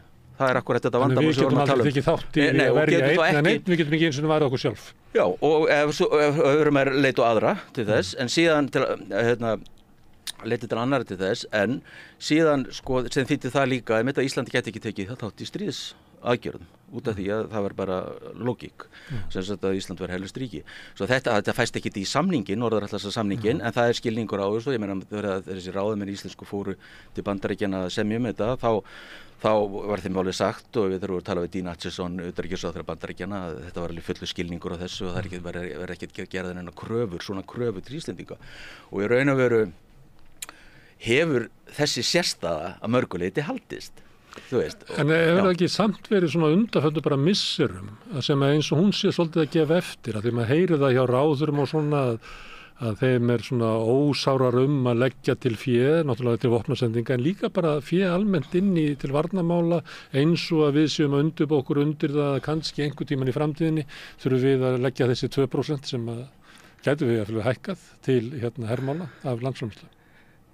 Já, ef við fara strax í samtíman, ok. Ég er bara að velta fyrir mér að því að maður tala um þessar rætur, það sem við komum inn. Þetta er akkurat þessar rætur eru þarna. Síðan aftur móti það sem gerist í millitíðinni áður en koma þessu, að þá sem sagt koma alls kyns hugmyndir þjóðvarlið, stofna þjóðvarlið eða einhvers konar herinn að gæsalappa, koma fram á 7. áratugnum, en þetta allt hugmyndir sem skotnað niður leið, ná engu flugi. Og síðan eftir að kalda stríðinu lauk og þá koma líka svona hugmyndir upp Akkur náður ekki flugi að því að hlutleysis hugmyndin sé svo sterk eða við sem herlaus nákvæmlega þannig, þetta svo sterk hugmynd, það akkurat þannig og þá náttúrulega þegar við hugsaum NATO-aðildina að þá þetta þessi gamla hugmynd herleysið sem var alveg nátengt hlutleysis yfirlýsingunni, það þessi 2 þættir, lykilþættir, grunnþættir að í raun og veru öðrum þættinum haldið eftir að Ísland gengur í NATO svo að þú veist, auðvitað þetta mikil þáttaskil þegar Ísland gengur í NATO ég meina Ísland, og allir viðurkenna að Ísland ekki hlutlaust lengur en hinn þátturinn helst og það þetta sem öll vandræðin skapast sem við tala og þess vegna, svo kom upp svona hugmyndir eins og ég var að segja, þjóðvarlið eitthvað svoleiðis og síðan eftir að kalda stríðinu lauk líka þá og svona Bandaríkjamenn mistu áhugann voru svona ansi lengi að fara og voru byrjaðir að sýna því bara strax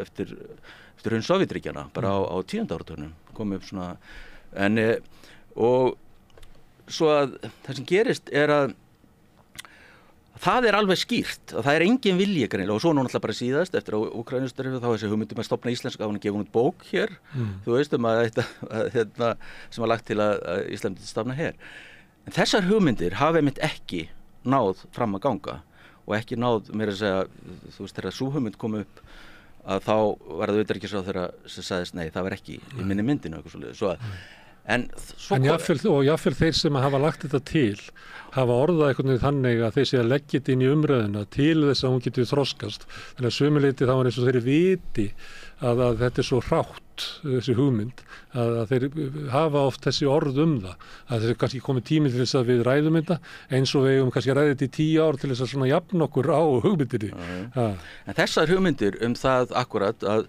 tengjast með einhverjum hætti stríði þú veist, þetta sem erfitt út af þessu það alltaf erfitt og það einhver svona ákveðin hreinleiki í þessari umræðu þegar við erum á gráu svæði þú veist, bara sem herlaust ríki í hernaðarbandalagi ég meina það bara þannig en það svona, og kemur upp áast eins og komið upp með Íraksstríðið þú veist, hvort það ætti að styðja það eða vista yfir vilju þjóða og fleiri, ég meina Líbíu og svona og svo þetta kemur upp alltaf öðru hvoru veist, og alltaf svona dálítið vandræðagangur í kringum þetta og svo kemur þetta núna upp líka í kringum Úkraínu og þá sem ég finnst og þá komum aftur að þessum 2% að það náttúrulega einmitt að máli færa rök fyrir þetta sé ekki það hefur aldrei verið gerð svo krafa til Íslendinga að þeir myndu greiða þessi viðmið, þetta alltaf bara viðmið 2%, það alltaf rosalega þrýstingur á aðildarríkina standa við og fara hærra en það hefur aldrei verið þrýstingur á Íslendinga að sem sagt að út af þeirra hafi ekki her að þess að greiða svo upphæð. Svo má meðal að sjá bara í því sem að NATO sendi frá sér að þeir eru verið að fjalla þessi 2% þá Ísland ekki í töflunum. Nei, nákvæmlega svo. Það alveg skýrt, það hefur aldrei verið með þar. Svo að, en það sem núna að gerast með því að láta þessa, þú veist, kaupa skotfæri fyrir Úkraínu og svona, að þá varnarsamning við Úkraínu líka varnarsamningur sem Bjarni Ben já og með öðrum Norðurlöndum sem sagt, þetta eiginlega hugsað þannig að já, þá vaknar svo spurning erum við að fara eitthvað lengra fyrir mér þetta það má færa, í raun og veru þetta ekki eins sko út af því þetta bara að styðja stríð eða eitthvað svoleiðis við mér alveg skiptir miklu máli en að kaupa skotfæri þú veist, með beinum, þú veist, mér finnst þetta sömu hlutirnir, þú veist, ef Ísland með beinum hætti. En við vitum að það á ekki við alla, sömu finnst þetta að vera lína sem... Það er málið, akkurat þannig og það sé hreinlegra, þú veist, að út af því Ísland hefur ekki her, einmitt að tala innan og bara ok, við erum tilbúin að veita mannúðar aðstoð eitthvað svoleiðis. Sem að hvað sem vantar, já, sjálfsögðu, ég að segja það er aldrei nóg af því. Já, það máli færa alveg sterk rök fyrir því, það sé bara meiri anda þess stöðu okkar í bandalaginu. Þú veist, það er svo að en sko líka að náttúrulega með því að veita svona, veist, fé í kaupa á hergögnum og svoleiðis, sko, að þá náttúrulega verið kannski að opna á þessi 2%, þú veist, eitthvað svoleiðis, sko, það fyrir að opna á það sem sagt að Íslendingar veiti meiri í það og ég ekki viss sko, þetta náttúrulega ofboðslega háar upphæðir í íslenskum þetta er svona 90 milljarðar á ári með við núverandi landsframleiðslu. Já, það myndi enginn samþykkja það. Það er náttúrulega alveg á hreinu.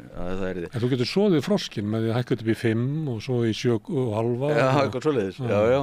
En já, svo að þetta snýst sko voðalega mikið, menn ég hef alltaf litið svo á, það hefur reyndar verið þrýstingur stundum á Íslendinga í þessu samstarfi og það er aðalega þegar Ísland missir hernaði mikilvægi sitt, eins og gerist eftir lok kaldastríðsins, svo bara Bandaríkjamenn vildu fara og fóru síðan og síðan gerist það aftur á móti og NATO fór í svona friðargæslu hér og þar eitthvað svoleiðis sko, að þá kom svo svona, þá var sagt við Íslendinga, já, þurfum þið ekki að fara að leggja eitthvað að mörkum hér sko, þú veist, að vegna þess að ég meina, og það var út af því vil ég meina að Ísland hefði þá að landsvæði skipti ekki máli lengur sko, þú veist, eitthvað svoleiðis. Í augum annarra.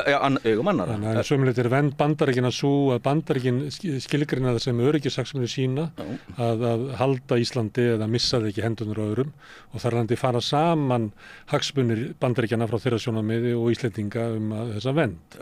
Þegar að Bandaríkin endur skilgreina sína afstöðu og telja það svo ekki vera, að þá segja þeir sko, já, við erum til að venda ykkur þegar þið verða að borga. Þannig var það í lok þegar við vorum að semja á lokum, þá náttúrulega beittu þau svoleiðis aðferðum að segja allt í lagi ef þið vilja einhverja þyrlur hér, þá þurfum við bara að greiða fyrir þér og það var mikið mál. En já, svo að þetta er sem sagt, og þá var sagt við Íslendingar, ok, og þá fór Íslendingar, ok, bara að taka virkari þátt í friðargæslu. Til dæmis í Bosníu og síðan tóku yfir ráku flugvöllin í Kosovo og svona, þetta var allt svona undir samt, ok, flugvöllin í Kosovo, þetta bæði borgarlegu flugvöllur og herflugvöllur en það var ekkert í gangi þegar, þannig séð, eftir stríðið þannig sem var eitthvað mikil hætta en eitt svoleiðis. Þetta náttúrulega breytist þegar Íslendingar taka síðan yfir og þetta er náttúrulega allt önnur stærð, þetta er náttúrulega bara smá flugvöllur undir Kosovo, að þegar þið taka yfir flugvöllin, eða fara að reka flugvöllin hann í Kabul og það er ennþá stríð í gangi og þá var svona augljóst að það er svona dæmi það þegar menn eru svona að fikra sig, reyna, þú veist, er ekki með her sem sagt, en reyna að fikra sig í áttina bara til að við erum í þessu bandalagi. Það er hugsunin sko á bakvið, en síðan náttúrulega eftir þessa árás þarna, þú veist, sem kom upp og þá náttúrulega drógu menn sér bara tilbaka og var allt reipað og bara byrja að tala bara allt mýkri friðargæslu og allt farið þú veist, í þetta gamla far í raun og veru og veist, svo sem kannski eðlilegt af herlausri þjóð að hún ekki tilbúin í að fórna fólkinu sínu í einhverjum hernaðarátökum. Nei, einmitt og þetta bara í samræmi við þessa stöðu Íslands í bandalaginu. Það er alveg, þú veist, sem herlaus ríki sko. Að velja sér verkefni í en núna til dæmis að sko núna er Ísland aftur búið að fá hernaða mikilvægi þú veist, ekki að sama á kaldastríðstímanum en samt, ég meina það er alveg á hreinu og svo að Íslands landsvæði skiptir miklu máli núna og það því, ég vil því meina auðvitað er þrýstingur Íslands stjórnvöld finnur örugglega fyrir þrýstingi, þú veist, allir aðrir að veita þú veist, þetta er svona á fundum og líka með öðrum Norðurlanda þjóðum sko sem að leggja mikið, þú veist, það er svona þrýstingur þannig, en það er held ég engin þrýstingur, beinn þrýstingur á Íslendinga að þeir þurfa að greiða þessi 2% eða eitthvað svoleiðis sko og ég vil meina að það haldist líki hendur þetta. En það getur verið skrítið ástand eða svo veist bara ráðamenn okkar sem að fara á fundina, finna fyrir svona að þeir geti ekki alveg verið svona miklu frírætarar eins og þeir hafa verið hingað til og kannski fátækri þjóðir horfa þarna yfir og minna þessi borgar aldrei neitt sko og allt í einu og þá faraði menn að reyna svona bara til þess að geta haldið andlitin á næsta fundi að henda eitthvað svona aðeins meira inn en þetta er ekki beint svona aðferð sem að þjóð ætti að nota til þess að taka svona afgerandi afstöðu, prinsipafstöðu sem að eins og við komum fram með þér er svolítið svona djúpt í þjóðasálunni þetta með herleysið og jafnvel sko hlutleysishugmyndin lifir ennþá eins og kom fram í forsetakosningum að það var verið að Já, þó þessi erfiðar að fara að rökra henni. Já, hún er erfiðar. En hún er raunveruleg sem svona einhver góðsög eða hugmynd hið náttúrulega ástand okkar og svona, þannig að þetta er raunverulegi líka. Ég man til þess eftir að kaldastríðinu lauk, að þá kom sko, hvort það var á Alþingi, þá var svona hvað er að gera nú? Nú veist, þurfum við að fara að endurskoða okkar utanríkisstefnu. Og þá kom, ég held að vera Ingibjörg Sólrún Gísladóttir sem spurði á Alþingi hvort skjá væri bara komin tími til aðeins að endurhugsa þetta allt frá grunni og bara hverfa aftur til hlutleysisstefnunar. Og því var mjög illa tekið og sagt sko nei og líka sko það er ein rök fyrir því sem voru notuð að, þú veist, náttúrulega hlutleysi, það veitti enga vörn, þú veist, bara stríð, þú veist, það veitir, þú veist, það var notað sem rök og, en líka að breski flotinn réði Atlantshafið og það var hinn svona ósýnilega vörn, þú veist, sem Íslendingar hefðu og ég meina þetta ekki fráleitt vegna þess að ég meina svona á þetta fjórða áratugum talar Einar Olgeirsson þetta og fleiri svona, en þetta ekki, held ég, ráðandi þegar menn að taka upp hlutleysistefnum með formlegum hætti. Ég tel akkurat að þeir vilji ekki að tengja stríði, vilji ekki flækjast inn í einhver stríð og bara treysta á það að stórveldin láta okkur í friði. Þú veist, það í raun og veru að fá ábyrgð þeirra, það svolítið ekkert að því að ráðamenn lítilla þjóðar labbi hringinn og athugi hvort það sé að það fá Nei, alls ekki, og enda var þetta síðan notað sko, gegn hlutleysistefnunni oft. Þessi rök sko, sósíalista á fjórða áratugunum voru skyndilega dregin upp og núna ekki til að berja á þeim sem sagt, heldur til að sýna hvaða hlutleysistefna væri í raun og veru, þú veist, að þetta áður en Íslendingar verða aðilar að NATO. Þá er þetta notað sem rök fyrir því að styrkja þessa stefnu. Svo nei, þetta akkurat svona, sko, það eins og ég segi, það sem mér finnst skipta miklu meira máli og líka bara þetta á kaldarstímanum. Og það var eitt, sem við klóðum með þarna, áður en koma að því, að þetta með þegar Íslendingar gengu í Sameinuðu þjóðirnar, þá gerðu, sem sagt, var gerð svo krafa að Íslendingar myndu lýsa við stríði á hendur Þjóðverjum og Japanum. Og svo var þetta rætt hér á lokuðum fundum stjórnmálaflokkarna og eini flokkurinn sem er tilbúinn til að gangast inn á þetta var sósíalistaflokkurinn. Þetta reyndar lokað, svo bara þetta spurðist út. Men aðri flokkar voru ekki til í það, þess að við sem herrlustir, við getum ekki leyst, en síðan var allt reynt sko til að segja hvað Íslendingar hjálpuðu mikið.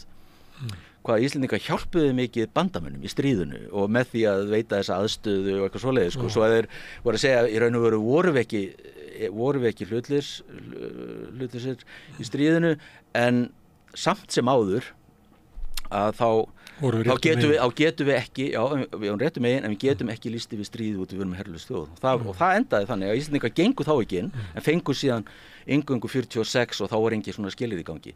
En þetta bara sýnir þetta sko, og þá koma þessum punkti sem ég ætla að koma, að sko þessi hugmynd herleysið er miklu í raun og veru og sem er nátengt hugmyndin hlutleysið í upphafi, að hún verður miklu sterkari síðar heldur en hlutleysi. Af því að hlutleysi náttúrulega einhver leyti brostið. Já, það út af því og kaldarstímanum og þá var alltaf verið að vekja upp líka herleysi á friðatímum sem hafði síðan sko og þá komið sér náttúrulega þessi rök og það hefði verið svikið náttúrulega þegar Bandaríkjaher kemur ykkur 51, bara 2 ára síðar og svo að, en sko og það sem þegar Íslendingar gengu inn í NATO þá líka var eitt sem sagt skilyrði eitt sem var sagt að Íslendingar hefðu gengist inn og það var að bandamenn, það að segja þá náttúrulega þessi sem myndu fá sömu aðstöðu og þau fengu í stríðinu á Íslandi, í ófriði, en Íslendingar sjálfur myndi ákveða hvenar svo aðstæða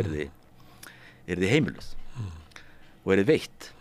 Svo að þetta sýnir sko, hvað hún er sterk þessi hugmynd og líka náttúrulega bara þessi upplifun af hernáminu og það hérna. En það skiljanlegt kannski að þjóð svona afsali sér ekki hlutleysinu svona bara létt. Nei, það málið og akkurat sem þetta svona menningarlega þetta sterkt og það oft þannig bara og þetta algjörlega sem kemur utan að þetta kemur ekkert innan frá, þú veist, það sem hefur verið að þú veist bara hernámið og okkur svoleiðis, Íslendingar hafi ekkert þetta að segja, þú veist, og svo þetta algjörlega eins og við talum áðan neyðarástand sem myndast og já, svo en allri? Nei, og segja bara já, og síðan sko á kaldarstímanum kemur aftur þessi hugmyndum krefist að fara aftur til herleysis og okkur svona sko en þá snýst þetta og alveg mikið þetta, þú veist, að herleysið, eins og þessi ekki hlutleysið. Þú veist, það var miklu erfiðara einhvern veginn þess að líka stuðningu við NATO-aðildina hefur alltaf verið miklu meiri og var alltaf þessu kaldarstímanum miklu meiri heldur en þessu við dvöl Bandaríkjamanna hersins. Það var alltaf miklu meiri stuðningu við það og það var svo að það voru svona aðeins að hugsa það líka sko. Þegar þú ferði yfir þessa sögu að þá veltum að fyrir sér sko hvernig við tökum svona afstöðu að í sumum tilfellum þá þetta bara það gerist eitthvað og þá hreyfist eitthvað aðeins til og vegna þess að ég upplýða svolítið að þetta sé svolítið mikilvægt mál í fólki og ég vitna aftur í forsetakosningarnar sem kom bara ljósi og frambjóðundum sem eru líklega bara endurspegla eitthvað úr þjóðardjúpinu að það væri rosalega mikilvægt en samt eiginlega engin svona öflug umræð það sko hver er staðan okkar að vera hvað felst í herleysinu til dæmis svona ef við erum herlaus og getum ekki varið okkur nema aðri gera það, getum við þá verið að kaupa sko skotfæri sem að drepur annað fólk er það bara siðferðislega stætt? Ég er ekki að koma með niðurstöðu en bara að einhver slík umræða væri í gangi í samfélaginu þannig að þið búin til einhver afstæð sem að hvíldi einhvern veginn í þessari meintu þjóðasál. Og þá sem sagt, en það er alltaf áhugavert þú nefnir þetta, ég held sjálf rétt að sko meðal almennings eru svona hugmyndir miklu víðtækari heldur en meðal svona elitunar, pólitísku elitur sem er á fundunum. Já, og þetta kom fram þetta hefur komið fram að það er mitt fleiri sem halda að Íslendingar séu meira hlutlausir en þeir eru í raun og veru en og svo líka þetta alltaf áhugavert með þessa umræðum skotfæri og svoleiðis sem það verðist vera mikill stuðningur við þetta á þingi ekki satt, ég meina þetta er alveg flög, svo að þarna er svona ákveðin þá, þú veist, kannski eitthvað misræmi, þú veist, millið þess, þú veist, að segja það og það er allskins ástæðum, bara einmitt svo að segja, svona, kannski passífiskum líka bara, og þá komum við líka, hvað þýðir þetta? Þú veist, náttúrulega hlutleysi, það þýðir ekki að þú getur ekki tekið afstöðu, þetta hlutleysi í stríði það er ekki bandalagsaðild. Það er þannig, þetta er hlutleysi Austurríkis. Það er alveg bara niðurnjörvað og það er sem sagt felst í þrennu. Það er að segja engin her, erlendur her. Það er ekki hægt að taka þátt í sem sagt hernaðaraðgerðum og svo þriðja atriðið, hvað er eitt svona það er mjög vel skilgreint meðan sko hlutleysi Sviss það er ekkert mjög vel skilgreint þú veist, þeir geta túlkað þetta eins og þeir vilja og þetta er alltaf eins og í raun og veru svo að þetta er miklu þú veist, en svo er náttúrulega auðvitað að segja með Austurríkismi þeir eru náttúrulega í Evrópusambandinu sem er náttúrulega ef Evrópusambandið er að koma sér um einhverjum smá saman einhverjum evrópskum her þá verður það náttúrulega það var ekki umræða í Austurríki að ganga í NATO eins og var hjá Finnum og það er út af þessu líka vola mikið þeirra hlutleysi stefna hún er definíruð hún er búið skilgreina hún er bara skilgreina mjög vel og á meðan kannski Finnarnir voru að leita sér færis að geta tengst vesturveldunum og miklu meira og eru búin og svo skilur engin Svíþjóð Nei, já, hvernig það gerðist þú veist sko hvað stöður raunverulega þeir töldu sig hafa að maður reiknaði með því að það væri miklu meiri andstaða við að ganga inn í NATO í Svíþjóð því að mann myndi það að þeir litu á sig svona eðlilega málamiðlara og alls konar svona en það reyndist bara ekki vera þegar það reyndi Nei, og líka á kaldarstímanum vorum við náinn tengst millis Svíja og NATO og miklu meira en við viðurkennt opinberlega sérstaklega á seinni hluta tímabilsins svo nei og líka sko það var alltaf þeirra Finnar sem þú tala Finna þegar þeir ákveða að fara inn í NATO og það er akkurat það sama þeir eru í nánu samstarfi við NATO en þó þessi ekki er ekki með þessa öryggistryggingu og en að þeir sko eftir að kaldstríðinu lauk þá breyttist ekkert hjá þeim það voru bara landvarnir þetta snerist, menn aðri nú voru bara out of area við þurfum ekki að verja territorial defense svo að kalla, það er ekki að verja þetta snýst ekki það lengur eftir kaldstríðinu lauk menn það breyttist ekki hjá þeim svo þeir alveg það var alveg og það náttúrulega bara út á Rússum það voru kannski eina landið sko, sem að tilheyrði Vestur-Evrópu sem að gat varið sig Já, í raun og veru. Allir voru meiri sem þeir að vera að skoða núna breska herinn og svona, þá verður þetta orðið ekki neitt sko, sem að miklu minna heldur maður hélt. En að því að nefnir Austurríki, þá eru til dæmis Írar eru ekki í NATO? Nei, ekki Möldubúar? Nei, og það er náttúrulega Írar, það er náttúrulega mikil tradisjón líka, þú veist alveg, og þeir, það hefur aldrei tekið, en þeir eru náttúrulega ekki, þetta er ekki svona hernaðarlega eins og Ísland, það er ekki eins hernaðarlega mikilvægt sko, svo það er engin heldur en mikil pressa á en þeir eru bara mjög harðir á þessu stefnu, og það er líka alveg bara samstæð hana og mikil sko. En það er eitthvað breyting í gangi afstöðu íslenska stjórnvalda, það er orðið meiri svona herblástur, að ég upplifa það, ég er nú bara einhver gamaldags friðarsinni og mér finnst þetta stundum óviðkunnanlegt að heyra hvað herlausa þjóðin hvað hún getur verið herská. Já, þetta er sko... Og mér undrar líka að þetta fara alltaf gennum þingið án umræðu og...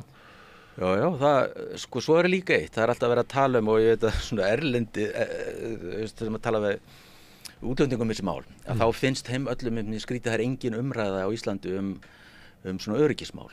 Hún er mjög þunn öll sko, en þá svona held ég að þessi nú líka dálítið vilja þess að og það er að þjóna þeim tilgangi að Íslendingar eiga að leggja meira fram með eitthvað svoleiðis sko. En það er svona að en þeir sér að þú segir núna sem er mikið til í að Íslendingar hafa tekið mjög svona einarða afstöðu með Úkraínu og svona retorikin er svona, þú veist, og eins og þetta segja og svo gera þetta með, þú veist, það sér stundu bara skriðdrekana á bakvið utanríkisráðherra þegar hann að tala og maður finnst það svolítið skrítið sko að hann geti verið svona herskár þegar hann hefur eiginlega ekkert upp í hendinni til að standa við orð sín.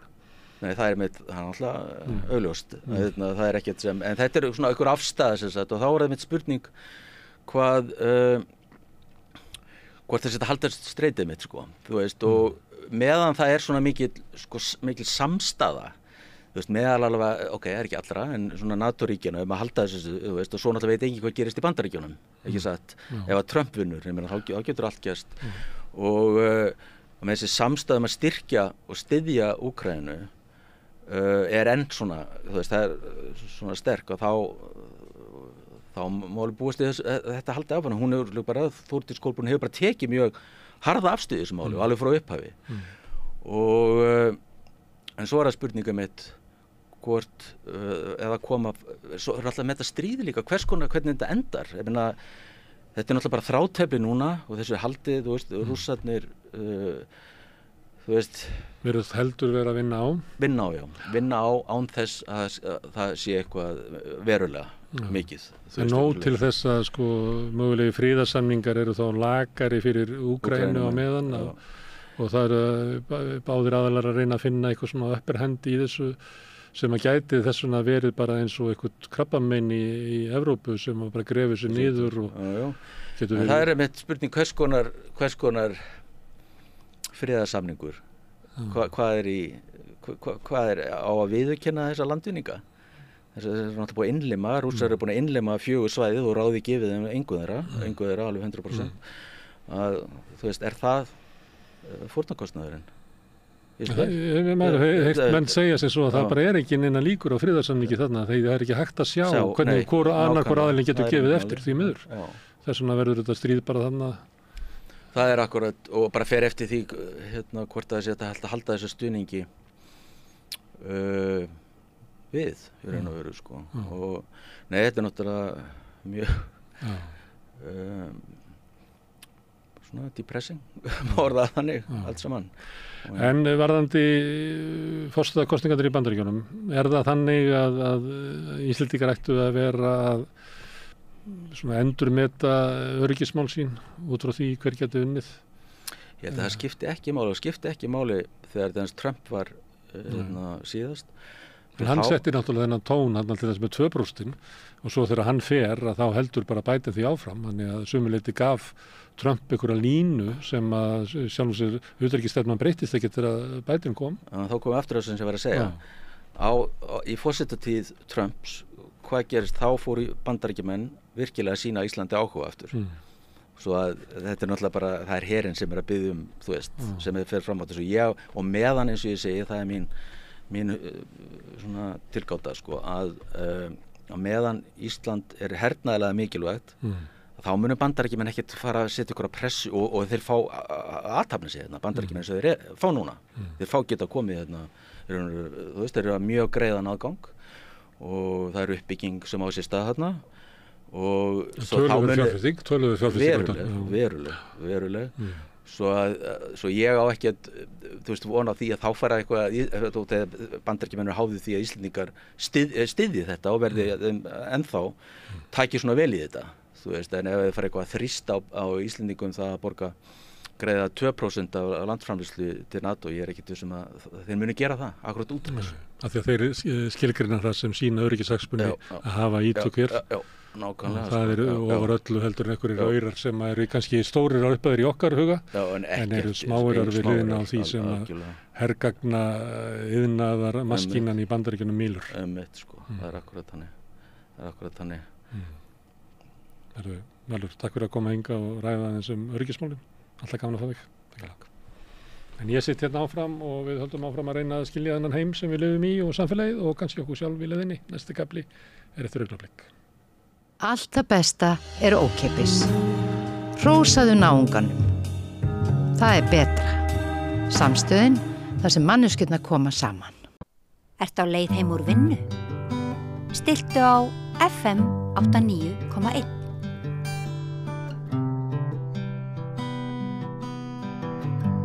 Já, við ætlum að enda rauðaborðið með því að tala aðeins ástina og það nú tilefni það að kannski mynd sem hefur gengið allan vetur, þetta Snerting eftir Baltasar Kormák, gerð eftir sögu Ólafs Jóhanns.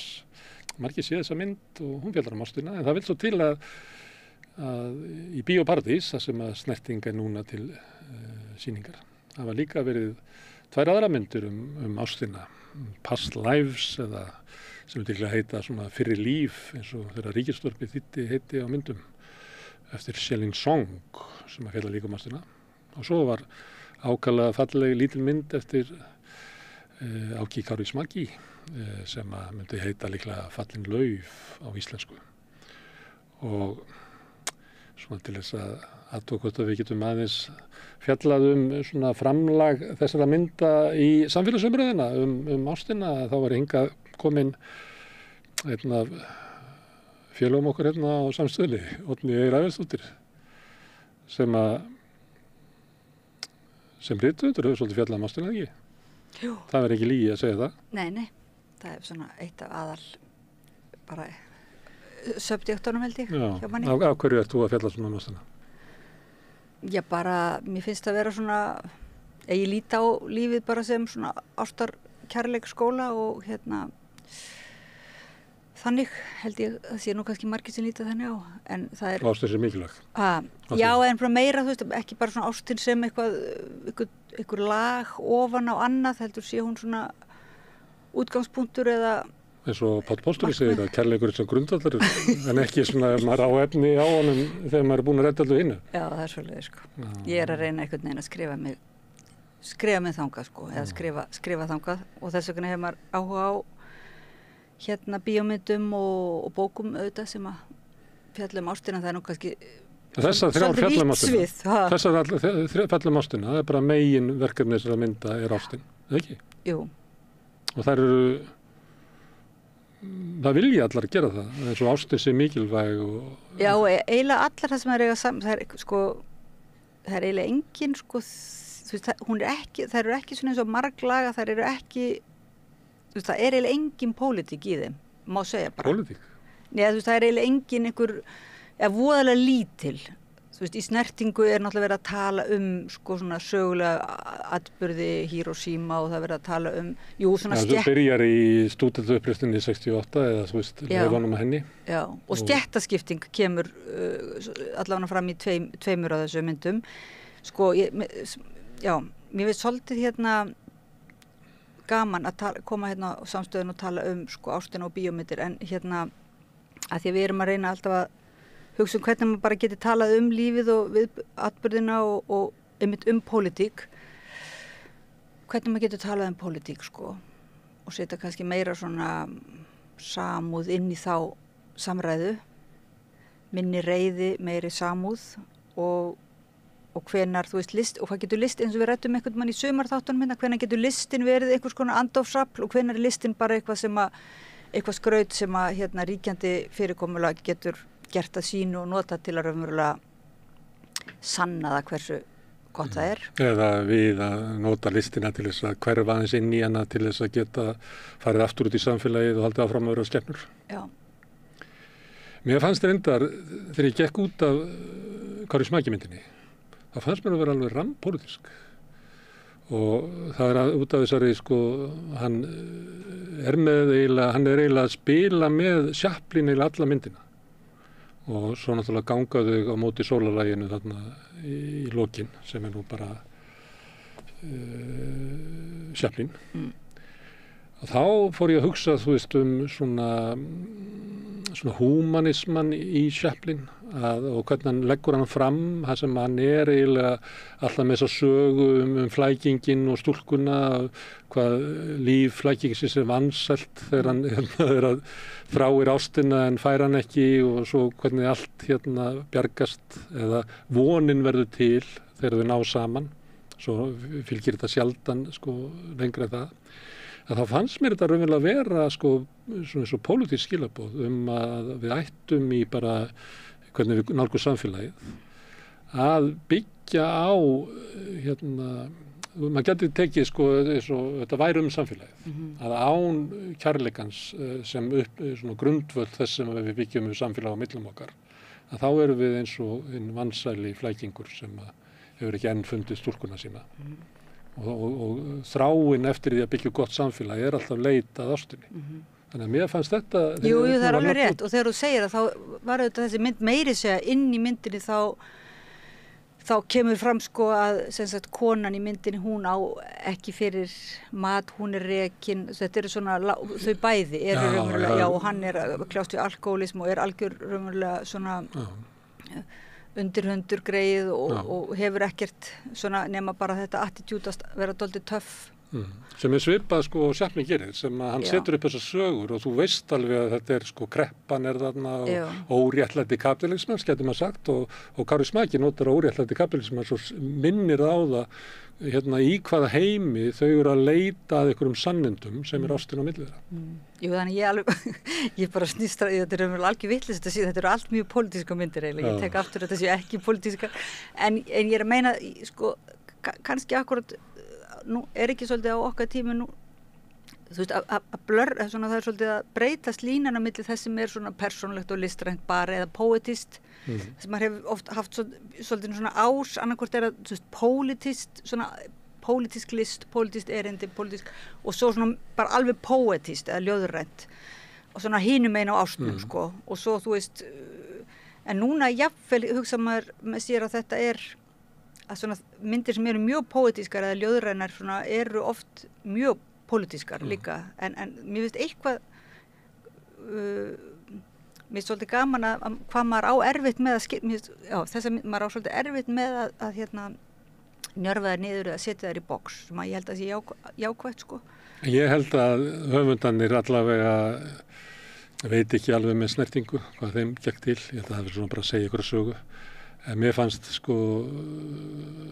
Past Lives sem er hálfurleiti amerísk og hálfurleiti suður kórusk og Kári Smaki, finnska myndin þar sem þau eru raunverulega að fjalla ástina sem eitthvað svona alvöru afl kannski síður í Past Lives en mér finnst það mjög ábyrjandi á Kári Smaki það er ekki tilviljun að gera þessa mynd hann er að svara einhverju sem hann upplifir í samfélaginu sem getur verið það að við höfum haft þetta svolítið svona sundugreint og nú sé komið tími til þess að einhvern veginn að tengja saman eins og hefur svo sem oft gerst áður að pólitík er persónulega og persónulega pólitískt og þannig að í þessu felist líka eitthvað svona endurmata og svona hvernig við metum stöðu okkar í samfélaginu og út úr því geti komið eitthvað svona lausn úr einhverjum hryllingi sem að samfélagið er Mér finnst Kári Smaki bara pólitískast mynd sem ég sé bara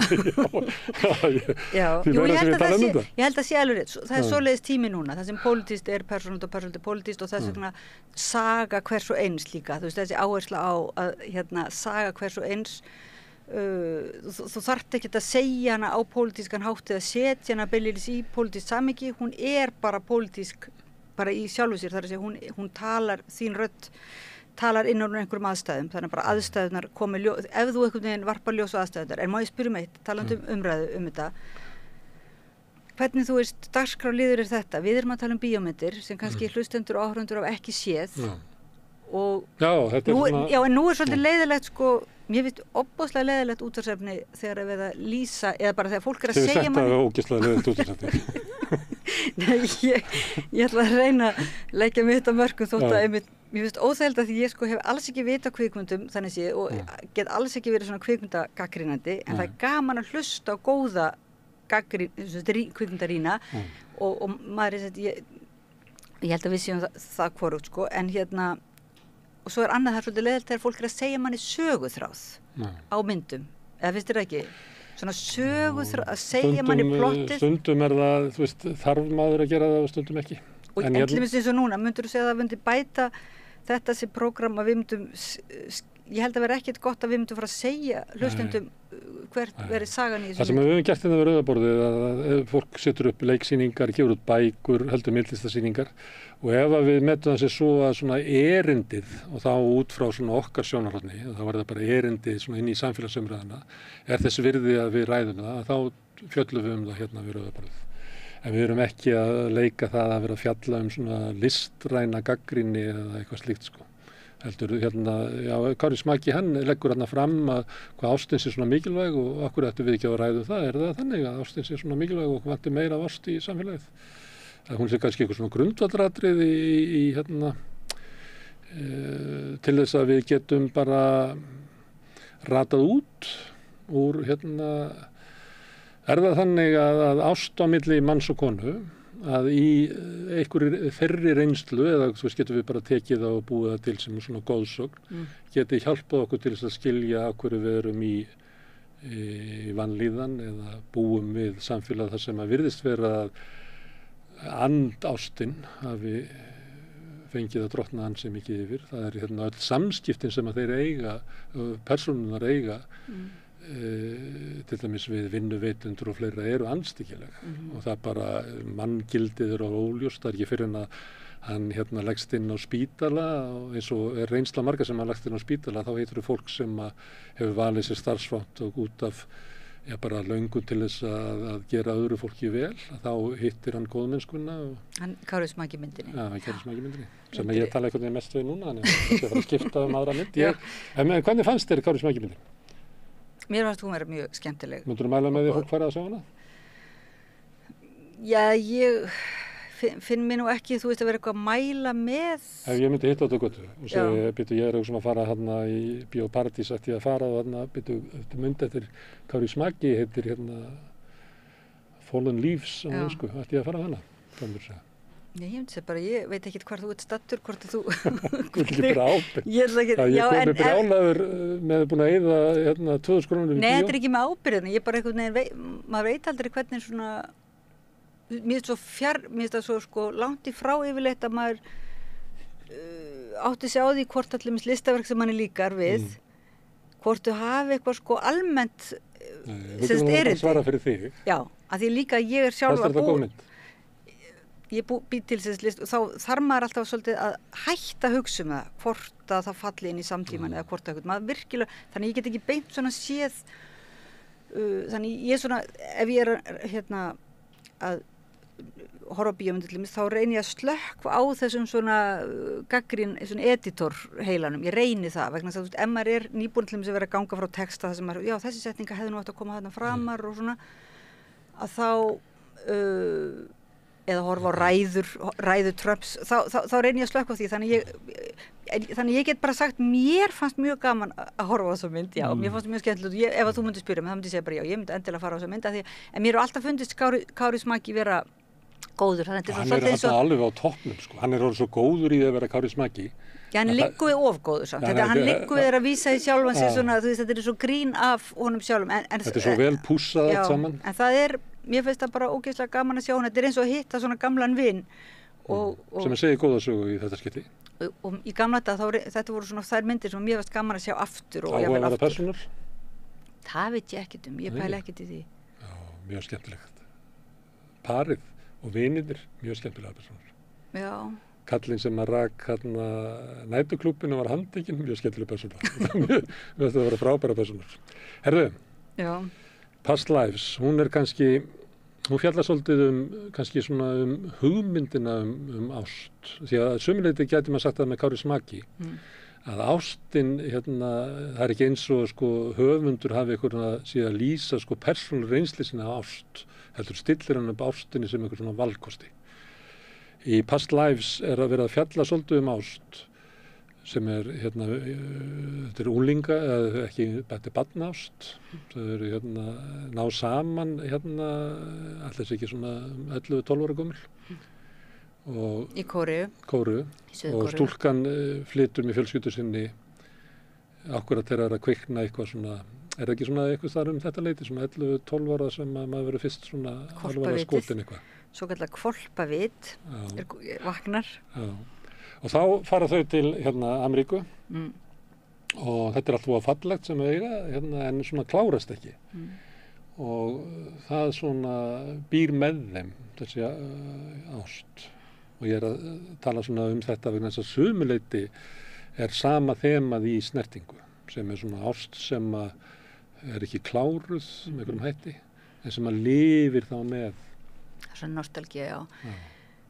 En það er svolítið, mér var svolítið merkilegt að horfa á þessa mynd, þessa kóresku mynd, sem að því að til dæmis ef maður ætti að segja, eins og þú ert að byrja að segja söguna, þá er sagan ekki kannski plottið eða sagan ekki sérstaklega svona áhugavert, ekki frumlegt, ekki áhugavert í sjálfu sér þetta er svona bara, þetta er bara eins og einhver skólabók þú veist, og svo á hún annan mann og svo kemur gamli bæskuvinur, þú veist, þetta er já bara, og innflytjendurnir, þú veist, þetta er raunverulega bara, maður getur tikkaði bara mörg box, þannig ef þetta hefði verið illa gert, þá hefði þetta verið bara klísja. Já, nú við alla sögur. Jú, það er að vísu, já, alveg rétt. En þarna, það var samt svona... Það er ekki ástasögur, Strákur hittir stelpu og... Jú, það er eiginlega ekki hægt ekki. Það hefði eiginlega fáa sögur verið gerðar verð en þessi saga. En þegar hún er vel gerð, þá getur hún verið stórkostleg. En það sem er bara,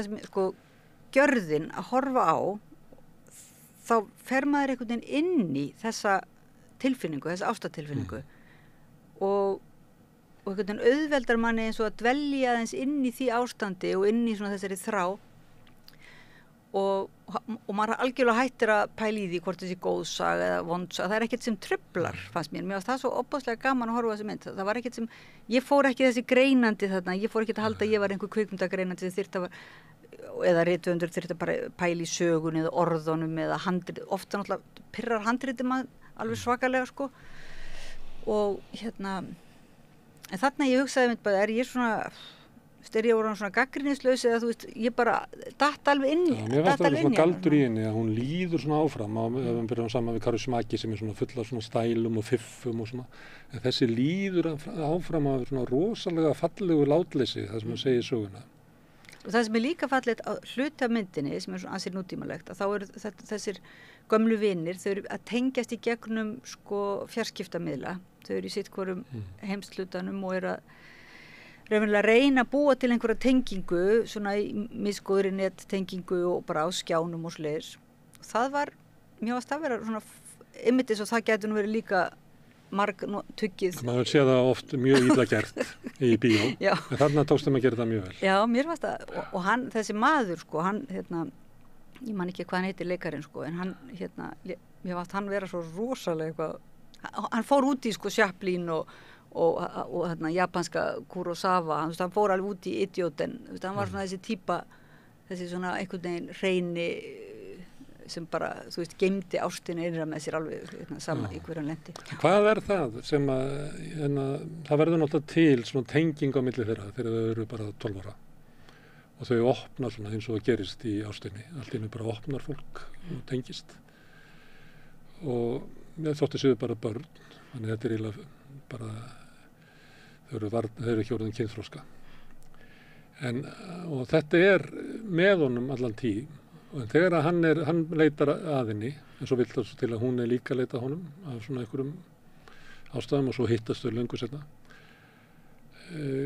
hvort þetta raunverulegt eða hefur hann búið til hugmyndina ástina með sér? Hann ástfangin af henni eða þegar líður á, hann þá bara hugfangin að eigin hugmyndum ást? Nei, mér fannst ekki vera þannig í þessari mynd sko. Mér fannst einhvern veginn bara þessi göngutúrar þeirra þegar þau eru börn og þau geta treyst hvort öðru fyrir raunverulega, það ákveðið svona, þau stríða hvort öðru og eru það eitthvað svona ekki hömluleysi en svona, ég veit ekki, eitthvað svona traust í samskiptunum hjá þeim sem börnum sem að það það svona þetta. Þegar það snertast og þetta verður til, þá þetta sko raunverulegt, þetta bara sem að þau munu bera alla ævi og mótar þau. Já, og það finnst mér ekki alveg bara fjall ástin, ég hugsa bara alla vináttu og svoleiðis, þú veist, í heimi þar sem einmitt með fjarskiptamiðlum oft og samfélagsmiðlum, það einmannaleiki fólks svo mikill og einhvern veginn og allir að reyna að hlusta á eitthvað, að horfa á eitthvað, að hafa eitthvað fylla upp í þennan einmannleika með röddum og svoleiðis, og hversu það raunverulega sjaldgæft að það myndist þessi að þú finnir fyrir því að það einhver að tala til þín og einhver að svona tengjast þér og það kannski bara það sem hefur verið kallað svona sálirnar snertast og svona í einhverjum svona gömlum rómantískum. Já, og það náttúrulega bara og finnu það í bara, ég veit ekki, út í bakari ef það bara þessi litla þessi notalega snerting sem þarf ekki að vera sko þarf ekki að vera ástarsnerting en þetta verður ástarsnertingi sterkari en þessa myndi voru kannski ekki alveg þetta svona, þú veist, ekki þessa bara snerting og ég held að maður þurfa að sjá aðra myndir til þess í Bíóparadís en myndir snerting sem heitir snerting sko. Já, ég ætla aðeins að stoppa aðeins með Past Lives af því að þar önnur saga af því að þegar stúlkan flyttur til Ameríku að þá hún að koma sér inn í amerískt samfélag og að yfirgefa Kóreu og sömuleyti fjallar að líka það að æskuástin Kórea en hún að koma sér fyrir í Ameríku og kynnist þar gyðing frá New York og giftist honum, eða nei frá Kanada og hvernig fannst þið samband þeirra því þar blanda svolítið svona inn í sko samskipti kynjana sem eru sömuleyti svona praktísk og sem að því að æskuástin hún eiginlega ósnerta af raunveruleikanum og verður svona svolítið svo hugmynd á meðan að hún eiginlega svona glíma við samband við mann sem hún elskar en það sem svona miklu praktískara þegar að gamla ekki, þetta eiginlega meira en æskuást, bernskuástin kemur heimsækjarina að þá verður svona svolítið ólíkt svona hún ólík gagnvart þeim. Hvernig fannst það í myndinni? Fóru gyðingunum í töðan á þér? Nei. Trufla söguna? Nei, alls ekki. Ég bara veit ekki alveg hvað mér ég get ekki alveg sagt það kannski svona á einhvern vitrænan hátt. Mér fannst bara hann að því ég datt inn í að horfa þá mynd einmitt, svona bara eins og ég væri bara að lesa dagbók einhver, þú veist, ég var ekki að hugsa þetta sem tilbúið handrit ég var ekki að hugsa þetta sem mynd og það náttúrulega svolítið fágætt þegar maður gleymir eiginlega bara og mér fannst bara til dæmis eins og þarna kóreíski leikari, mér fannst bara ég hugsaði bara, þetta getur ekki verið leikari sko, með fullir verið einhverju leikur mér fannst það einhvern veginn bara, mér fannst þess að þetta væri sko heimildamynd frekar, þannig séð sko og þá fannst mér hann líka mjög þarna maðurinn en að vera mjög sannfærandi einhvern veginn og rosalega fallegt þeirra samband hvernig hann þurfti að hvernig hann var að kljást við þessa raunverulega hvað heitir það, óvæntu innkomu inn í þeirra samband sem kemur einhver þarna frá sending úr öðrum heimi og já, mér fannst það vera mjög fallegt hann þurfti yfir, maður sá snerti konuna á einhver svæði sem hann raunverulega næri ekki til og það sem ég varst líka svolítið fallegt að yfirleitt eru svona myndir þær fara yfir í þú veist, það treyst ekki áhorfandarum oft finnst mér þannig að það þarf einhvern veginn að verða svo mikil afbrýðisemi og það þarf að fara út í ofbeldi og það þarf að fara að gera eitthvað rosalegt en þarna svona þarna þetta meira svona eins og bókmyndir þar sem maður verið að treysta manni til að lesa á milli línana, sko. Hún talandi svona senur og umhverfi og þá þetta, maður gæti eiginlega horft á hana líka þannig, að því að sko hvernig borginna birtast og hvernig íbúðina birtast og það margt sem gert hana með einhverjum svona hætti að manni finnst það að vera bara ótrúlega áhugavert og þetta tempó í sögunni og ég var talandi hvað maður segir út á götu, ég búin að vera að reka alls konar fólk á að sjá þessa mynd, því mér fannst það vera algjörlega frábær. Þetta besta sem ég sé í sumar. Já, takk fyrir að reka mig á hana. En svo fór ég samt að hugsa eftir á, því ég búin að horfa hana og þá líka mann líður svona hálf furðulega að vera svona hrifin af einhverju mynd að þá maður lítur, þú veist, dómar lítur að hafa sofnað á verðinum og þá hugsaði að það væri gaman að auðvitað heyra einhvern svona mjög gagnrýnan sjá svona mynd og segja manni til dæmis hvort hún sé algjörlega út úr korti varðandi feminisma eða hvort að, þú veist, feðraveldið sé alveg hreint eða hvort að sé jafnvel rasism eða ég bara finnst að það gæti alveg verið sko, og mér finnst það líka. Þú kallar þetta tuði. Ég meina það, já, það væri gaman að þegar maður verður svona hrifin hvort að maður öfurlega setur það aðeins inn að svega, sko, og ég get ekki metið það eiginlega alveg, maður þyrfti að sjá hana þá aftur, sko. Þá kemur það mynd sem að ég var ekkert sérlega hrifin af, sem Snerting, eftir Baltasar Kormák, gerðu þau sögu Ólafs Jóhanns, Egill Ólafsson með svona, á plakatinu og svona, með svona, hann ekkert fá svona neitt íkja mikla persónu að spila úr svona sem gamli. Þetta eru saga sem á tveimur sviðum, annars vegar maður sem að fær svona einhver svona dauðadóm út af sjúkdómi og læknir segir að hann verði að fara að gera eitthvað upp og hann fer og leitar af ást sem hann týndi í London einhvern tíma snemma á 8. áratugnum og þar ber hann til Japan þar sem hann hittir konuna sem hvarf úr lífi hans eftir að þau höfðu fellt hugið saman og átt svona lítið, ekki bara lítið aðstræfindir svona sumarpart eða eitthvað svoleiðis. Þetta ekki mörg ár sem að þau nutu ásta eins og sagt og hann finnur hana og svo sögð sagan af því þegar þau kynnast en eiginlega megin þráðurinn það að þetta ást þar sem að hún var numin eiginlega burt, þetta verið ópera, þá hún verið numin burt og svo finnur hann hana sem gamall maður og þá kemur í ljós að hún hafði aldrei gifst og hann líklega verið eina ástin í lífi hans fyrir utan son sem að hún fæðir og þarf að gefa frá sér og heimsækir einu sinni í viku á veitingastað til þess að horfa á þetta afkvæmi ást þeirra og elskar hann úr fjarlægð. Þetta svona eins og ef maður að segja þetta þá þetta náttúrulega eins og einhver sko ég veit ekki hvaða ástasaga þetta sko frá 1900 Viktoríutímanum eða eitthvað. Jú, hún ekkert verið einhver önnur sko, þetta alveg fallegur þráður og ég hef heyrt að sagan hans Ólafs Jóhanns sé mjög falleg og svona virkilega sko, sem sagt hún heitir Snerting og hún snerti mann mjög mikið sem lesandi en ég bara því mér ekki búin að lesa hana þannig, og þessi mynd fekk mig til mér langaði til að ég veist bara, mér langaði mjög mikið til að lesa þessa bók og ætla nú að vinda mér í það sko þannig að mér finnst ég kannski ekki geta alveg svona sagt já, auðvitað getur maður að tala um myndina samt þótt maður ekki lesi bókina en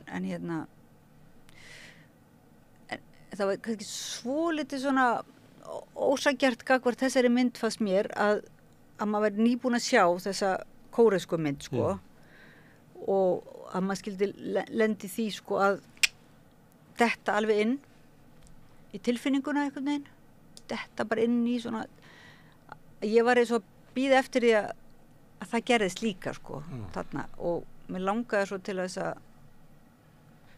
til að detta inn í ég veit ekki þetta svona tilfinningalíf þessa manns, gamla manns sem deyjandi og þá skiptir man einhver máli hvaða saga það er bara hún það er bara áhuga, bara einhver saga sem hann finnst hann þurfa að fara. En hann er svolítið erfitt með að koma henni frá sig vegna þess að hann er bara að drifta um heiminn og hann er að tala við hótelstarfsfólk flugfreyju og einhvern mann sem getur á bar og það er svolítið erfitt að koma einhvern veginn. Nei, mér finnst það ekki það skipta máli, ef maður hugsa handrit, ég veit það ekki, en ég var alltaf að hugsa, af hverju detti ég ekki inn í það? Er það út af því að því maður bara veit hversu góður leikari Egill Ólafsson er og góður söngvari og svona, þú veist, góður maður þess vegna, er það að trufla mann einhvern veginn, sér maður bara Egill? Nei, það er ekki það kannski, langar mann til þess að Egill, ef að hann er að fara að leika í einhverju svona stórri mynd maður langar til þess að mér langaði líka, ég hugsaði bara, hvað ég vildi að þetta væri sko heimildamynd Egill og hann væri í alvörunni, hann væri bara að leika sig og væri hérna, en þetta er náttúrulega fáránlegt að vera bara... Ég talaði við hann hérna eftir hann veiktist og þá sprauti hann upp í sig wasabi sem hefur nú passað við myndina til þess að erta röddina, til þess að missa hann ekki. Ég hugsaði þegar ég var að horfa á þetta, það mátt vera eitthvað svona senur þar sem að sko sjúkdómurinn og hvernig hann herjar á hann væri svona meira áberandi. Mér finnst líka hérna sko ástaræfindir unga fólksins eins og gaman er að horfa á ungt fólk hérna fella hugi saman og elskast og eitthvað svona, þá fannst mér svona mætti vera svona eitthvað smá galdur í þessu sko. Mér finnst þetta vera svona fljúa svolítið svona rólega yfir þessa sögu. Og svo má náttúrulega veltaði fyrir sig sko þetta með að þegar hann finnur hana loks að þá hérna er hún sko óspjölluð af annarri ást. Og svo þetta með barnið að ást þeirra hafi sko getið af sér ávöxt og mér var svona, er þetta ekki aðeins svo mikið sko. En þú hefur greinilega ekki dómarinn þinn, hérna greinandinn sem er að hérna greina ræðu Trumps og hérna Kamala Harris og pæla í, þú hefur ekki fengið alveg frí frá þeim dómar. Þá þarf sagan að sko bera mann eins og þú ert að benda á í sambandi við Past Lives, að þá bara gleymir maður sér. Af því að sagan bara dregur mann inn eða stælarnir og boðskapur sem er í Kárismaki og mér finnst það bara, galdurinn var ekki, náði mér ekki í, þannig að ég satt svona í aftursætinu og þarna hefði nú mist tækifæri og þarna hefði nú verið eitthvað svona. Ég var líka komin í, sko, ég hugsaði bara, hvað ég er eitthvað óþolandi áhorfandi þetta bara eins og sumir sem að horfa á bíómyndir sem gerast á Íslandi og get ekki slitið sig út frá því að þú veist, landfræðilega er það klift saman oft, þú veist, en nú erum við á Ísafirði, nei, en svo erum við í Vík Mýrdal, þannig mér fannst svolítið bara erfitt að ungi maðurinn sem var Egill sem ungur, að því núna vitum við öll hvernig Egill var sem ungur og... Þú hefði viljað fá tölvuteikningu af allir. Nei, mér fannst þetta bara svo opbóðslega ólíkar típur, þannig að ungi maðurinn og gamli maðurinn, að ég, hérna, en ég hugsaði bara... Það er nú sætur ungi maðurinn svona. Já. Það var svona í honum svona ungæðisleg svona orka en óalega mild, að því hann var að leika mildan mann og kannski ungi Egill var ekkert að leika milda menn hérna í Galanda. Nei. Það var svona... Nei, en það var nú ákveðin mildi og það er svona það er rosalega fallegt margt í þessari mynd fyrst mér sko. Það er mjög fallegar senur og það er eitthvað svona fallegt að sjá þessa kallmennsku, bæði unga mannsins og eldri mannsins. Þeirra kallmennska er svona... Er þetta kallamynd? Hvernig voru konur? Já, svona, mér fannst svona, það er einhver auðmýkt í köllunum sko, sem að mér fannst vera falleg, en mér leið svona eins og ég þyrfti einhvern veginn að hrista hausinn og horfa á hana, fara aftur á hana sko, og vera þá bara, já, stundum er það þannig, maður það bara gefa listaverkum sko annan séns og vera, hérna, þannig ég held það sko, hvort ég á maður að lesa bókina fyrst og fara svo aftur í bíó eða bara, ég veit það ekki. Hella sér í það að horfa á og lesa ástina, það er skilabúðin. Já, og bara lifa það líka, vera bara, þú veist, vera vakandi fyrir því að láta hvernig við tölum um hlutina, sko. Hann er rosalega vakandi hérna ungi maðurinn því að hann fer inn og sækir vinnu og svo að labba út, þá sér hann ástina og ákveður þá að gerast uppvaskari fyrir ástina. Þannig hann var mjög vakandi. Jú, og svo er hann alltaf sko róttæklingur. Hann segir skili við námið og svona sem sagt einhverja staðalímynd af hann er með mikla námshæfileika og vinir hans og hann raunverulega þetta verður einhvers konar valkostur sko. Þetta einhver bylting hjá honum, hætta í háskólanum og hætta í þessu. Róttæknin og sósíalismann sé svona líflegri ástir og kynlíf. En svo það er þetta til bók sem mjög vakti mikla athygli fyrir nokkrum árum. Svo gerða rannsóknir á einkalífi kvenna í Austur-Þýskalandi og niðurstaða hennar var það að það hefði verið miklu skemmtilegra persónulega lífið konum í Austurinu heldur en Vesturinu. Vá, það var nú áhugavert. Það hefur ekki lesað hana? Nei, ég veit. Það er svo langur listabókum sem maður er ekki búin að lesa og marga bíómyndir sem maður er ekki búin að sjá. Kannski hefur við ekkert spjallað það á veikundar sem við erum eftir að lesa. Við stoppum núna ekki með hvernig fólk bara til þess að maður segir bara pass í kvikmyndagagnrýninni. Herðu, kæra þakkir Árný fyrir að koma hingað og þetta eru lokin á Rauðaborðinu í kvöld sem hefur verið svona við erum að koma úr fríi og við erum svona að velta fyrir okkur hvernig við erum að móta sjónvarpið okkar. Þetta tilraunar útvarp svona á haustmánuðum. Gaman að þið skuli staldra við og fylgjast með því. Ég minni á eins og ég gerði hérna í gamla daga að samstöðinni tilraunaverkefni sem að við stöndum sem erum að búa til þess að þætti bæði hérna megin myndarinnar og hinum megin. Hún Laufey hefur verið að taka upp þennan þátt og hingað hafa komið Oddný og Magga Stína og Steinunn Ólína og Björn Thorlags og hjálpa mig við að búa til henni þátt. Þið hafið náttúrulega breytt þessu samtali okkar í þennan galdur sem eru fjölmiðla með því að horfa á. Ég bendi ykkur á að þið geti verið virkir þáttagötur með því að benda vinum og vandamönnum á efni sem ykkur líkar hér. Sagt frá því að það má finna efnið okkar á Facebook og YouTube og öllum hlaðarsveitum. Við erum í útvarpinu 89,1 á svona stór höfuðborgarsvæðinu. Alveg frá upp á Snæfellsnes og upp í Borgarnes og út á Reykjanestá og upp að Litlu kaffistofu. Það má sækja þær útasendingar líka á spilarann, bæðið á netinu, spilari.is og svo spilarið líka app sem á mann hlaðinur í síman og þá getur hlustað á samstöðun og allar íslenskar útastöður hvað sem er í heiminu, það sem er net. Svo erum við komin í síma, við erum komin í sjónvarpið til þeirra sem að fá sjónvarpið sitt frá fjarskiptafyrirtækinu Síman og þar erum við númer 5 á fjarstýringunni. Kannski munu önnur fjarskiptafyrirtæki bjóða sínum viðskiptunum upp á efni frá samstöðunni sem eru 24 tímar á sólarhring, 7 daga vikunar allan á þessu hring, samfélagsumræðu, þetta Rauða borð og í öðrum þáttum samstöðunnar. Þetta samstöðin hefur verið byggð upp af áskrifendum. Það er fólk sem hefur lagt 2.500 krónur á mánuði til starfseminnar. Þið getið gert það líka með því að fara inn á samstöðun.is, það er hnappur sem ástendur áskrift, það getið skráð ykkur fyrir 2.500 krónum. Þið getið borgað meirið í viljið og þið sem kjósið getið látið áskriftina renna sem félagsgjöldin í Alþýðufélagið og það er Alþýðufélagið sem á og rekur samstöðina. En þetta er gott hjá okkur í kvöld. Við verðum hérna aftur á morgun klukkan 8 með eitthvað allt annað efni. Já, segi bara góða nótt. Segðu það á Samstöðinni. Samstöðin er í eigu hlustenda, áhorfenda og lesenda. Sláist í hópinn og gerist áskrifendur.